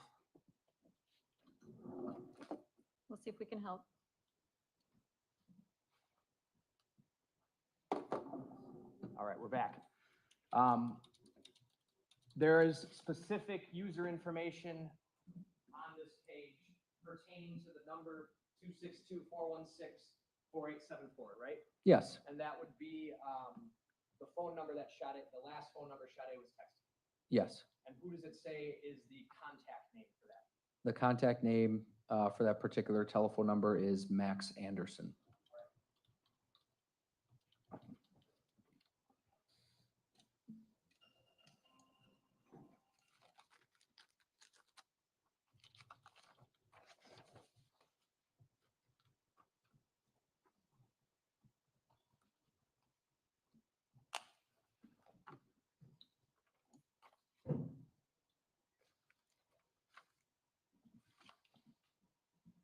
What is Max Anderson's date of birth? 11/26/1990. So at the time, he would have been 33? Yes. Okay.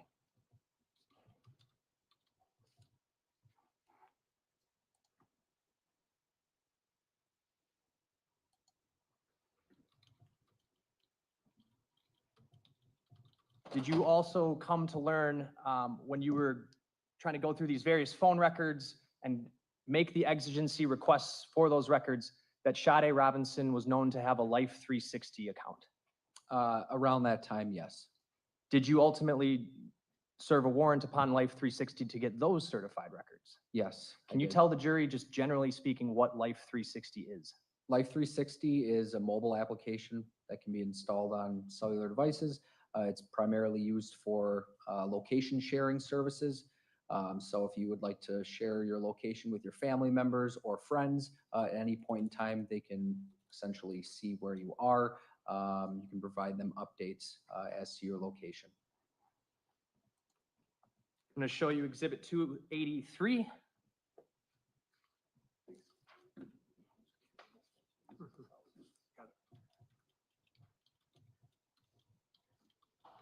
$283, do you know what that is? Yes, exhibit number 283 is a disc containing the records I received from Life 360 Incorporated. Similar to the phone records we discussed, are they certified? Yes, Is that what the piece of paper that's attached to the disc is? yes, including the certification of records for these records that I received. Just see if that microphone you're standing in front of is on, and if it's not, the one actually next to it, I was thinking, and if that one's not on, can we turn it on? Because there's a difficulty hearing you, is what I'm being advised.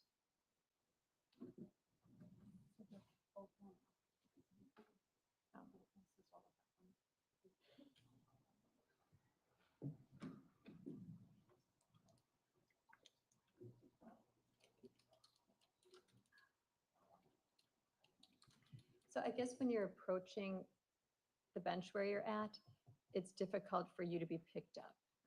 So if you could, I guess, just position, this picks up the DAR, so it's not amplifying your voice, but if you could go near your table and put the mic to the side, maybe, that'd be great. I'll do my best. Thank you. Thank you, Your Honor. No worries. Sorry Um, about that. Could you re-ask your last question? I think it was relative to the certification of the last exhibit Right. being Life 360. Thank you. That piece of paper that's attached to the disc, that would be the certification for those records, correct? Yes. I'd move 283 in. Any objection? No. 283 is received. And then Detective, lastly, I'm going to give you Exhibit 284. When you got the cell phone records, you got some other records from those phone companies about their cell towers, correct? I received a cell site database for AT&T from NDCAC, which is the National Domestic NDCAC, which is the National Domestic Communications Assistance Center. That those certified cell site lists from AT&T were provided from NDCAC.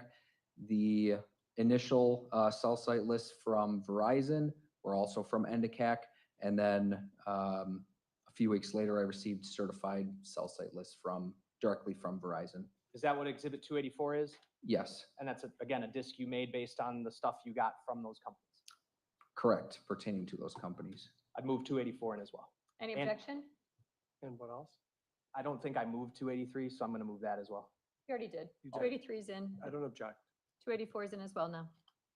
These phone records that we discussed for Max Anderson's phone, as well as Sade Robinson's phone, and then those cell site records could further be used to map out approximate locations of where those phones would have been at various times. Is that a fair statement?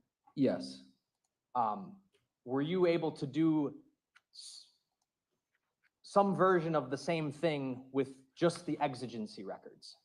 yes, Okay, so the exigency records, you got that text conversation we had talked about where they talk about going to Twisted Fisherman around 5:15, is that right?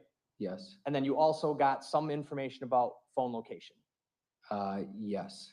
Can you describe, related to Sade's phone, what information you were able to get? So for her device specifically, we were able to get call detail records.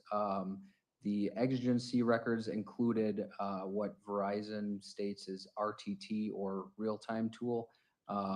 That is a type of engineering data, includes the cell site that was utilized, also the sector or the direction in which the antenna was facing, and also a distance from the cell site. In addition to the real-time tool data, we also received call detail records, which includes telephone calls, who made the call, or to which number the call was made, or the calling party number to Sade's telephone number. cell site that was used at that time, duration of the call, and then the text message content as well.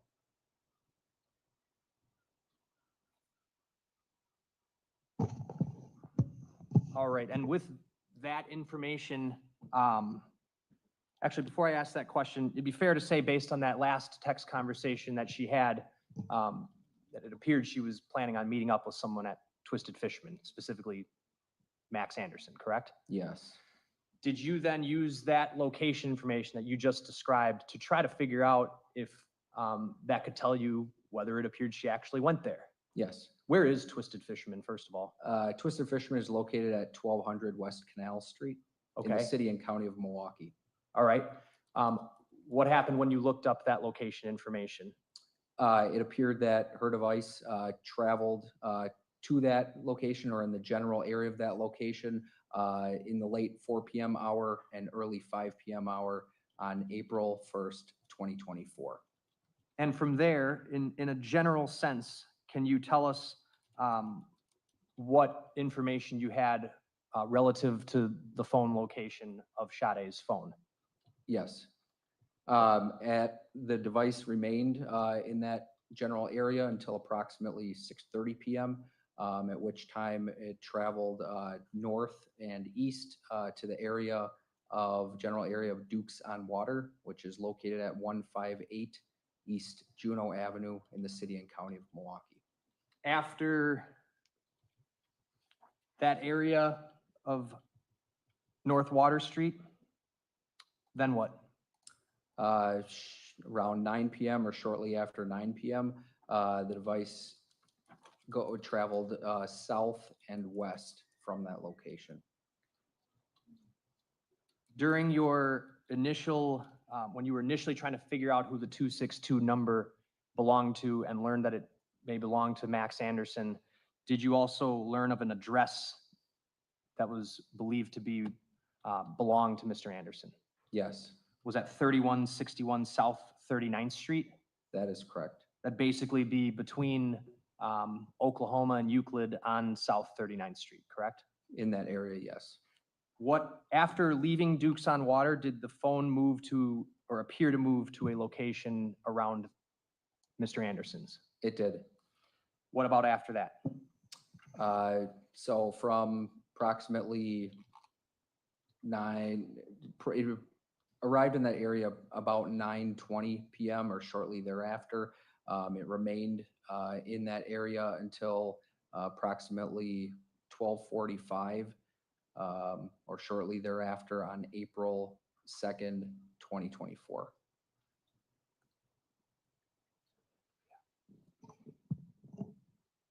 After that? After that time, approximately 12:45, shortly thereafter on April 2nd, 2024, device moved north and east to the area of downtown Milwaukee. And after that? The device was in the area of downtown Milwaukee and north of the area of downtown Milwaukee, general area of the Milwaukee River, and Kern Park, Pleasant Valley Park as well, in the mid 1:30 a.m. hour or shortly thereafter. Pleasant Valley Park and Kern Park, those would sort of border the Milwaukee River, is that correct? Correct. They're adjacent to the Milwaukee River. In the River West neighborhood? Yes. Okay.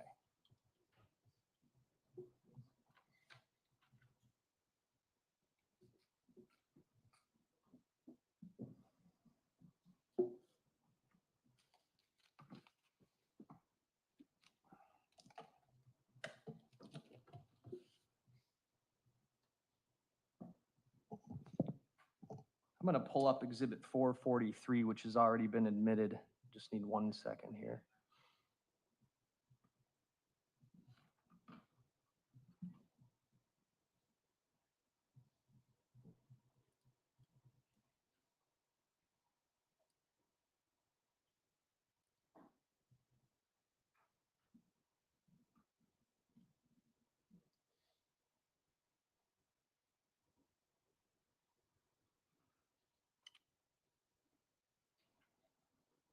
All right, Detective, can you see this map?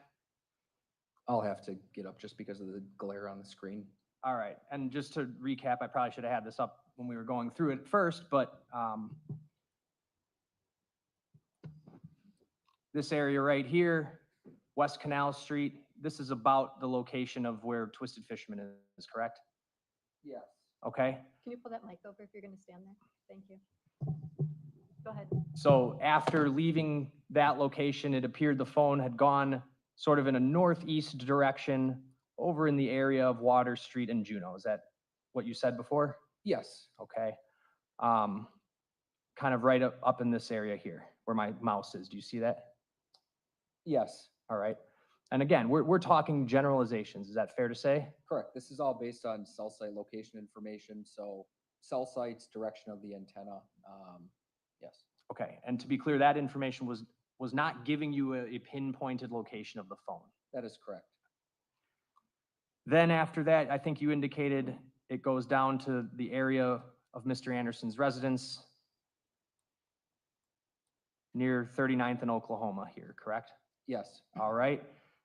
And then it moved up towards downtown, and I think you said by the 1:30 hour near this area in River West, Pleasant Valley Park, correct? Yeah, it was approximately 1:30 a.m., shortly after 1:30 a.m. All right. Picking up from there, where does the phone appear to go from those exigency records that you were looking at? From approximately 2 p.m. to until 2:10. 2 p.m.? Or 2 o'clock in the morning, I should say, 2 o'clock a.m.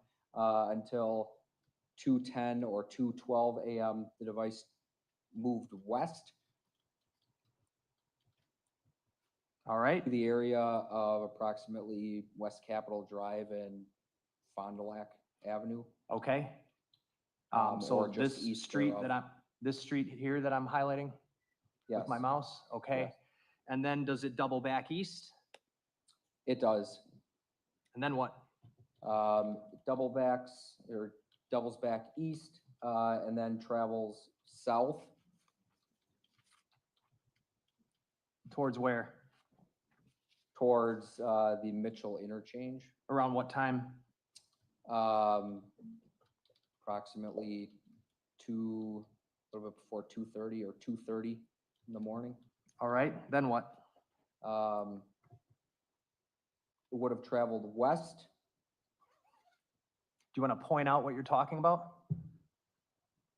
So it travels south, and then it travels west to the area of I-41 or I-894 and approximately South 76th Street at that time. And what is that time, by the way? Approximately 2:34 a.m. All right. Then does it double back east? Yes. And where does it appear to go from there, if you want to point out? The device travels east, south, and then east again. Where? So east in the area of I-41, I-894, south in the area of I-41, I-94, and then east in the area of College Avenue. Okay, and that'd be just south of the airport, which I'm circling here with the mouse, correct? Correct, in that general area. And what time does it, and what does it do next and at what time? After traveling east, it traveled to the area of Warnemont Park or Sheridan Park and Lake Michigan. All right, and if I zoom in Shortly on, after, arrived in that area shortly after 2:50 a.m. shortly after 2:50 a.m., the phone appears to be around the area of Warnemont Park here, correct? Yes. And does it continue moving, or does it appear to stop for a period of time or be in one location for a period of time? For a period of time from 2:50 in the morning, yes. It All right. was in a particular area, not moving substantially. Not moving substantially. Okay. Until when? Approximately 4:30 in the morning on April 2nd, 2024. So it appears to be in an area consistent with being at Warnemont Park from about 2:50 to approximately 4:30. Yes. And then what happens? The device traveled north and west a short distance. Point out what you're talking about? Sure. To the area of State Highway 794 and East Howard Avenue. Which would be in this area. There's a cell site in that particular area. The last records were just before 2:40 a.m. on April 2nd, 2024, using a cell site in that location. You said At that 2:40 is the last record? 4:40, I should say. Okay. Sorry.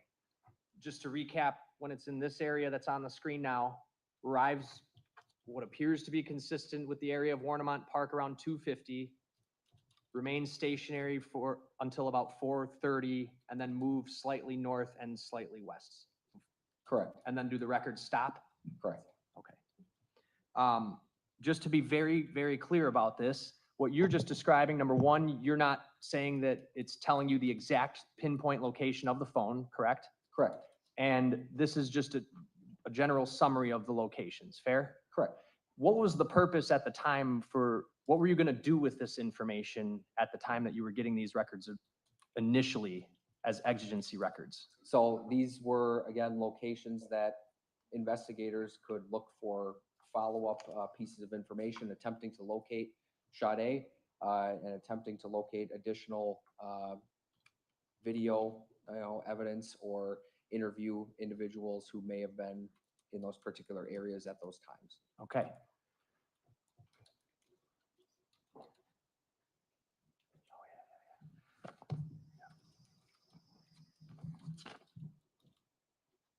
When you were analyzing these records, you said you had mentioned an FBI special agent before, correct? Yes. Who was that person?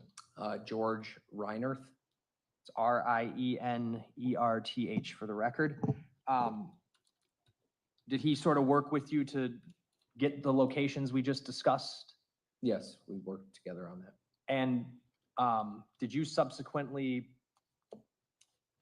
yourself, working with Special Agent Reinerth, more formally map out those locations? Yes. And did you turn those records over to him for him to map out as well? Yes, I provided the records that I received from Verizon and AT&T and also Life 360 to Special Agent Reinerth.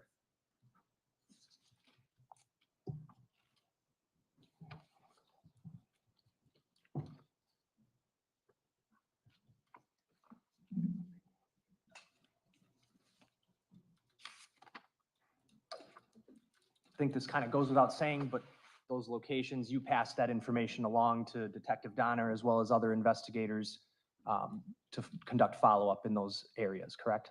Yes, Detective Donner, other investigators from the Milwaukee County Sheriff's Office, and other investigators from the Milwaukee Police Department. I have no other questions. Thank you. Cross? Thank you. Good afternoon, Detective. Good afternoon. Okay, so I just want to start with just backing up why you requested these cell tower records. So you requested cell tower records because typically people have their phone on them, right? Correct. And when you have your phone on you, it's constantly tracking your movements via these satellite towers. The phone is attempting to connect to the tower with the best signal, yes, if it were to need to make a phone call or a data connection. Okay. And you can use that location information for every time the phone's connecting to that tower to kind of track the path of someone's movement, right? Correct. And so if you're trying to pinpoint where someone was at a specific time or a general area, you can read these records and determine where in the general area they would be.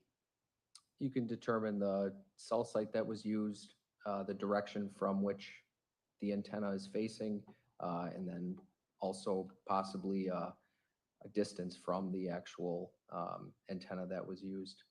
But but it's not real precise because you can't pinpoint exactly where someone is.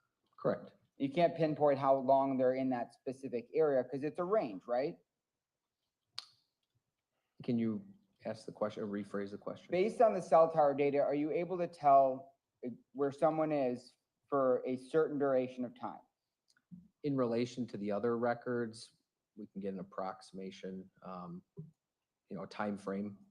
Okay, but it's an approximation, it's not precise. We know when the records were generated, but we'd have to consider it in relation to other records. Okay. And you might be able to tell a general area where someone is, but you don't know, the records can't tell you why the person is in the specific area, correct? Correct. And it can't tell you what that person is doing in that location, correct? Correct. And it can't tell you who that person is with, if they're with anyone. Correct, unless you have other information that goes along with that. Okay. And so the state showed us this, I guess, spreadsheet that had all these numbers. I think they just.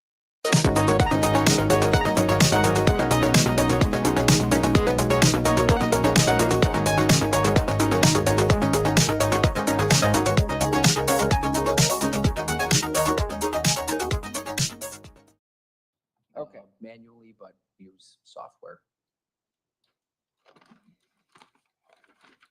And so you got all these records before Mr. Anderson was ever arrested, right? Correct. And so The exigency records. okay. And so you review these records and you look at what past, conversations Ms. Robinson's phone had with other people, right? For a period of time, yes.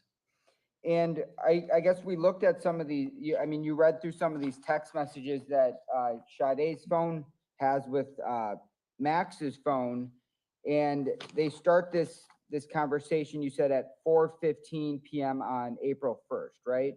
I would have to look at the exact timestamp, but yes, that sounds correct. Okay, and they're texting back and forth. Where are we meeting? And Sade says I can do 5, right? Correct. And they talk about where they might want to meet. Broad House on 3rd, and they ultimately decide to meet at Twisted Fisherman, correct? Correct. And in the outgoing message from Max's phone, it says, I need to stop at Twisted Fisherman to pick up my W-2 from last year, right? Yes. And you know what a W-2 is, right? It's a work document. Yes. It's So- a tax-related work document. So one can conclude that Max most likely worked there at some point, right? Yes. And he wanted to bring Sade there, a place that he's known at because he worked there, right? Yes. It wasn't some obscure location where, Max didn't have any contact with, right? I didn't know any previous contacts, but based upon the context of the text message content, yes. Okay. And those text messages, they seem pretty light, correct? It's just two people getting to know each other. That's what the text messages seem indicative of, right? Yes, I don't know necessarily the backstory to the message, I guess, conversation, but it's a basic conversation, yes, about meeting. There's nothing threatening in those texts, right? No. Not aggressive. No. Okay. And you talked about these weird symbols that you said that you believe they might be an emoji. Correct. And you know what emojis are, right? Yes. You can send smiley faces, right? Smiley faces are one, yes. You can send animals, Yes. vegetables, Sure. and all sorts of hearts, right? Yes.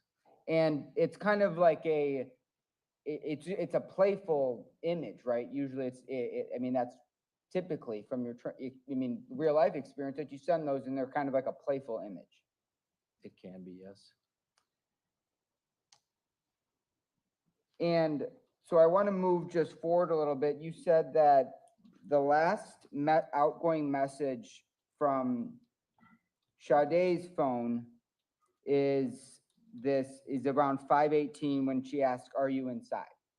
Yes, And that's the last outgoing text message, right? yes, But you're aware that in this day and age, there's lots of ways to communicate with people. I do. I mean, used to be a lot of emails, right? I Well, suppose, yes. And then I guess as generations move up, there's all these social media platforms that you can communicate with people, right? Correct, Like Snapchat, correct, like Instagram.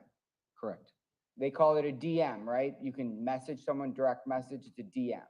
correct, And TikTok, right? correct.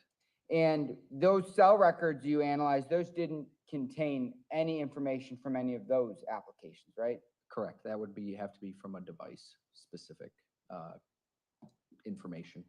Okay, so based on the records you reviewed, you can't tell whether Ms. Robinson's phone was communicating with anyone else on any of these other platforms. Correct.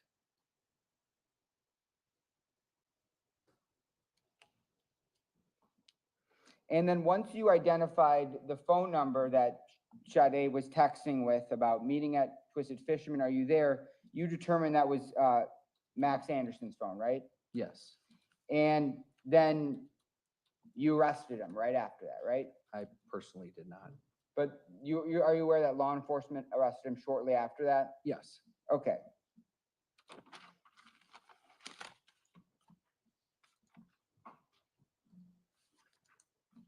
And so based on the cell tower records that you reviewed, you were able to determine that, Sade's phone goes to Twisted Fisherman, and then it goes to Duke's on Water, and then it goes to the area of Mr. Anderson's residence, right? yes. And it's there for a period of time. Do you remember how long it was in that area? In the area of Mr. Anderson's residence? Yeah, sorry. So it left the area of downtown from the area of Duke's on Water and went down to the area of Mr. Anderson's residence shortly after 9 p.m. So approximately 9:20 p.m. until 12:45 or shortly thereafter the following morning. Okay, and then her phone around 12:45 a.m. leaves that area, correct?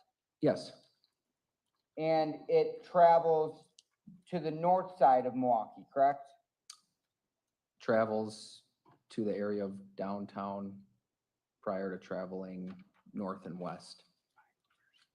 Okay, so it moves to the downtown city area of Milwaukee, Correct, away from kind of the residential area where Max's house is. correct, And then it moves towards the Milwaukee River, right? yes, And it's true around 1:15 a.m. it is in the area around her apartment, correct? correct, And it's around that area for, I believe, about 15 minutes. it was in the area of downtown Milwaukee, yes. I mean, I'm talking about close to her apartment.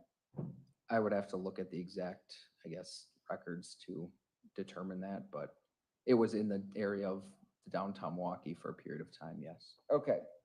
And her apartment was in the downtown Milwaukee area, correct? Yes,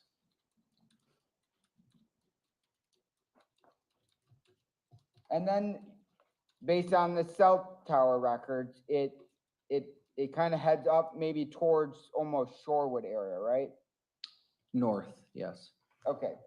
And then ultimately, I mean, the phone is essentially traveling throughout the downtown and the greater Milwaukee area, right? yes, And then ultimately it's heading down south and ends up at Warnemont Park, correct? the area of Warnemont Park, Sheridan Park, and Lake Michigan, yes. Okay, and again, this is just an estimate. We can't pinpoint exactly where this phone was at any given time, right? Correct.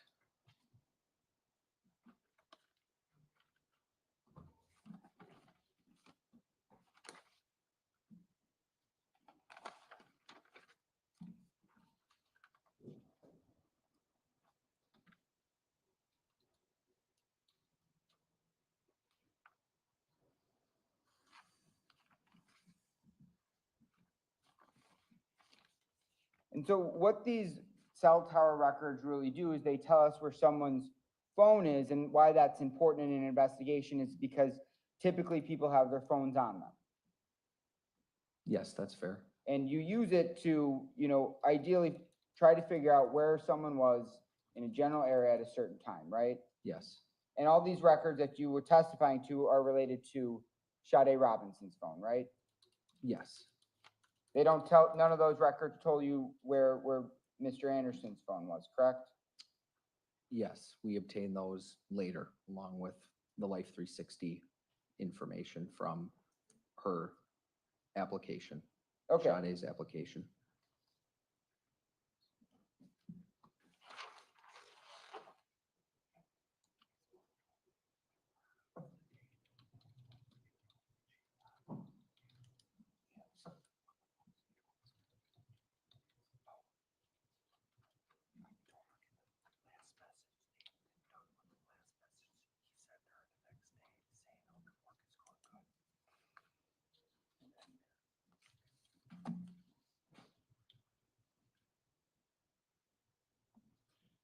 And when you reviewed, well, I guess one of the last text messages that was received by Sade's phone was from Max, where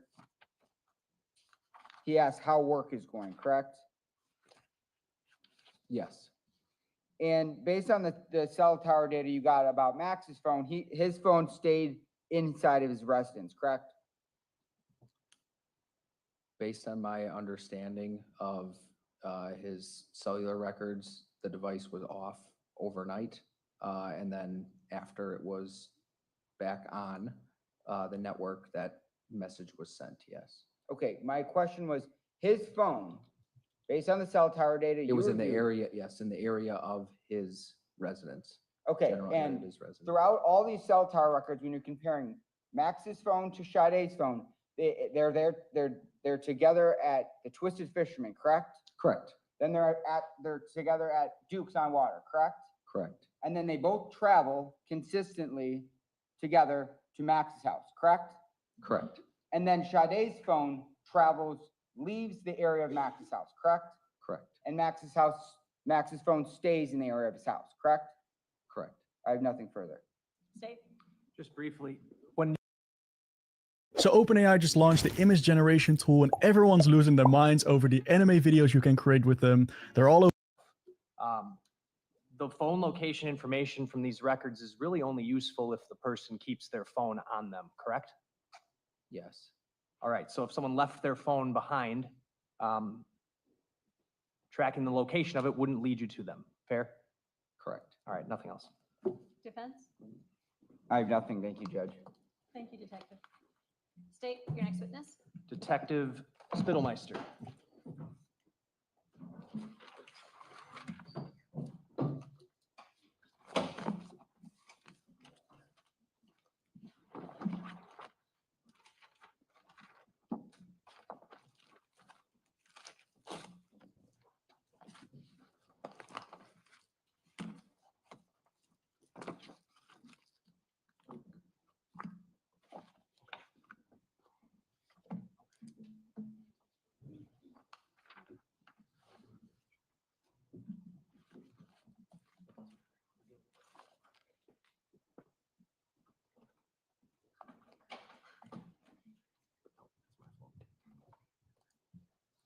Do you solemnly swear that the testimony you give in this matter will be the truth, the whole truth, and nothing but the truth, so help you God? I do. If you could please be seated, seat, and spell your name for the record. Nathan, Nathan, Spittelmeister, Spittlemeister.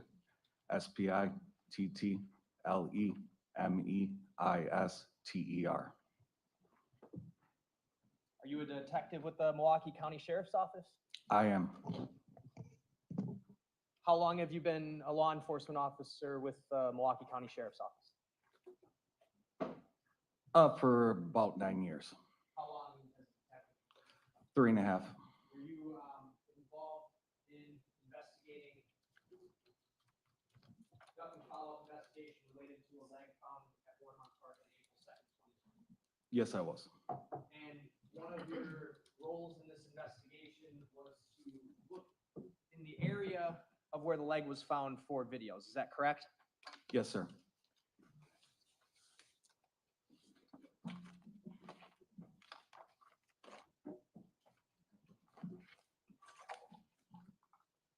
I have up on the screen next to you exhibit number 1. It's already been admitted. This would be the area where the leg was found, right? That's correct. Did you go to various locations that are depicted in this map to recover video? I did. Can you tell the jury where? Cudahy High School, Cudahy Police Department, the Cudahy Water Department. All right. I'm going to show you exhibit 11, 12, and 27.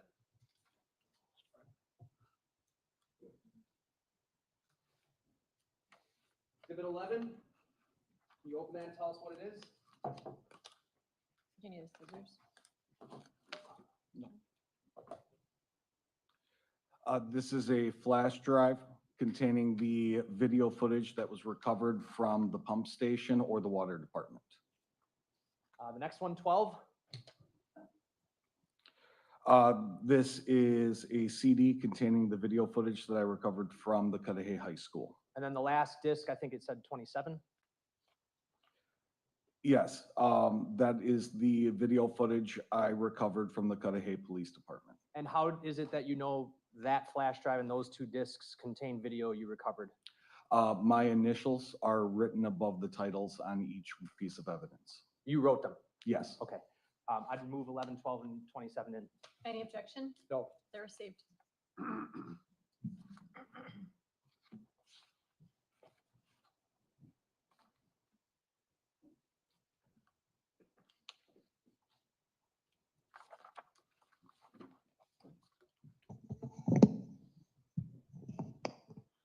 All right, Detective, before playing them, I want to use the map to just help us understand where these videos are going to be from. So the building I'm pointing to with my pen here, that is the Cudahy Water Department, correct?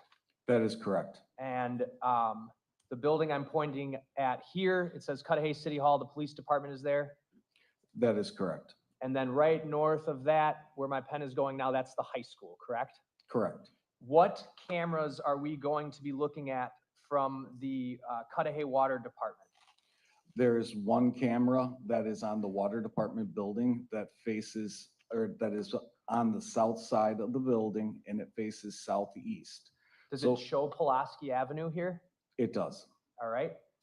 Continue. It also captures into the distance of Warnemont Park. That's the only camera recovered from the actual water department building. There's another camera that you recovered video from here, correct? Yes. Are there actually multiple cameras from that pump house? There are 2 cameras. What directions do they face?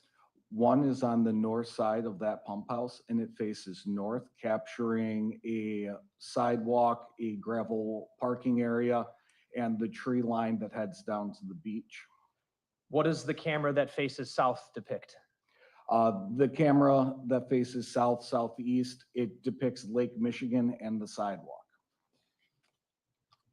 All right. The videos we're going to watch today, are we going to watch any of the videos that face south? No.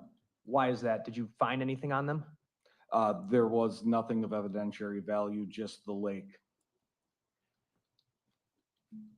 The Cudahy Police Department that I'm pointing to right here, where are the cameras that we're going to watch from there? There are 2 cameras. One is on the east side of the Cudahy Police Department, and it faces east, and it captures the large open field area, as well, also with Pulaski Avenue, and approximately where the gate would be for the pump house access road. What's the quality of that video? Very poor. Okay, grainy? Very grainy. Nevertheless, you can see lights though, correct? Yes. All these videos we're discussing are from the middle of the night, fair? Yes, they are. Then, is there another camera from the police department that we're gonna watch? Yes, we'll have one other video that was recovered. On that camera is positioned on the west side of the building and it faces southwest, capturing Lake Drive. And then the high school, what does the high school show? The high school also had 2 cameras. One is facing on the south side of the building and it faces south. And it captures a very wide frame of Pulaski Avenue, the entrance to Warnemont Park, and the pump house access road. All right, I'm going to start with Exhibit 27, which is the Cudahy Police Department video.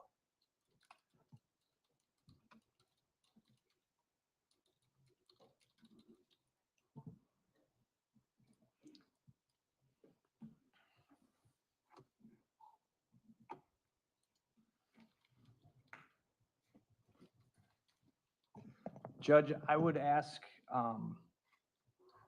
if jurors wanted to stand up at this time, would the court allow that?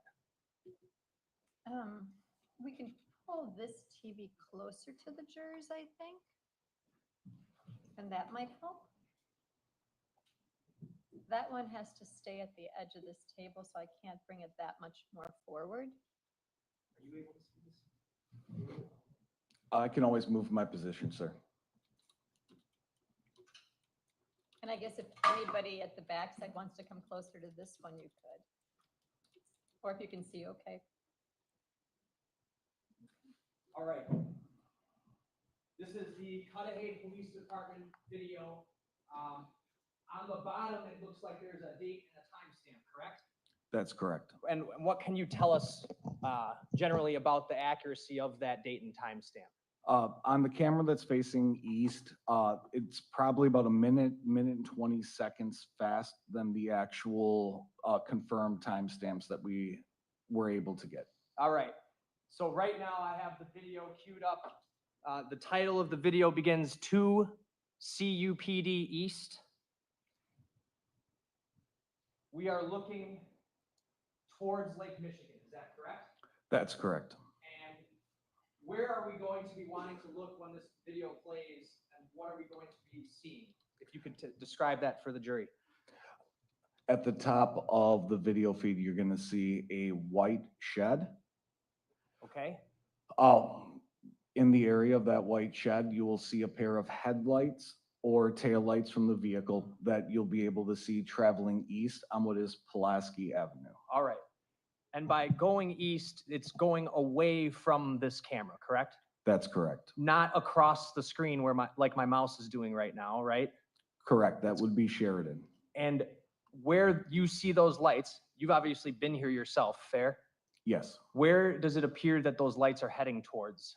To the pump house access road. Pulaski Avenue ends at Sheridan, and then it turns into a gated access to the pump house access road. So Pulaski Avenue then would be to the right of this camera? Correct.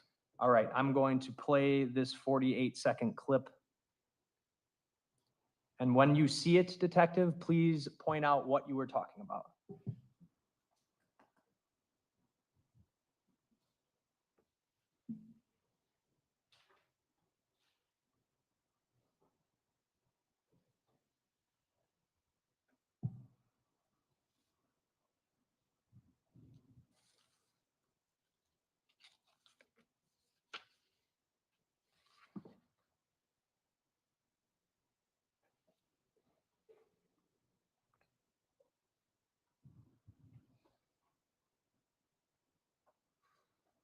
Right there. All right, I've paused it at 33 seconds. It's this set of lights I'm circling here. Yes, sir. I'm going to play it from 33.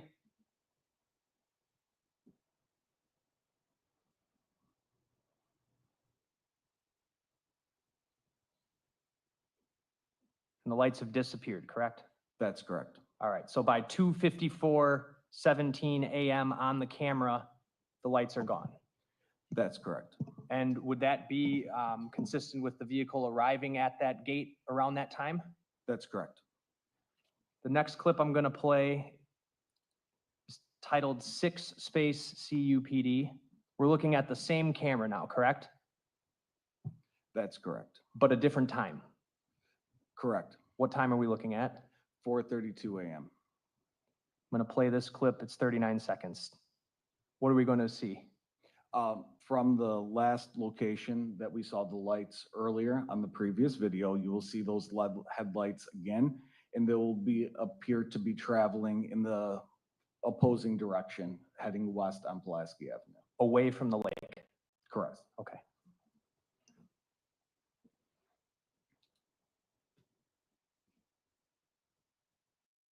Maher Chevrolet, home of no dealer fee, and now just announced, get fleet pricing on over 300 available Silverados. Maher Chevrolet, St. Petersburg, MaherChevy.com. Together, let's drive. Hey, sweetie. Honey, everything okay? What happened, hon? My Spencer having a And by 4:32:38-ish, they're off camera, correct? That's correct. Last clip is titled 8 CUPD, different camera. Tell us what we're looking at. This is the camera that's on the west side of the Cudahy Police Department. It is facing southwest, and you see Lake Drive is the road directly to the west of that parking lot. So Lake Drive would be this road here, That's correct. and to get to Pulaski Avenue, which would get you into Warmont Park, if you were here, you would essentially go down this street and you would turn left up here, correct? Correct. Okay. What are we going to be looking for and see on this one? The subjects or the vehicle that was captured on Pulaski Avenue. We'll not be able to see it traveling on Pulaski Avenue, but on the houses on the left side of the video frame, you're going to see those houses lighted by headlights that would be coming towards them. You'll then see a vehicle that will enter the camera frame traveling north. Away from Pulaski Avenue. Correct. Playing clip 8. 8 CUPD. It's 55 seconds. Tell us when we see what you just described, please.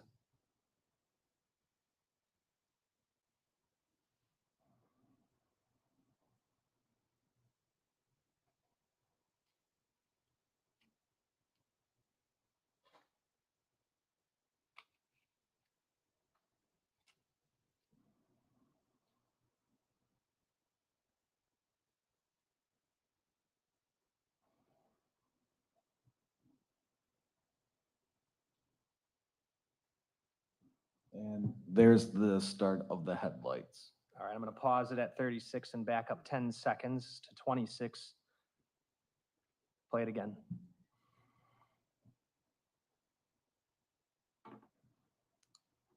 Right there? Yes.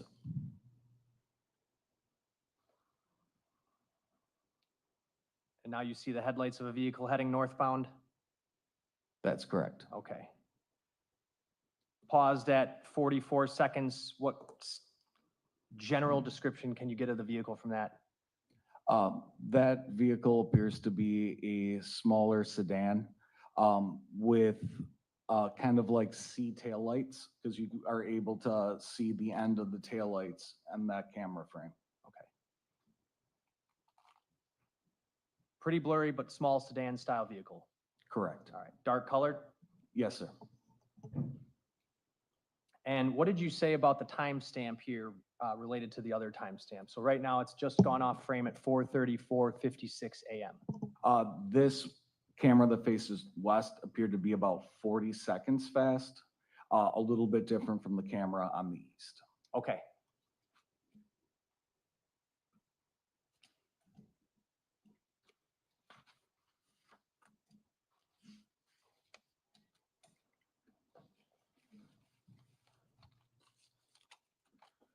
Exhibit 12 is going to come up next.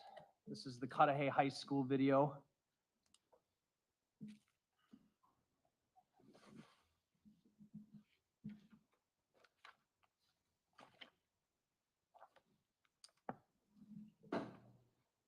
About to see somewhat of a similar camera frame, but depicting similar areas, correct?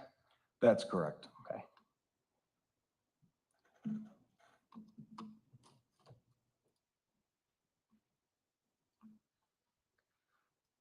Going to start with the video labeled 450- student parking lot. Just take a minute to load quick. Was there, and while that's loading, let me ask you, Detective, was there a specific reason why you were looking for video footage from these locations from that specific time frame of 2:50 a.m. to about 4:40 a.m.? We had received records from Life 360 that depicted that the victim's phone had been in the area between 2:50 a.m. and 4:30 a.m. So you zoned in on that time frame because that was the information you had about when Sade's phone appeared to have been in the area of Warnemont Park, correct? That's correct. And it obviously goes without saying you had known already that a leg had been found there on April 2nd. Yes. When was it that you were going to collect these videos then? Would it have been that day? I would have started on April 3rd. All right. I have the student parking lot video queued up here. This one is sort of difficult to see, but what are we going to want to be looking at? If you could orient the jury, please. On the upper left-hand side of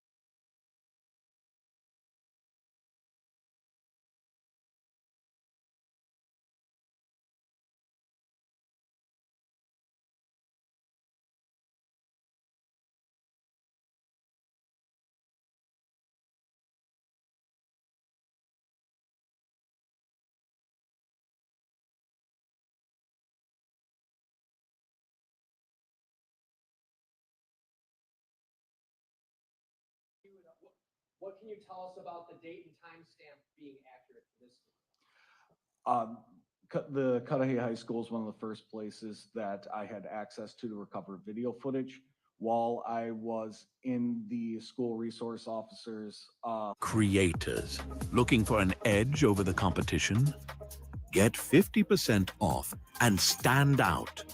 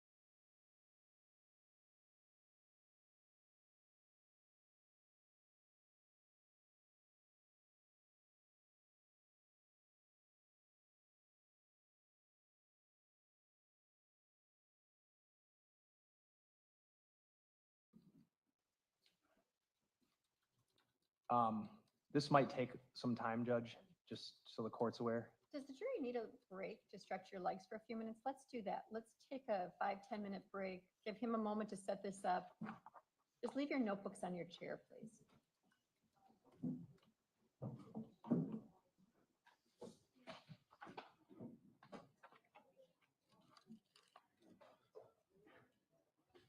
Are the next videos brighter?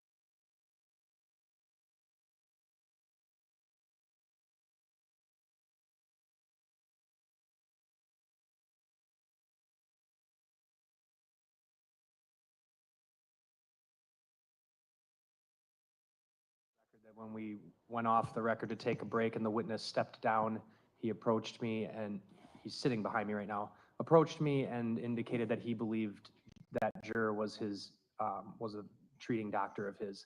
He then told me her name, and I checked, and it is her. So I informed defense counsel of that. That's the only thing I would add to that. And I don't have anything else regarding that. And the doctor treated the witness, but is not an ongoing doctor-patient relationship, is that correct? You can speak. Just general practice, like I see her once a year. He sees her for a physical, basically. I'm sorry? It sounds like he sees her for a physical or something. It's That's fine. what it sounds like. It's not an issue for us. Okay, then, anything further to address on the record at this time? No. Defense? No. Okay, then we'll bring the jury back in, and then Deputy Benz, the state's indicated that their next videos are kind of dark as well, so if we could again dim the lights, that'd be great. Thank you.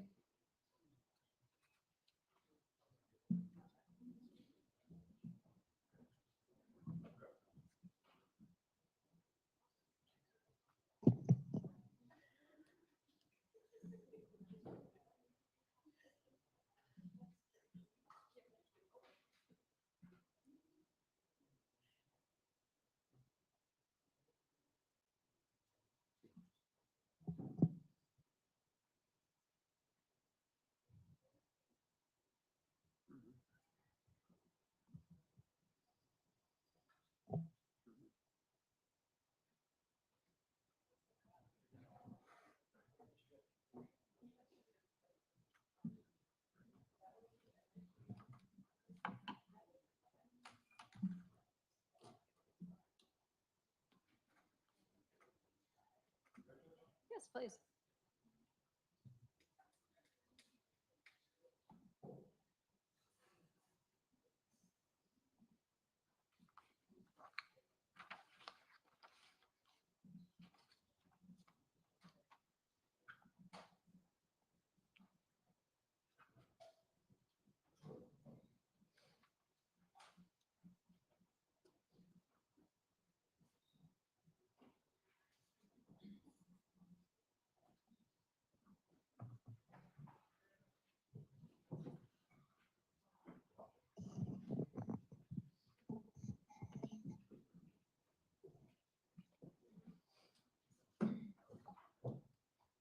Okay, we're going back on the record at this time. When we last broke, the state was on its direct examination of Detective Spittelmeister.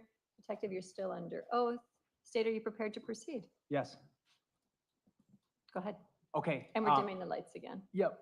While he does that, dims the lights, I have now, this is exhibit number 11. We're gonna watch 2 cameras. This is gonna be the Cudahy Water Department video, correct? Correct. All right, and thank you for pulling the mic with you. This video that we're watching here is from the actual water department, not the pump house, correct? That's correct. So this, where my mouse is scrolling right here on the upper right, what street is that? That's Pulaski. And the date and timestamp on this video, it says April 2, 2024, 2:59:59. Is that off? It is, but the video is approximately 37 minutes and 52 seconds fast. Okay.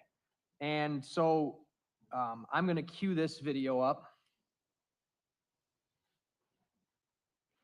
to 29 minutes, 50 seconds. That means 3:29:49, roughly 2:52 in the morning, correct? Correct. Okay. I'm going to play just 15 seconds. What are we going to see, by the way? You're going to see a car traveling east on Pulaski Avenue from the bottom right corner, approximately right here, and then traveling upwards east towards Sheridan and Warnemont Park. In the precise direction of that service gate, correct? Correct. Playing at 29:50. And the lights are now visible. All right, and there it is. Correct. All right, and it's off camera by 3:30:02. That would have been just after 2:52 a.m. real time, correct? Correct. The general description of the vehicle, dark sedan, fair to say? That's correct.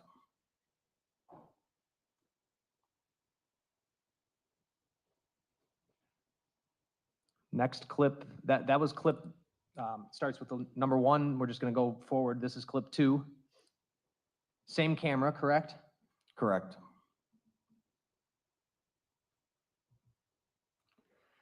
And I have it queued up. The timestamp here is 5:09:49. But really, what time would that be? It would be about 4:31 in the morning. Okay. Playing from that time.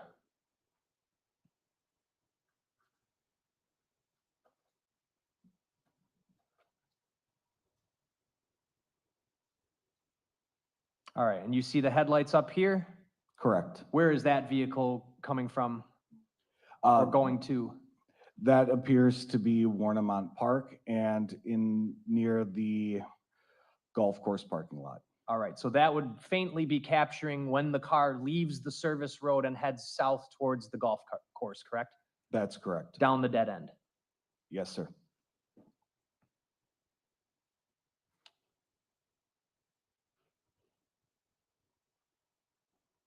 And then it returns to Pulaski, and if the other video showed us anything, it's going to drive right by this camera again, correct? That's correct. Okay.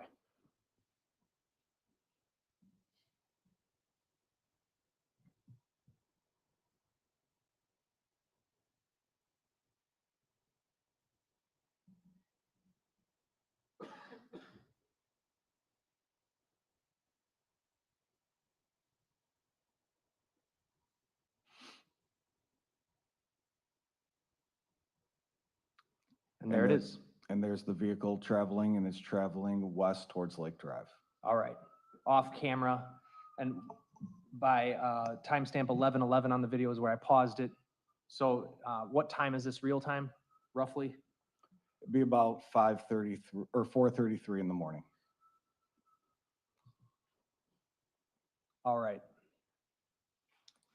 I'm gonna move to camera 1. This is video number 3 on this exhibit. What are we looking at here, Detective? So this is the video that was that I recovered from the pump house. It is facing northeast. Towards the bottom of the video here, you see kind of the sidewalk that goes around the pump house.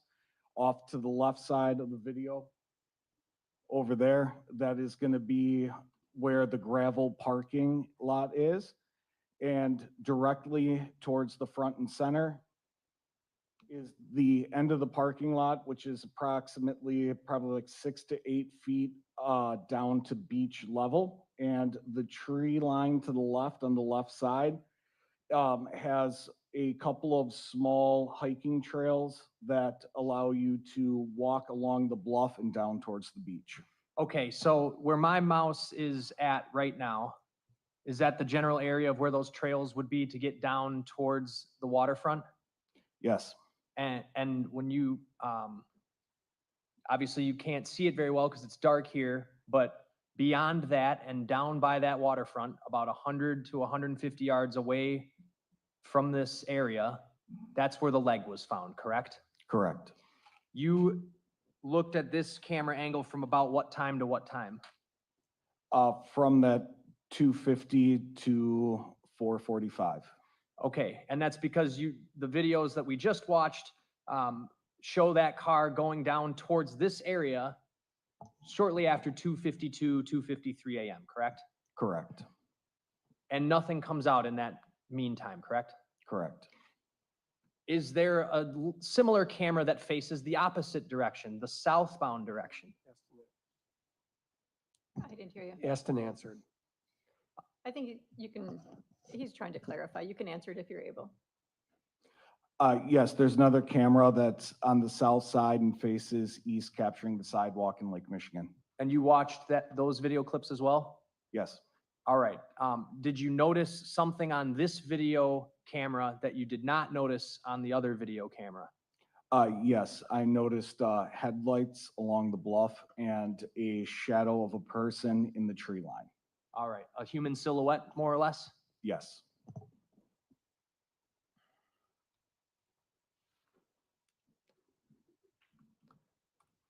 I'm going to cue this video up to 30 minutes and 36 seconds. The timestamp says This is not a scam.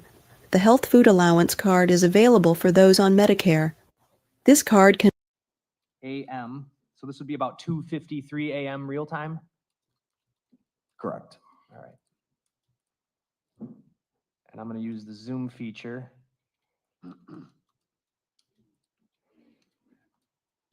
That parking slab, if you drive down the Pump House Road, it would actually be a little off camera to the left here, correct? Yes, sir. All right, but on this clip, what are we going to see? You're going to see headlights illuminating that left side portion of the bluff that I just pointed to. Okay. Playing at 30:36. And if you can, I want you to point it out when you see it.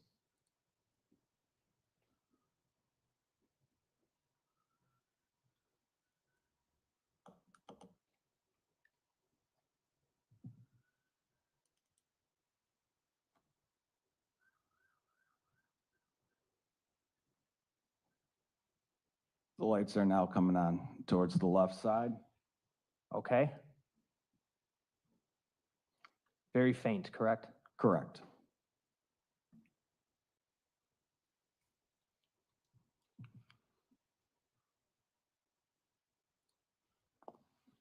I'm now going to advance the video to 39:16. This would be about 3:02 AM, is that correct? That's correct. Real time. The camera says 3:39:15, right? Correct. Okay. Now what are we going to start to see? You're going to see that human silhouette in between the tree line, and I'll point to where we'll be looking. And it'll be in this area where the lake is behind the trees, so it allows us to see the silhouette from the lights on the pump house with the lake in the background. I'm going to play this from 39:16 to 40:22. And I want you to point it out, Detective, when you see it.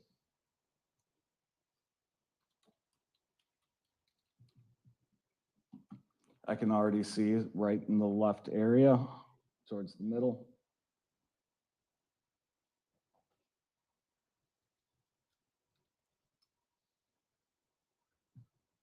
And now walking in between these two trees. And right here again, in between the other two trees. Does it appear he bends over right there? Yes, sir.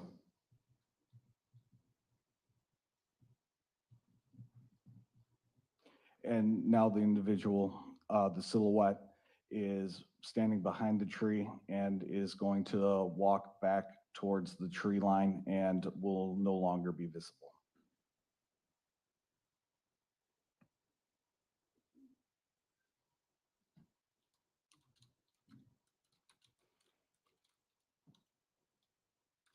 Paused at 40:21. I'm going to go back and play it just in slight fast forward. Point it out again, please.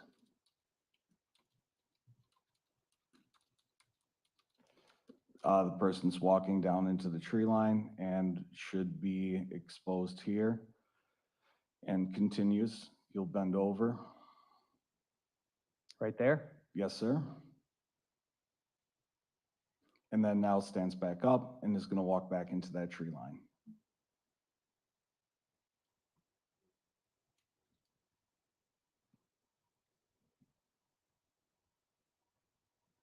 Paused at 40:22, and then the last clip on this one.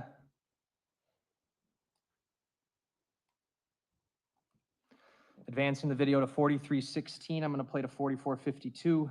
What are we going to see on this clip? We're going to see that same silhouette, and it's going to be entering the same area that we saw before, except this time we'll see the silhouette going down towards the beach level and exiting camera. Playing at 43:16. Please point it out, Detective, when you see it. I can already see a little bit of the disruption as the shadow walks through, and the silhouette's now visible in between the trees. And now the silhouette appears to be hunched over. There are rocks and other things to climb over in that area. The silhouette then moves down and disappears from camera.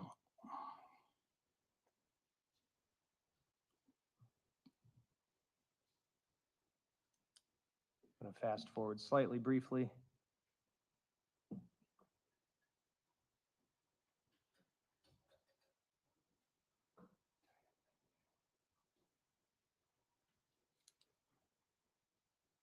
And right there again, the silhouette is visible down on the rocks slash rough terrain that is down towards beach level.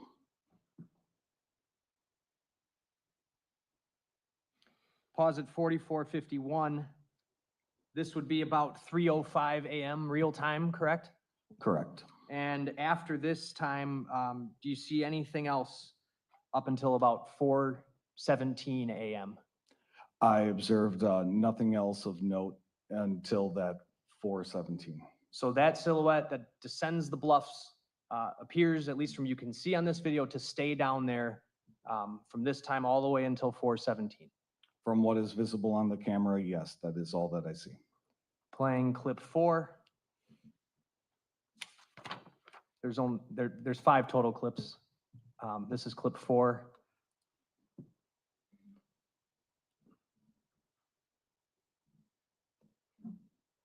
And I have it queued up to 55 minutes, 22 seconds. What are we going to see on this clip? We're going to see that same silhouette walking up from the beach level and back into the tree line. And this would be around that 4:17 a.m. real time, correct? Correct.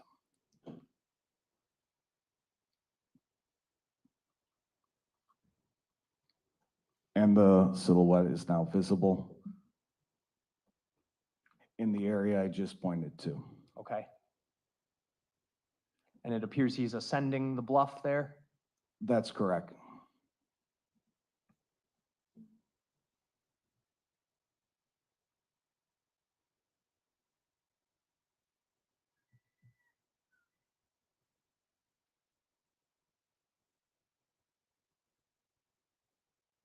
And now I'm going to fast forward it.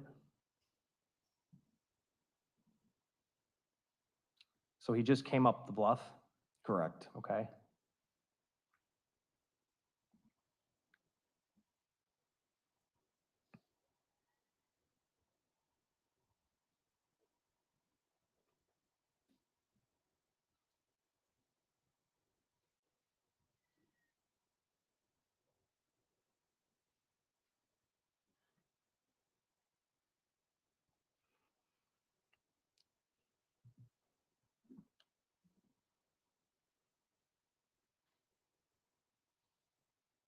Do you see him again? Yes, in that same tree line, the silhouette is again visible and appears to be descending the bluff and the rocks down to the beach level. This would be about 4:20 a.m. real time? Yes.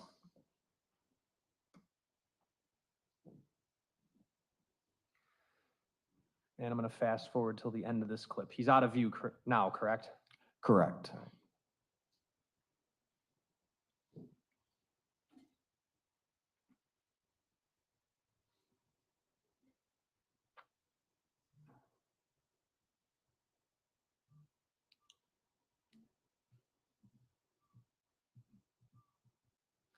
And that takes us to the end of that clip. And then last but not least, clip 5. We're picking up around, it says 5 o'clock here, but we know that's wrong. This would be about 4:23-ish. That's correct. Okay. Going to advance to 4:15.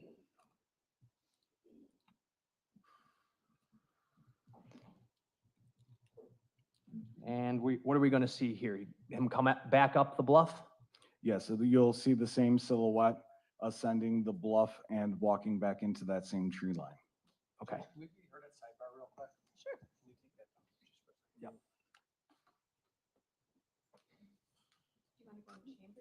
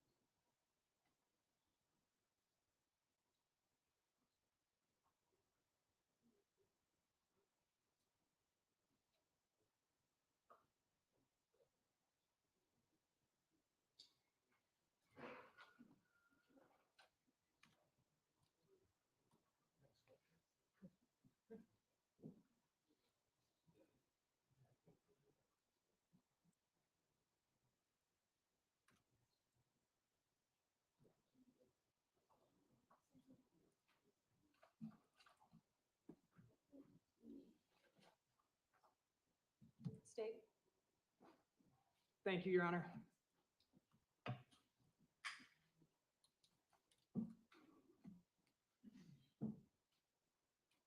Okay, Detective, just briefly, the file titles up here, this one says 5, this is number 5, and then it says Cam 1 Anderson 507.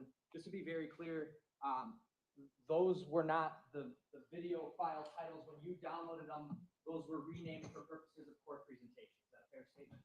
Yes, that's correct. Okay. Now I'm going to play, we are at, according to this clip, 5:04:14. And you indicated, I think, that we're about to see that figure ascend the bluff. Is that correct? Yes, that is correct. Is this the last time the silhouette appears to come up the bluff? It is. Playing at 4:15. Please point out when we see it. Right there at the bottom of the screen, at the bottom of the bluff, you can start seeing the silhouette walking back up into the trees. Does it appear he has anything on his back? I did not observe anything on his back. I'll go back.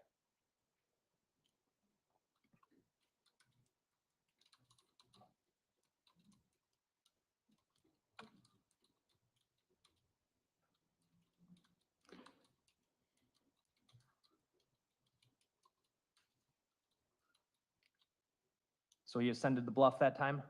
Yes, and I observed the backpack or something appearing to be on his back. All right. Obviously, you can't, it's dark, but it looks like a backpack. Is that what you're saying? Something large that was on his back. All right.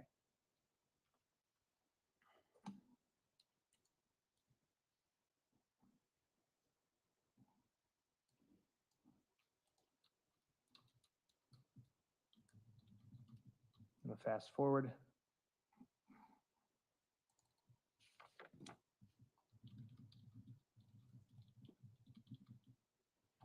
So that's the last time that the figure comes up from down from the shoreline? That's correct. Okay.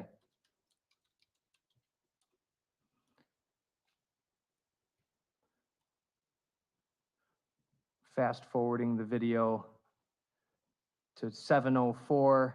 This would be 5:07:05. So this is about 4:29 a.m. real time, correct? Correct. And very, very faintly, are you going to be able to see those lights again on that bluff to the left side of the screen?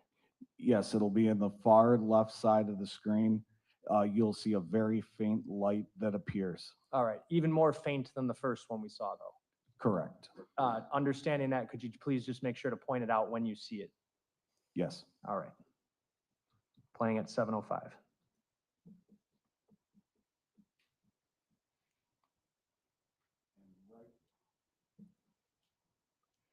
In that area, as I pointed, you could see the light. I'll do it one more time. Right there? Yes. Okay. Very faint, correct? Correct. After this time, which would be about 4:29 a.m. real time, is there any more lights on the bluff or silhouette action going on that tree line going down to the coastline? No. All right, so if I understand you correctly, Detective, based on that video, around the time of 3:05 a.m. is when the human silhouette appears to descend the bluff, remain down there until about 4:17 a.m., correct? That's correct. And that would be consistent with the times that the vehicle entered the service road where the gate is and then exited subsequently around 4:30 a.m. That's correct. If an individual had walked southbound from the pump house or been going down the bluffs in that direction, would that individual have been captured in some kind of silhouette form similar to what we just saw here? On the south camera? Yes, on the south camera. It only faced the sidewalk in Lake Michigan. There were no bluffs visible. Okay. A person walking that sidewalk would be visible, though? Correct. I have no other questions. Thank you, Detective. Cross-examination. Thank you. You can have a seat now. You can pull that out. Good afternoon. Should we hit the lights back on too? I think that's a great idea.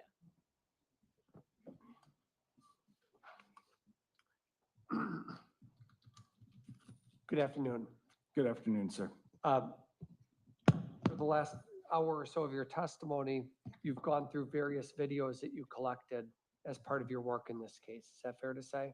Yes, You did other things in this case, but one of your central tasks was to look for any and all video from this area that you could find.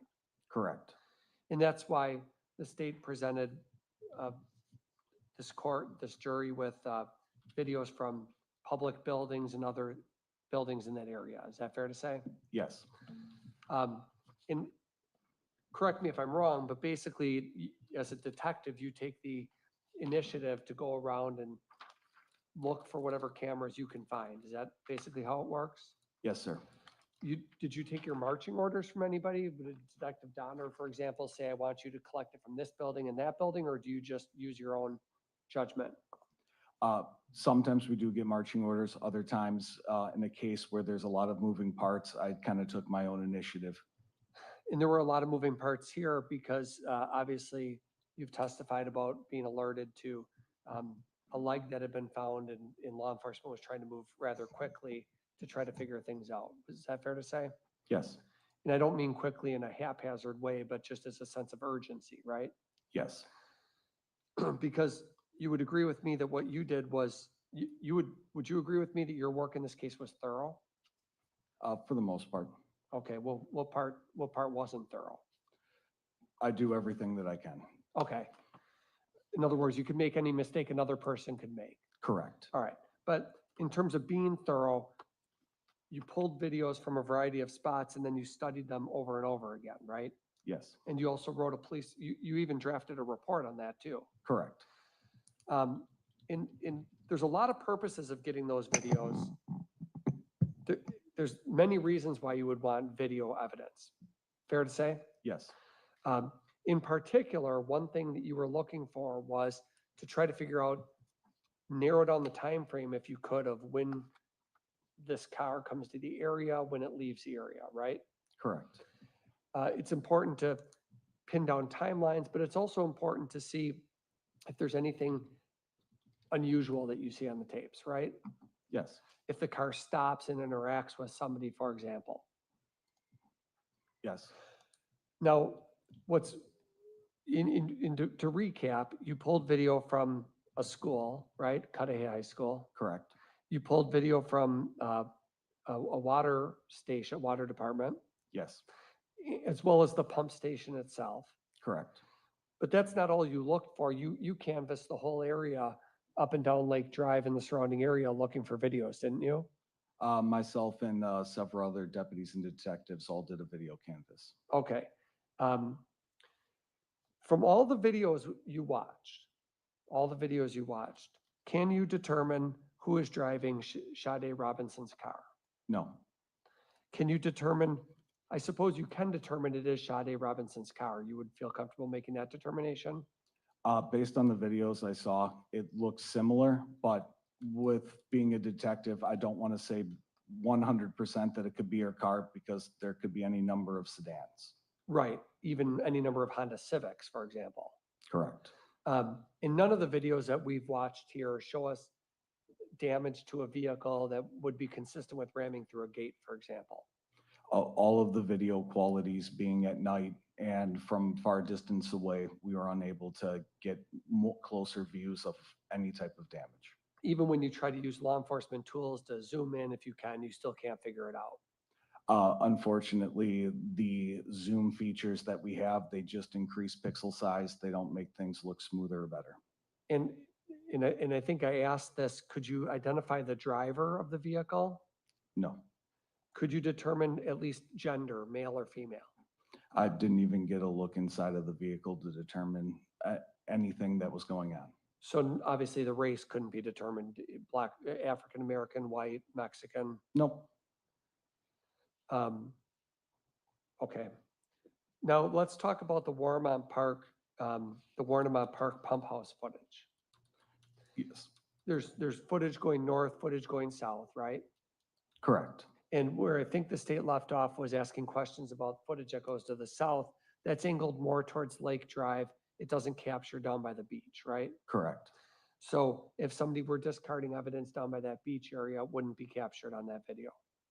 No, because it's 6 to 8 feet, I believe, something like that. But from the parking lot down to the beach, you wouldn't be able to, the camera would be positioned above and that would be blocked.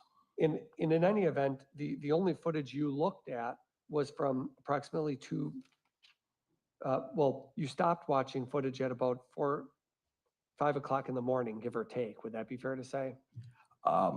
I watched the videos at the water department. I also, I believe, fully recovered videos from, I want to say like 1 a.m. to 7 a.m. And I did watch other portions of the videos as much as I could.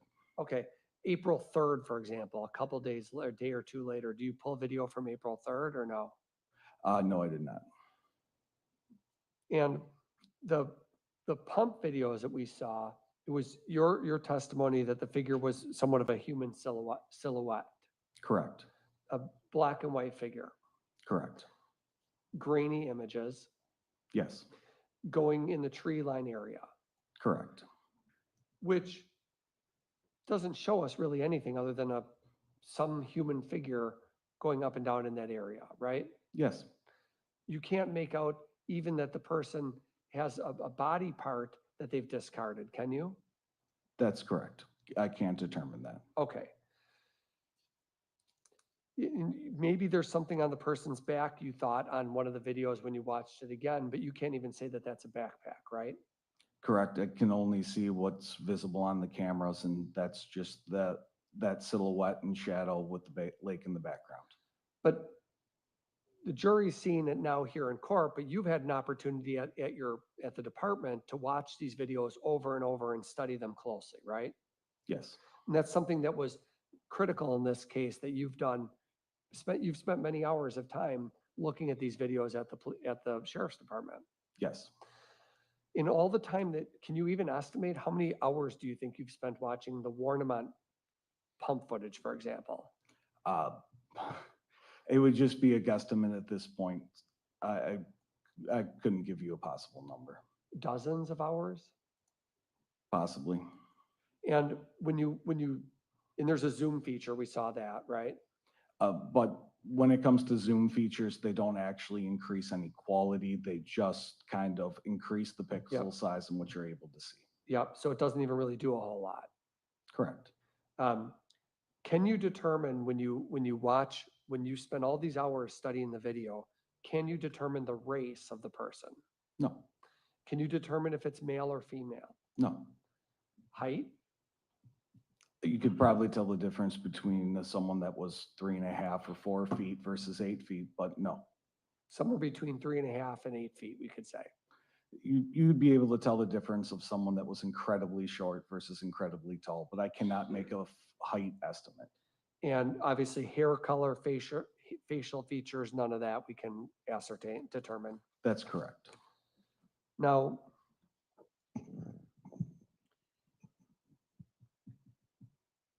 the other thing you did in this case was you did a canvas, but the canvassing work you did was to look for video footage. Is that my understanding? Yes. You weren't doing a canvas to look for gloves or other evidence at the scene, were you? That would not have been my responsibility. That would have been on other people that were on evidence search. I was focusing on the video footage. Okay.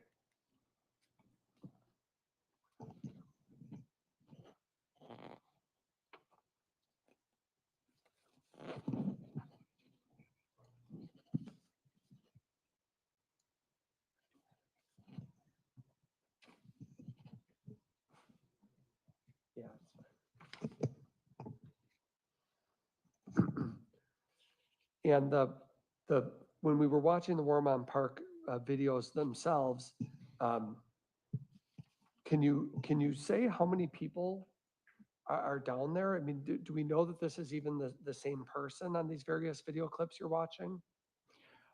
Based on what we saw, there's camera footage only captures so many angles. There's any number of possibilities, but from what we were able to get from Life 360 and our timeframes, we were able to get an idea of the vehicle was the vehicle in question to this investigation. Mhm. But that silhouette figure, we don't really know. We don't know where the silhouette figure goes when it disappears from view, right? Correct. There's minutes of time during this hour-plus footage where there's gaps, 10-minute gaps, 15-minute gaps where you don't see anything, right? Correct. And I guess what I'm asking is based on the quality of this, we don't even know for sure that this is the same silhouette person, could be 2 people or 3 people for all we know. Yet there's any number of possibilities. We also take into account those bluffs and the waves and everything else that was happening that night, that it would be extremely unlikely for someone to be down in that area. Sure, but you're drawing the inference that it's somebody who obviously was involved in this crime, right? Just generally speaking, it was probably 40-ish degrees, raining, and high waves that the average person probably wouldn't be down in that area. Right, and I'm not suggesting people were hanging out there. What I'm saying is you don't even know how many people were in this Honda, this car that we've seen on the footage. We don't even know how many people were in that car based on what we saw. That's correct. Okay, that's all. State? And just to be clear, you were looking at this time frame because it's the time when Sade's phone suggested she was at Warnemont Park, where the leg was later found. Yes. Nothing else. Defense, anything else? No. Thank you, Detective. You may step down. Okay.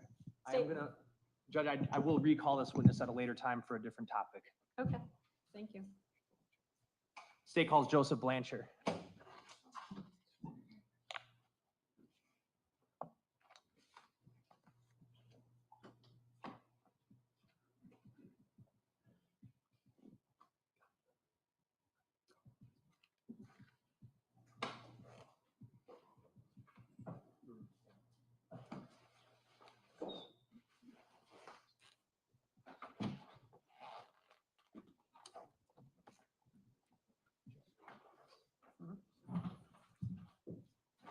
Do you solemnly swear that the testimony you give in this matter will be the truth, the whole truth, and nothing but the truth, so help you God? I do. If you could please be seated, state and spell your name for the record.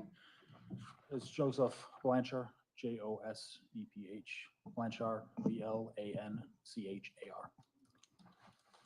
You a detective with the Milwaukee County Sheriff's Office? I am. And how long have you been law enforcement with the Sheriff's Department? 9.5 years. On April 3rd of 2024, in the afternoon, were you dispatched to Warnemont Park regarding some vehicle parts? I was. Okay. Did you recover vehicle parts? I did. And where were these vehicle parts recovered from? Near a porta-john restroom area that was near the gate of a access road to the pumping station and around that area. All right. After recovering them, did you take them and place them on Sheriff's Department inventory? I did. Can you just briefly summarize what inventory is? Inventory is a documented collection of any type of evidence you may get. That's what we use for our evidence system, how we keep track basically of everything that we may or may not collect. All right, so it's basically so that when you recover something during an investigation, you need to find that very item, you know where to find it. Yes. Okay. I'm going to show you a number of exhibits.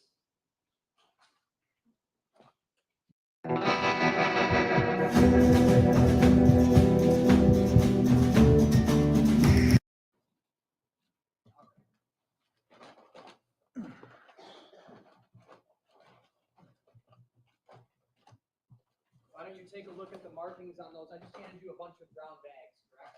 Yes, you have. But there's identifiers on those bags. There are. And are you able, after you look at them, to tell us what those items are? Yes, these items are items that I have bagged up from the location I just described. Various car parts from the vehicle I've listed as a Honda sedan. A Honda sedan? Yeah, some of them say that, yes, a Honda. All right. Or just a Honda. I move those exhibits it 28 through 32? 28 through 32, yes, sir. Any objection? No. 28 through 32 are received. All right, I'm gonna show you exhibits 16, 15 through 18. Can you take a look at those photos quickly, or not quickly, briefly? Yes, yes, sir.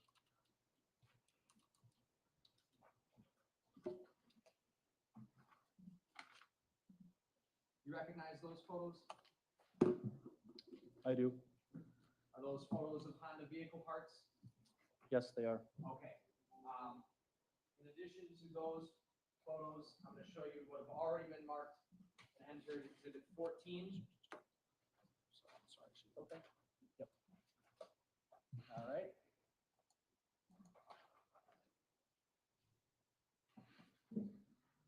$22, you recognize that? Yes, Okay.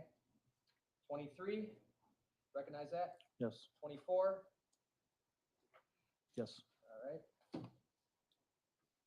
And 13, recognize that? yes, Okay. Of those photographs, those are parts of the Honda Civic, correct? they are. And did you recover those parts? I did. Are they the parts in those bags there? Yes, it's familiar when I bagged them up with my signature and date and name. If you'd like me to open them or anything. Yes, they look like the parts that I was handling in those pictures. All right. And after placing those on inventory, were they subsequently sent to the Wisconsin State Crime Lab? They were.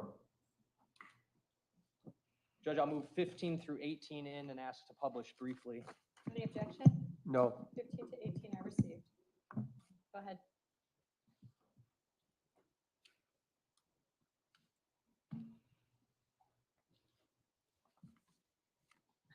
All right.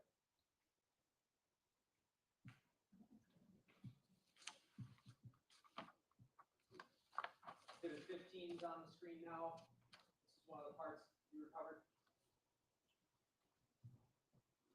Yes, it is. 16, Yes, all right. 17, yes, 18. yes.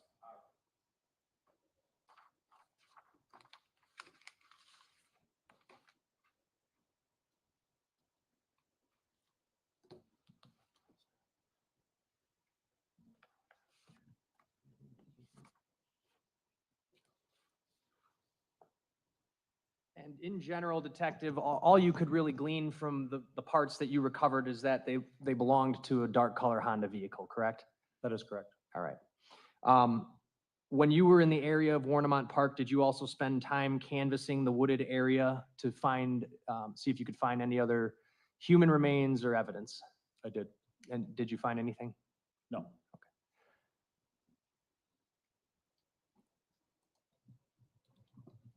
I have nothing else for this witness at this time. He would be recalled later. Defense? No. Thank you. State your next witness. State calls Christine Shuda.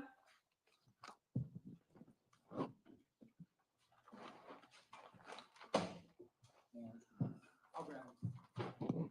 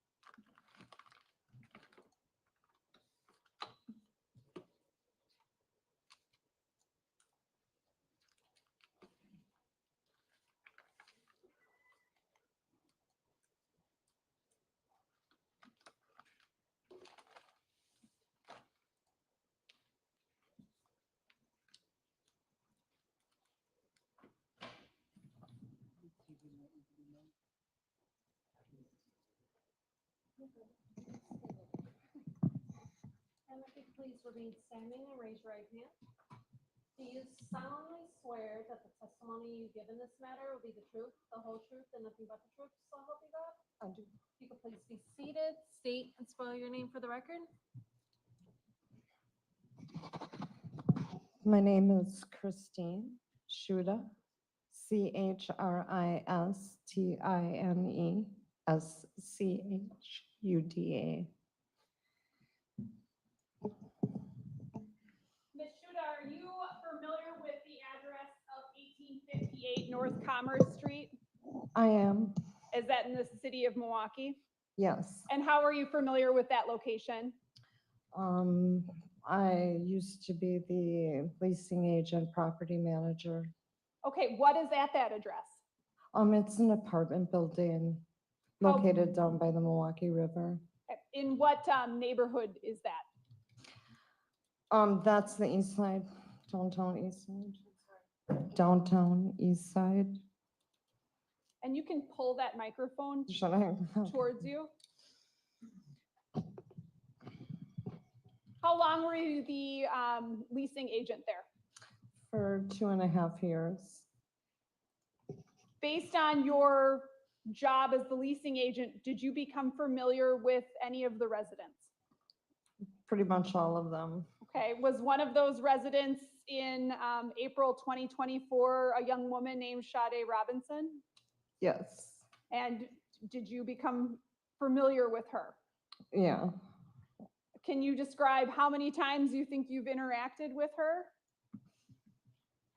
Quite a few times, you know.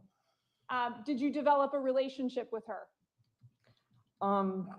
Just as a professional relationship. I'm quite friendly where I work with all the residents. So yeah, she would come in my office and have conversations with me. My door was always open for that, I guess. So you actually worked there on a daily basis in that building? Every day. Every day. Did you see Sade every day? No, I didn't see her every day. In April of 2024, did you become aware that she was missing? Yes. How did you become aware of that? On which date? Let's start with the second day of April 2024, April 2nd. Did something happen that day that alerted you to the fact that someone thought she was missing? She had a coworker of hers came to my office and said that Sade had not shown up from work, and it was unusual, and they were concerned, or she was concerned about her. So she asked me if I could use my master key to open her door, and I told her I can't do that. I'm unable to open someone's door with the master key. So she said, will you go upstairs with me to the apartment? And I said, yeah. So we both went up the elevator, went to her apartment, and we knocked on the door. She wanted to knock on the door, and I had no problem with that. So she had explained that Sade didn't show up for work, and I told her, I said, if you're concerned about her, which she seemed to be, I said, you should give her mother a call. And she didn't really want to give her mom a call. And we keep emergency numbers, in a file at work. Instead, I said, well, if you don't want to call her mom, then what you can do is call the police and they'll come and do a welfare check. And she said, okay, well, I'm gonna go, we went back downstairs. And can I just ask, do you remember what apartment number Sade was renting at the time? She was in apartment 309. You reference a welfare check with the police. Did the police come and speak with you then? Her friend had left. We left together, and her friend left the building and returned to work. And the manager from work, at her work, she discussed it with her manager, and I guess they made a call from there. Okay. Did the police come to 1858 North Commerce and speak to you at some point? They did. Okay. And when they arrived, did you show them to Sade's apartment, 309? I am kind of iffy on that. I need to think for a moment. Can I take a moment to think? If you don't know the answer, that's fine too. Well, because what happened was after she went back to work and the friend went back to work, I made whatever phone call. I wasn't at work after that. I had left for the day. And it's unclear to me right now if I had the next day off or not. No, I couldn't have, because the next day when I came into the office, police officers came in and then they wanted to gain access to her apartment, and they had search warrants and everything else with them. Okay, so you did have contact with the police? Yes. Okay. The next day. The building, the apartment building, does it have a name, like the name of a building, the apartment complex? Yes, the name of the apartment complex is Brewers Point Apartments. Okay, does Brewers Point Apartments have a internal or an external surveillance system? Yes. Okay, would you recognize footage from that surveillance system? You're familiar with it? I am. Okay. Showing you what's been marked exhibit number 36. Do you recognize what this is? Yep, that's Sade coming off the elevator. It's a still photo. It is. I'd ask that exhibit 36 be received. Any objection? No. 36 is received. This is obviously very hard for you, Ms. Shuda, right? It is. Permission to publish? Go ahead.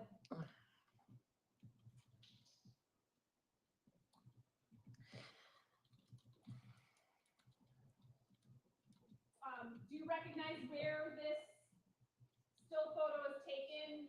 What part of the building? I'm sorry.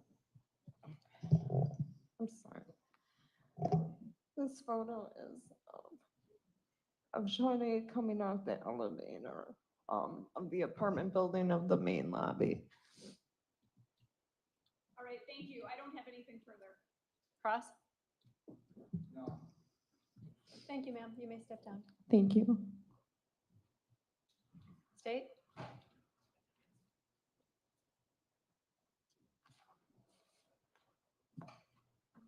State calls Eddie Feliciano.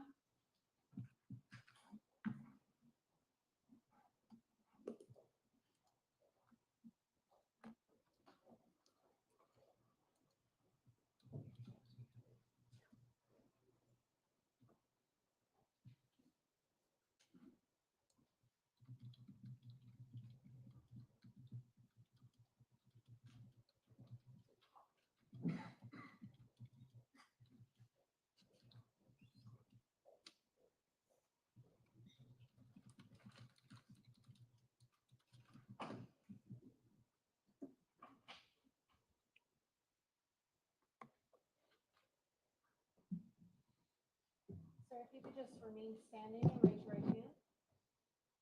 Do you solemnly swear that the testimony you give in this matter will be the truth, the whole truth, and nothing but the truth, so help you God? Okay, if you could please be seated, state and spell your name for the record. My name is Eddie Feliciano. Mr. Feliciano, good afternoon. Could you spell your first and last name for the record, please? Eddie-Feliciano.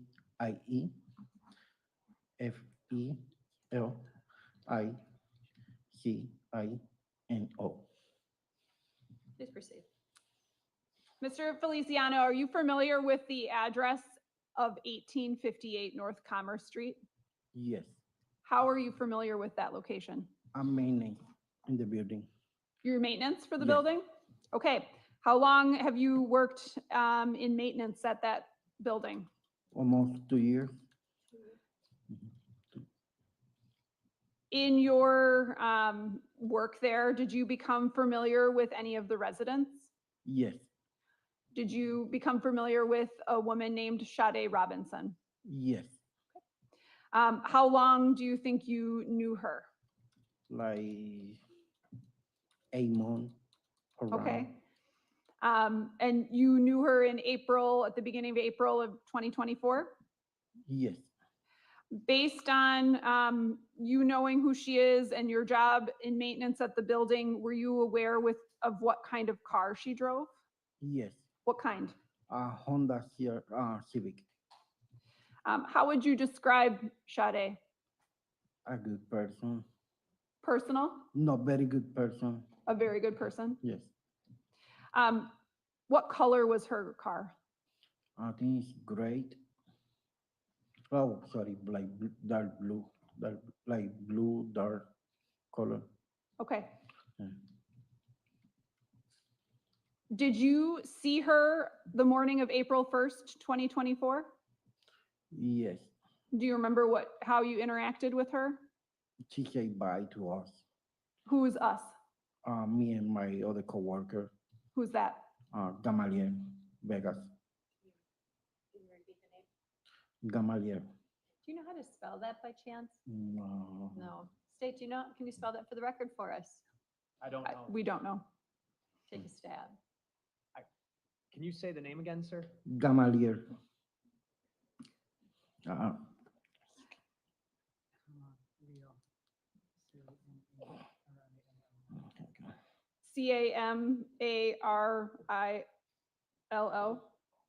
LLO? Okay. That sound right, Mr. Feliciano? Give me a second. Mr. Feliciano? I think he was checking his phone Oh, for the okay. proper spelling is what was happening. Mhm. And now just for the record, he's showing it to the court reporter to document the spelling of that. Thank you. Good. Okay, thank you. No. Okay, next question. Did you have contact with the Milwaukee Police Department? She contacted me at 3 o'clock in the morning, around 3 o'clock in the morning. A police officer? Yes. Okay, and what did you help the police department with? They contact me asking for her apartment number, and I told them which apartment number, and they told me like, you can open the door for us. And did you do that? Yes. Okay. That apartment building also has cameras, right? Yes. And did you help the Milwaukee Police Department obtain surveillance footage? No, everything do the secretary. Is the one do like cameras. Can you repeat everything? The secretary is the one do the cameras. The secretary? Yes. Are you talking about Ms. Shuda? Yes. Okay. Did Sade have a parking spot that was assigned to her? Yes. Do you remember where that was? I know it's all the way to the front. You know, to the Where building. is the parking lot for that building? It's I don't remember the number for the, because every single spot had the number for the spot, but I don't remember. I know it's close to the street. Okay, the apartment building's on the river, right? So one part of the building faces the river, and then where is the parking lot in relation to the front of the building? It's like the front of the building is right here. It's all the way to the to the end, to the building. Is it actually in front of the building? Yes. Okay, and she had one of those parking spots. Yes. That parking lot borders Commerce Street. Yes. I have nothing further. Defense? No. Thank you, sir. You may sit Thanks. down. State? I'm gonna check the hallway, see who's here. Attorney Vance Krzan? I'm planning on stopping at 4:45. So if you have a quick one out there. Okay, I'll try to find it. Thank you. Okay.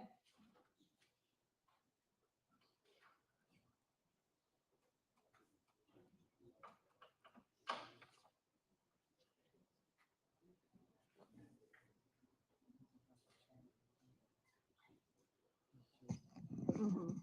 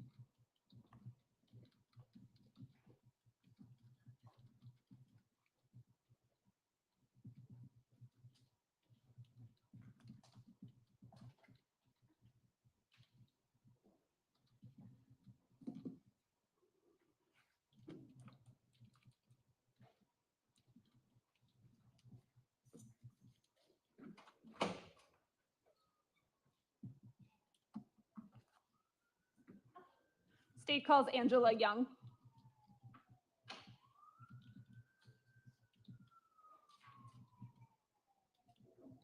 And if you could please remain standing and raise your right hand.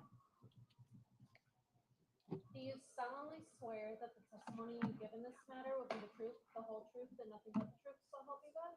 I do. If you could please be seated, state and spell your name for the record. First name is Angela, Angela. Last name Young, Jung. Miss Young, were you familiar with somebody named Sade Robinson? Yes. Can you describe what your relationship was with her? Friend and coworker. How long did you know her? Maybe 4 years, if I had to guess. Would you describe yourselves as friends? Yeah. Can you talk about what you would do with her? Did you socialize, go out? Not really outside of work, no. Okay. Because you work together, did you get to know her? Yes. Okay, can you describe her? I don't know. She was a really sweet girl. She was really smart. She was really motivated. And she had big plans. Based on your friendship with her, did you have her phone number? Yes. Do you remember that phone number today? I don't. Is that something that you would have shared with the police? Yeah. Are you familiar with what type of car she drove? Yeah. What was that? It was a Honda. Do you remember the color? I don't. I think it was black. Maybe it was blue. Were you aware of where she was living? Yes. Do you remember the address or general area? Yeah. What is that? Gosh, I can't think of the name of the street. Right off Humboldt,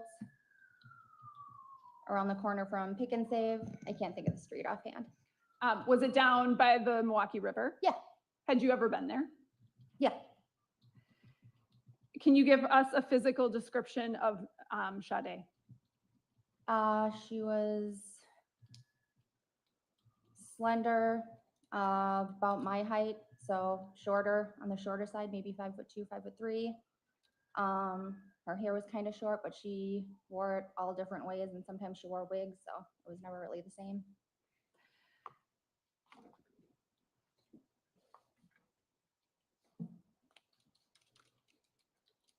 Going to show you exhibits 33 and 34 and ask you if you recognize what's depicted. Those are Sade. Photographs? Yeah. Those are consistent with what she looked like when you knew her? Yeah, that's her in her apartment, and that is her when she was on vacation, I think, in Jamaica. I'd ask that exhibits 33 and 34 be received. Any objection? No. They're received. And published? Go ahead. And you knew her well enough to know that she went on a vacation to Jamaica? Yeah. And you knew her well enough that you recognize this photograph as having been taken in her residence? Yeah.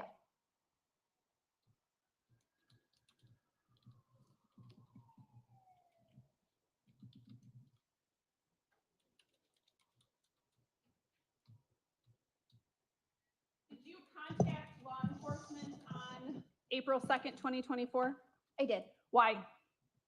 Because I could not reach Sade and she had not shown up to work that morning and that wasn't like her and I was scared. So she was scheduled to work. Mhm. You were at work. I was not at work. Okay. No. How did you know that she didn't show up? I messaged somebody at work saying that we had talked a few days before about her possibly getting a raise and a new position. And I messaged somebody at work saying that we should probably go forward with that. And they said she didn't come to work today. Okay, and you're referencing your employment at the Pizza Shuttle? Yes. What was your position there? Management. And what was Sade's? She worked cash register and answered phones. Do you remember how long she had worked there? If I had to guess, between 3 and 4 years. It had been a while. You said that her not coming to work was very unusual. Very unusual. And that you were scared. I was. Why? Because it wasn't, I mean, if she was even going to be late, she would text me or call. And when I messaged her, I said, please just text me and let me know you're okay. Because she doesn't have to come to work. She doesn't have to answer her phone. But I just wanted her to let me know that she was okay. And I knew she would if she could. And when she didn't, I got very scared. You tried to call her? I did. And what happened when you did that? I think it went to voicemail. Otherwise, it just rang and rang. What else did you do? I texted her and I went by her apartment. What did you do at her apartment? I just pulled into the parking lot, looked for her car, didn't see it. Spun around, sat there for a minute, hoping that I'd see her. And when I didn't, I drove home. Did you go into the building at all? I didn't. I did not. No.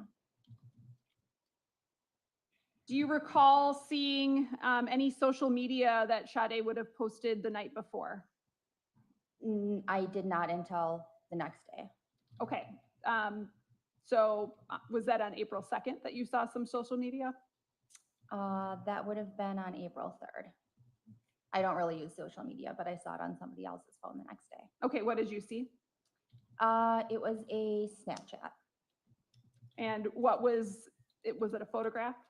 It was not, no. It was a Snapchat from a bar on Water Street, I think, where she was playing some kind of bar game.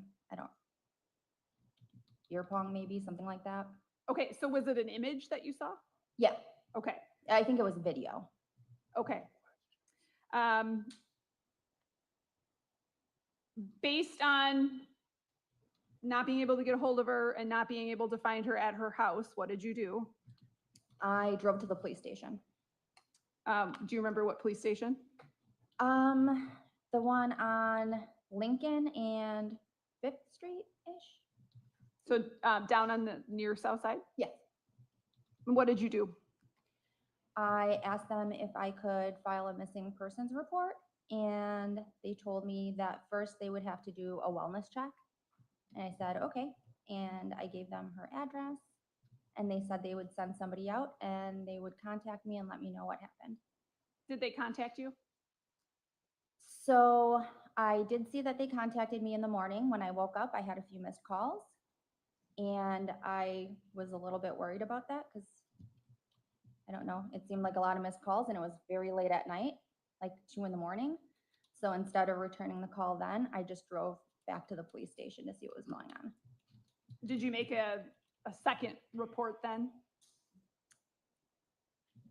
I did not. I went in and said that I had missed some phone calls. I had been there the night before to ask for a wellness check or a missing persons report to be filed, and asked them what had happened with it. And the person at the counter went in back.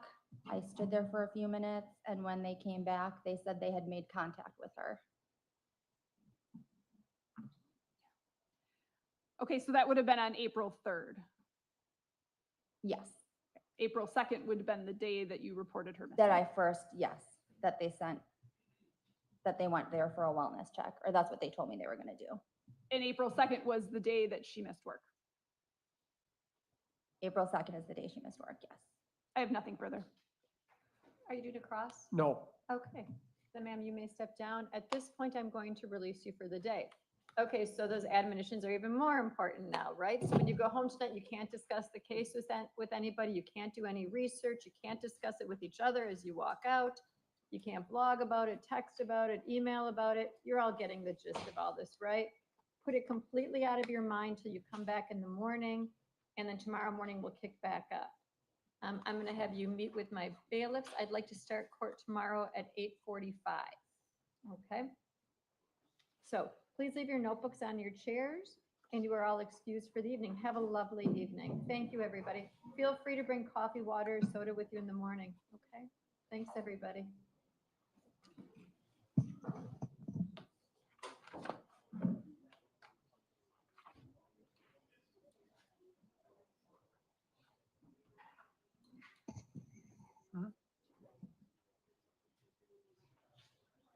He told me he was being compensated.